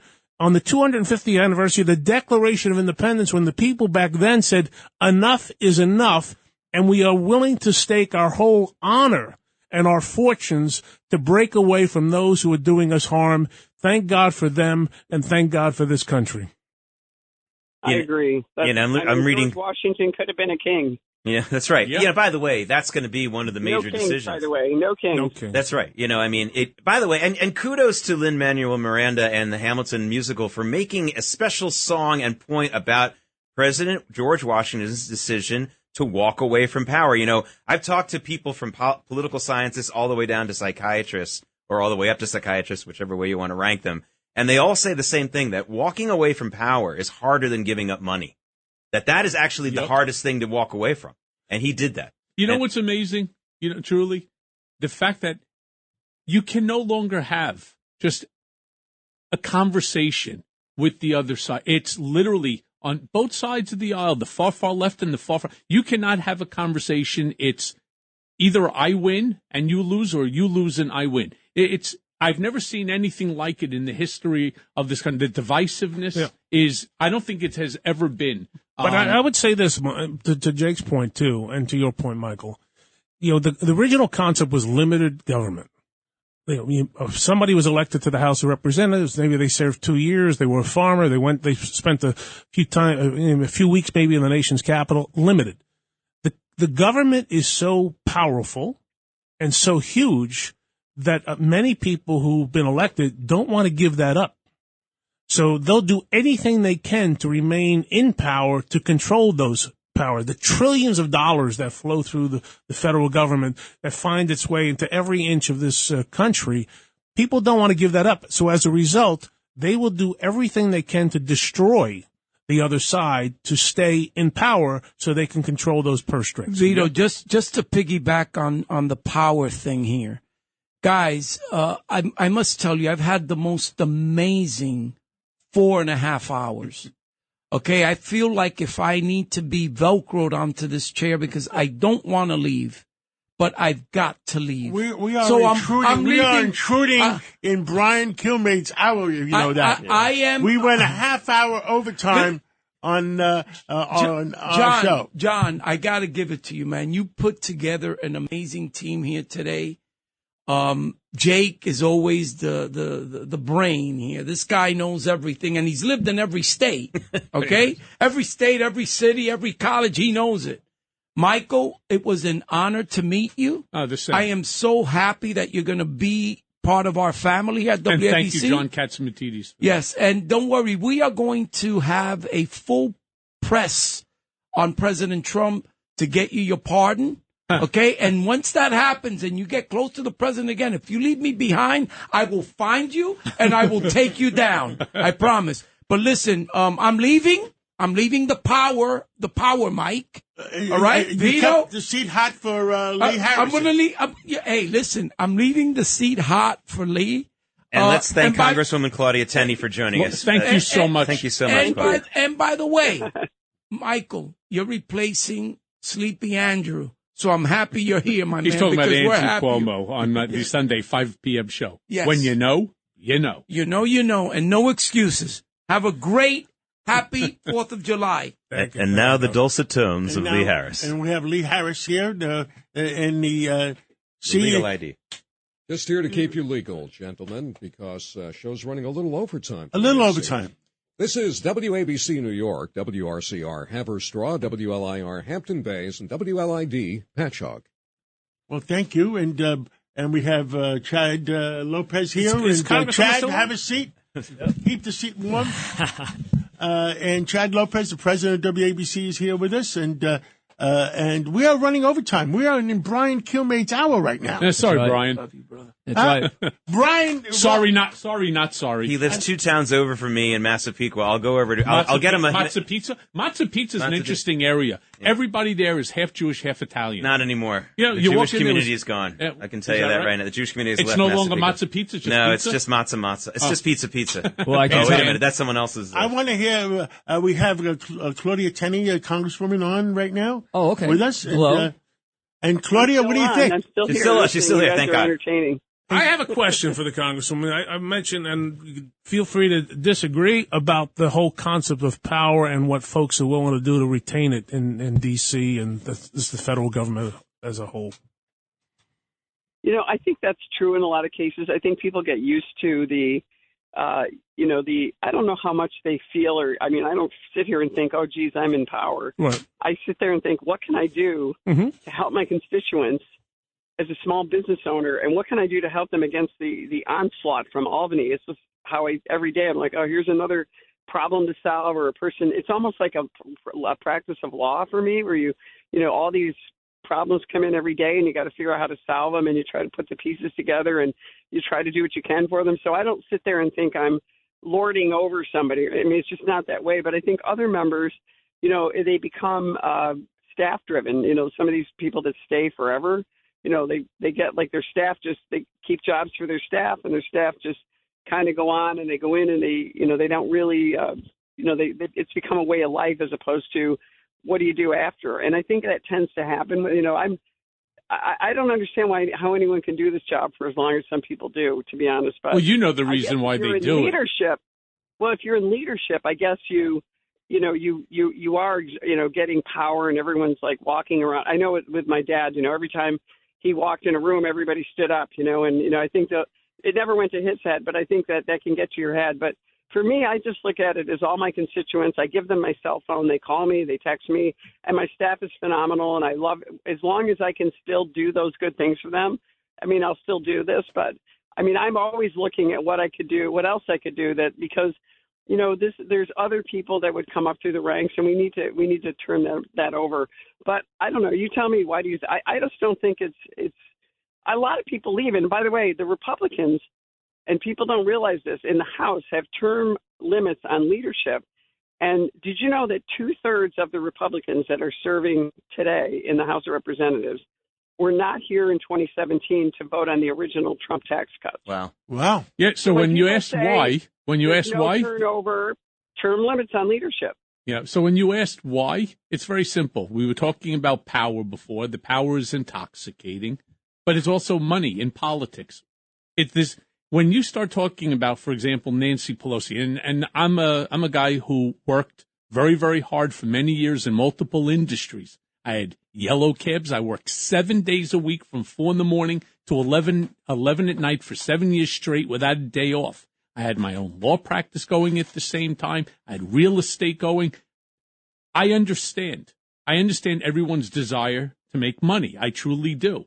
But explain to me, because I can't figure it out financially, economically, how somebody who makes, as a member of Congress, say $300,000 a year, manages to, in X number of years, put away off to the side over $150 million. I just don't understand it. And I do understand the concept of insider trading. If it weren't for the economy going up, I would have a lot less money because we make $174,000 first. Secondly, you have to make. I have a home in upstate New York, and I have to also pay for an apartment down here in one of the most expensive cities. Which, by the way, only recently do we get a little bit of a credit for that. We get some reimbursement, but they add it. It's a strange thing. They add it to our income, so we pay more in taxes. So you really don't get much of a benefit. In my first couple of terms, there was no benefit. So the only way I can think of how people get rich is they have. First of all, I don't have a spouse. They can run things through their spouse, or they can eventually, when they get out, they can make money. Or in most cases, most of the people that are in Congress are rich already by the time they get here, and some don't even take their pay. So this whole thing where I watch it online, Congress members don't contribute to Social Security, and Congress members get their pay for life, once they retire. Not true. Not true at all. Actually, the New York State retirement system is much more generous and much better. Well, I'm talking specifically, for example, like about Nancy Pelosi, who's I'm just trying to figure out how somebody manages. Well, her husband makes. Her husband makes a lot of money. It's off of stock trades. It's off of this ridiculous nonsense that you could insider trade. Nancy whispered to her husband at 3:00 in the morning. Right, she was doing it while she's sleeping. By the way, $150 million.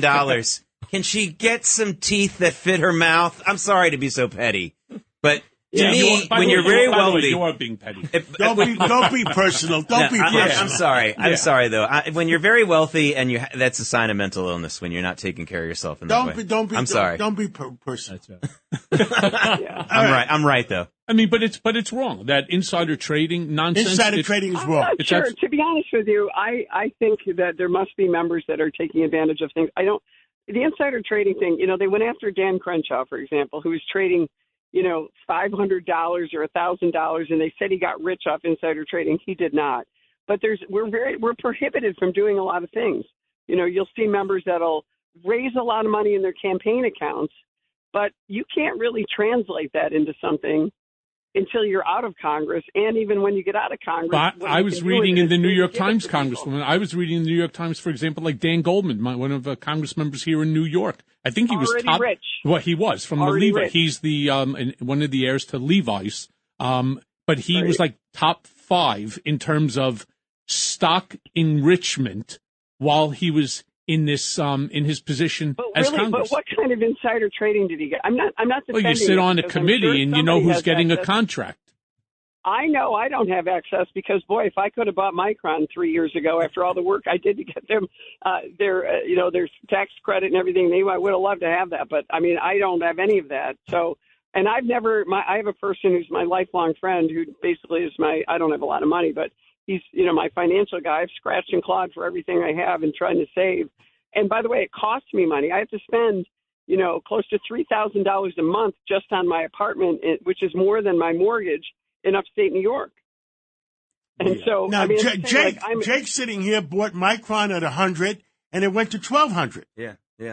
Who told you? Who whispered in your ear, Jake? Well, that's the thing. Nancy Pelosi. While they were in bed together, Nancy whispered to him too. I'm not a financial advisor, but I'll tell you something. If you think AI is going away, you're wrong. If you think AI is going to be the same thing like the .com bomb in 2000, you're wrong. Let me tell you something. Right. As everyone, and I can say this without worrying about conflicts of interest because I'm not going to mention any individual stuff. Folks, this AI thing needs chips. They need tremendous chip capacity.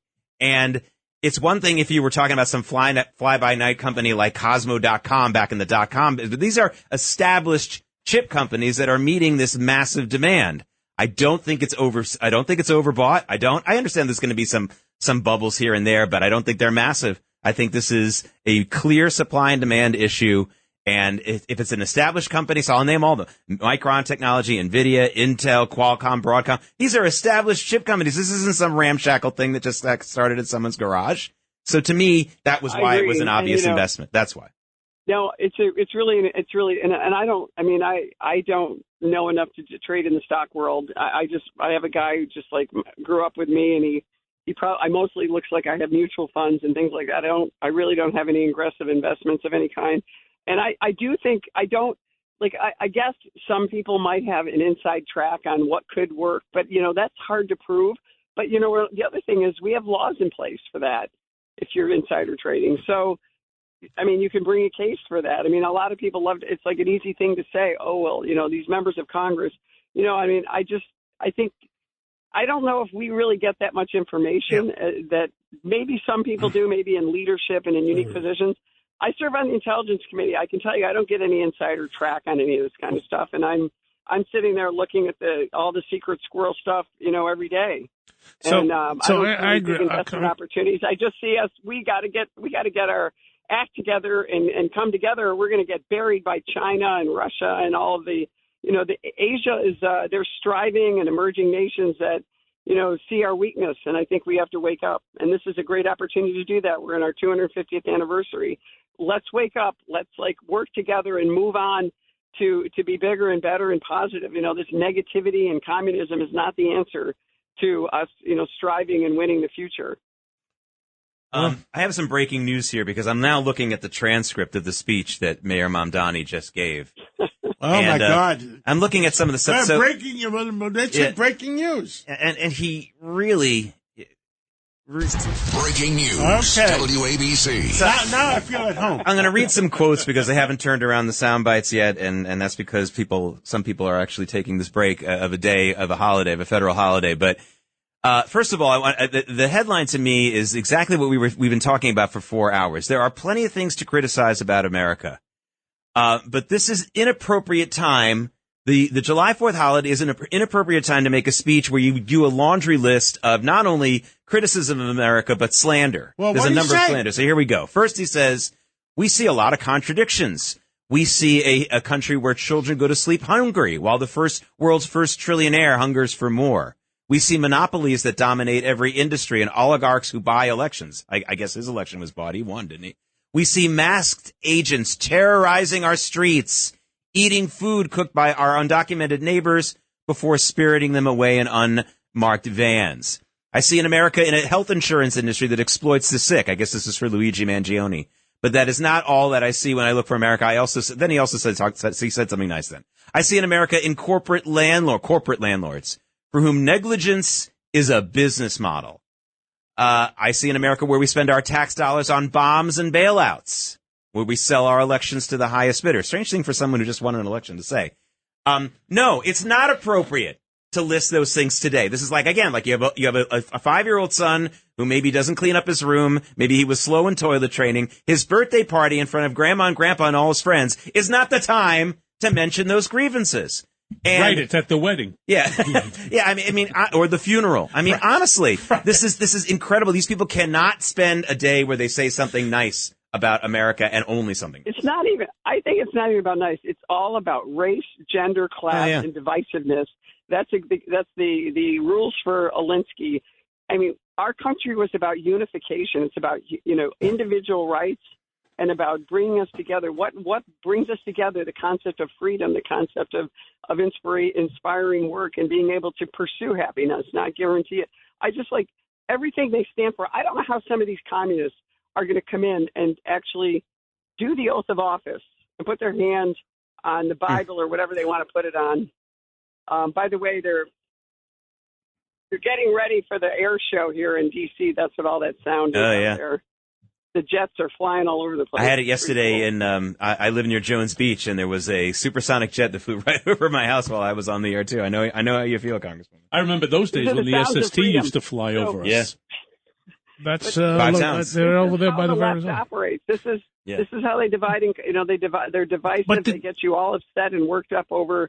It's all this politics of envy. It's everything. Resentment. I lived in a resentment. I lived in a communist country. I felt, it's once you go down this path, it's very hard to get out. I still work with all these former countries of Yugoslavia, and they, whether it's Serbia, Croatia, Bosnia, Montenegro, Macedonia.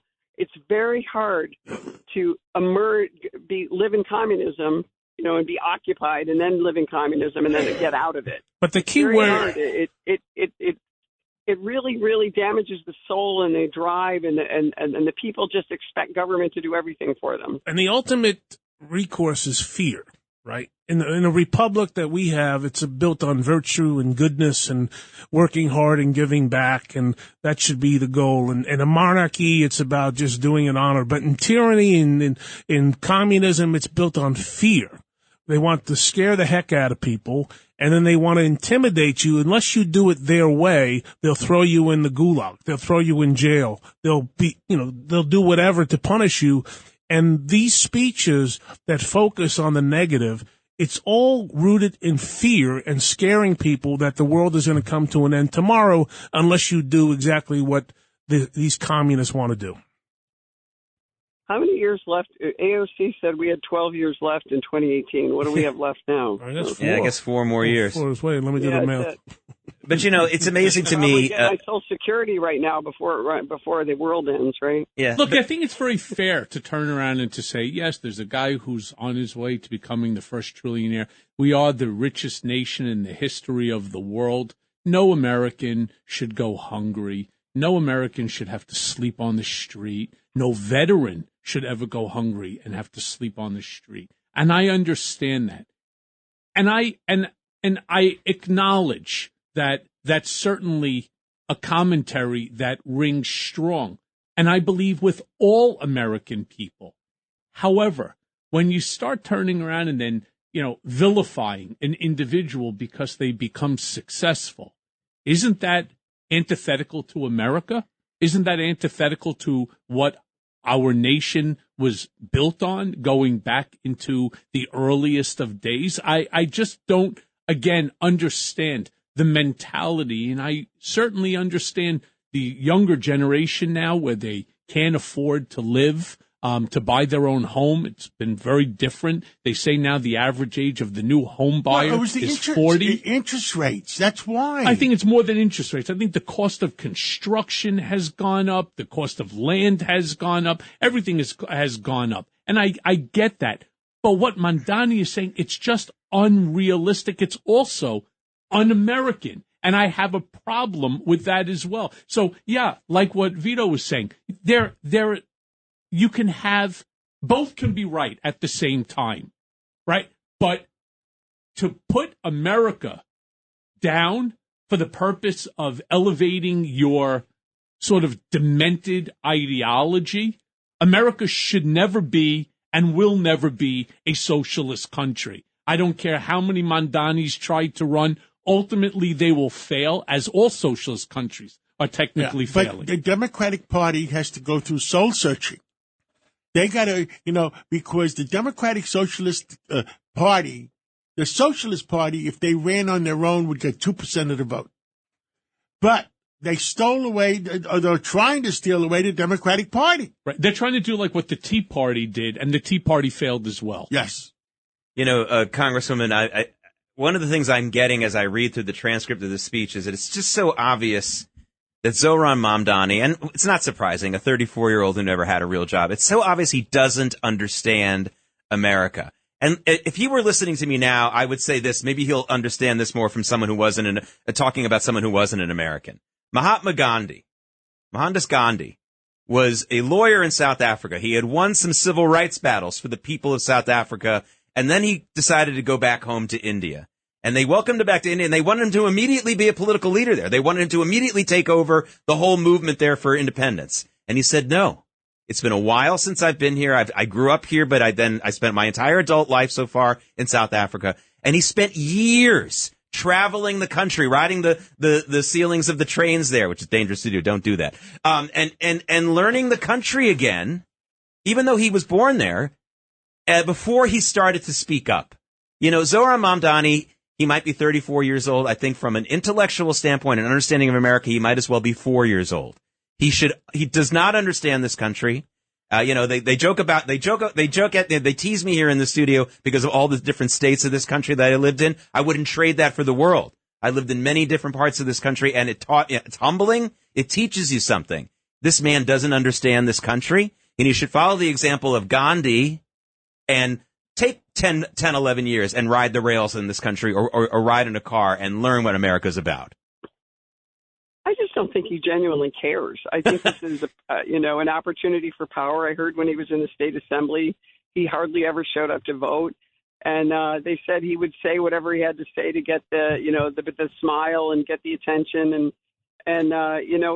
He's another performance artist, like so many of these politicians on the rise, because, one of my good friends used to say, you scratch the surface and you get more surface. There's no depth to them. They're not statesmen and leaders. They're people living off, the grift that is what has become a lot of our political life here. It's hard to know who's real, who cares, and all that. So you're so right, Congressman. Shallow. You're so right, Congressman. Because think about every single thing today has a commentary to it. So the other day I was watching television, and they're showing the outside, the south view of the White House, and President Trump put up the American bald eagle.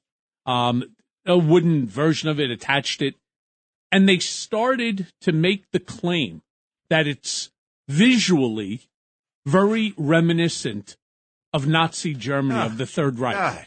And again, as the son of a Holocaust survivor, I am deeply disgusted by the actions. That's why in the first part of this show, 9.5 hours ago, I turned around and I said that I'm done with this Democratic Party. I'm done. The second I get home today, I'm switching to the Independent Party. Just like more than 54% of this country, I'm done. It is beyond ridiculous. The fact that he put up the American bald eagle, which is the symbol of America, into the back. You may not like it aesthetically. The next president may not like it. Good for you. Take it down.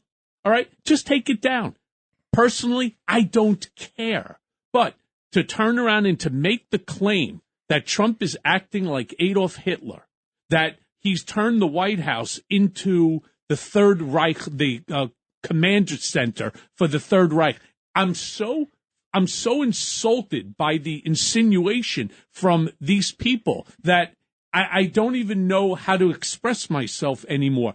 Everything that's done doesn't need a comment. That's just my opinion. Yeah, it's really, it's tough because really what these people need to do is actually travel to Poland and go see one of the very first concentration camps and walk through that sobering experience, and then now to blithely and easily compare everything to Nazism. I mean, I went to one of the very first, they're practicing here. We hear you. We hear you fine. Yeah. So, I went there and it was just one of the most, you just walk in and your whole body just like. Or go to the Holocaust Museum in Washington. Yep. You can't even believe or the one here in New York can have this. They could do this, and this is the camp where they invented the ability to have portable gas chambers, or they could put them in the truck so they wouldn't have to drive people to a site. I mean, I'm like, what? I mean, like, how is this happening? And here we are today, looking at these people, calling everyone a Nazi, and yet, advocating, for anti-Semitism and calling people out, because it's just, I don't remember this ever in my life. And now I've never seen it quite like this. And I think because social media exacerbates a lot of these things and gives people immediate access and Absolutely. immediate access to propaganda, I think it almost makes it worse and makes it scarier. And we are and the the monetization. And please don't ever forget that they monetize this anger, this rage, and this hate. Yeah. Congressman Claudia Tenney, I often tell people that the most important Bible story, and I'm not a Bible thumper, I understand it's not for everyone, but the most important Bible story for America over the last 20 years has been the story of Cain and Abel, which is very often misrepresented as envy and jealousy. It's not. Cain isn't interested in any of the things that Abel wants. He's resentful. Abel's the first capitalist. He makes an investment. He gets good return on his investment from God. And Cain looks at it and says, You made me look bad. I didn't want to do anything. I just wanted to be I wanted to be on subsistence. He was a communist. I just wanted to get my ration and move on and not. You made me look bad by working hard, so he kills him. Resentment, jealousy actually can sometimes lead to great things. Oh, my buddy across the street's got a great car. I'm going to work harder to get one too. That's jealousy in some ways. Resentment is, I'm going to trash his car. And that's where we are in America. I think this is the politics. I think socialism and communism has always been the politics of resentment, not the politics of I would add people. one thing. Warren Buffett's longtime partner, the late Charlie Munger, actually said, greed doesn't rule the world, envy rules the world. Yeah. And But I can live with that. I can live with envy. It's resentment I can't live with. Mm-hmm. I can't live with the resentment. Envy I can live with. Sometimes great things come from that. Well, guys, we've been sitting here for 5 hours. 6 for me. Not me. 6 for you. Yeah. We've been, and we were supposed to be here only till 10. We took over an hour of Brian Kilmeade's show. The Congresswoman was nice enough to be with us for over an hour. Thank you. It's now 4 minutes to 11. I think we have to give the show back to Brian Kilmeade at 11 o'clock at least. Contract. I'm happy to do that. I don't want to have to go to his house in Massapequa with a peace offering. Congresswoman, thank you so much for being on for an hour with us. Well, thank you so much. It was fun to be on with you all, and happy 4th of July. It's going to be an exciting day down here. Many of us are celebrating. Here we go. All right. These are pretty cool. These are the Air Force jets, and the Blue Angels were out. Blue Angels will earlier, be so in Staten Island tomorrow, 10 o'clock. Wow. E pluribus Happy unum. Let's not have division in America from many one. Amen. That's our motto and our conclusion for our 250-year anniversary this weekend. I will be back at 5 o'clock to do the 5 o'clock show. I'll be back at 10 p.m. And you'll be back at 10 p.m. You know why, John? Rita's show. You know what? Because when you know, you know. You know. There you go. He's on message. Vito Fasella, thank you for stopping by today. Thank you, John. Thank make you. sure you take care of the great borough of Staten Island. It's a great borough. It And is. by the way, we had a sellout crowd with the soccer in the stadium in Staten Island. And we had like 12,000 or 14,000 visitors in a couple of days. We were there for the opening day. The world, and one thing about the World Cup, which I'm going to say 2 positive things. I'm not a negative guy. The World Cup has brought people together. They realize they have much more in common than we don't. Good for and them. that's that's one. And number 2, I'll go back to what I said right at the outset. I spend a lot of time visiting schools, young kids, middle school. I was at an elementary school graduation just a couple of weeks ago, and the kids were belting out the national anthem like you couldn't believe, singing God Bless America like you couldn't believe, doing the Pledge of Allegiance loud and clear. Their parents were there, proud of them, taking photos. There is a lot of good across Staten Island, across this country. And a lot of good people in Staten Island. A lot of great people Yes. in Staten Island that love this country and will die for it, and they have died for it.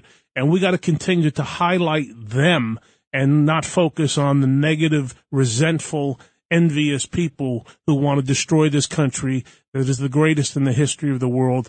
And we will win, and we will prevail. The determination is going to have to be the migrants that came here that don't love America. Yeah, kick them Why out. should Go back. they have a green card? Let them just go back. You know, I don't understand. Let them go With back. I mean, if they don't love America, don't try to change our way of life. Michael, thank you for being here for 5 hours. And tell us, what do you think the migrants versus immigrants? Well, I like your comparison because it's actually correct. There is a big difference. I've never been, and I never will be, opposed to immigration. And I think all Americans agree with the same thing. As I said earlier, immigration, yes. Every country has the right to borders, as Trump would say. A country without borders, quite frankly, isn't a country. I absolutely believe that. I don't believe people should have the right within which to just come to the country and stay. I believe we need immigration reform. It's been needed for a long time. There is, and I love your comparison, there is a big difference and a distinction between immigrants and migrants. And I'm in total favor of that. I just don't particularly agree with some of the tactics that are being used by ICE agents. Now, I'm not talking about all of ICE agents. I'm talking about specific. So I'm not going to call ICE as a whole, but that's the part where you can have an intelligent conversation on disagreement. We all agree that we need immigration reform. So let's just agree on what we agree with and then work from there. If people come to this country and they hate this country, let them go back to their own, wherever they come from or any place else. It's a free. If four of us would go to France tomorrow. Thanks for listening to Sid and Friends in the Morning. You can hear Sid and Friends in the Morning weekday mornings at 6. If you like the podcast, share it with your friends and listen anytime at WABCRadio.com and download the WABC Radio app. Hit that subscribe button on all major podcast platforms. Plus, follow WABC on social on Instagram, TikTok, Facebook, and X. See you next time for a new episode so you never have to wonder. What the heck is going on here? The playoffs are here, and you can predict the action all the way to the finals with FanDuel Predicts. Predict the spread, the total points, and even the game-winning moments that make the playoffs. Sign up and get a $25 bonus with FanDuel Predicts. Offered by FanDuel Prediction Markets, LLC, a registered futures commission merchant. 18-plus bonus is non-withdrawable and expires 7 days after receipt. Trading derivatives involves significant risk and may not be suitable for all investors. Manage your activity with their consumer protection tools. Restrictions apply. See terms at FanDuel.com/predicts/bonus-offer-terms.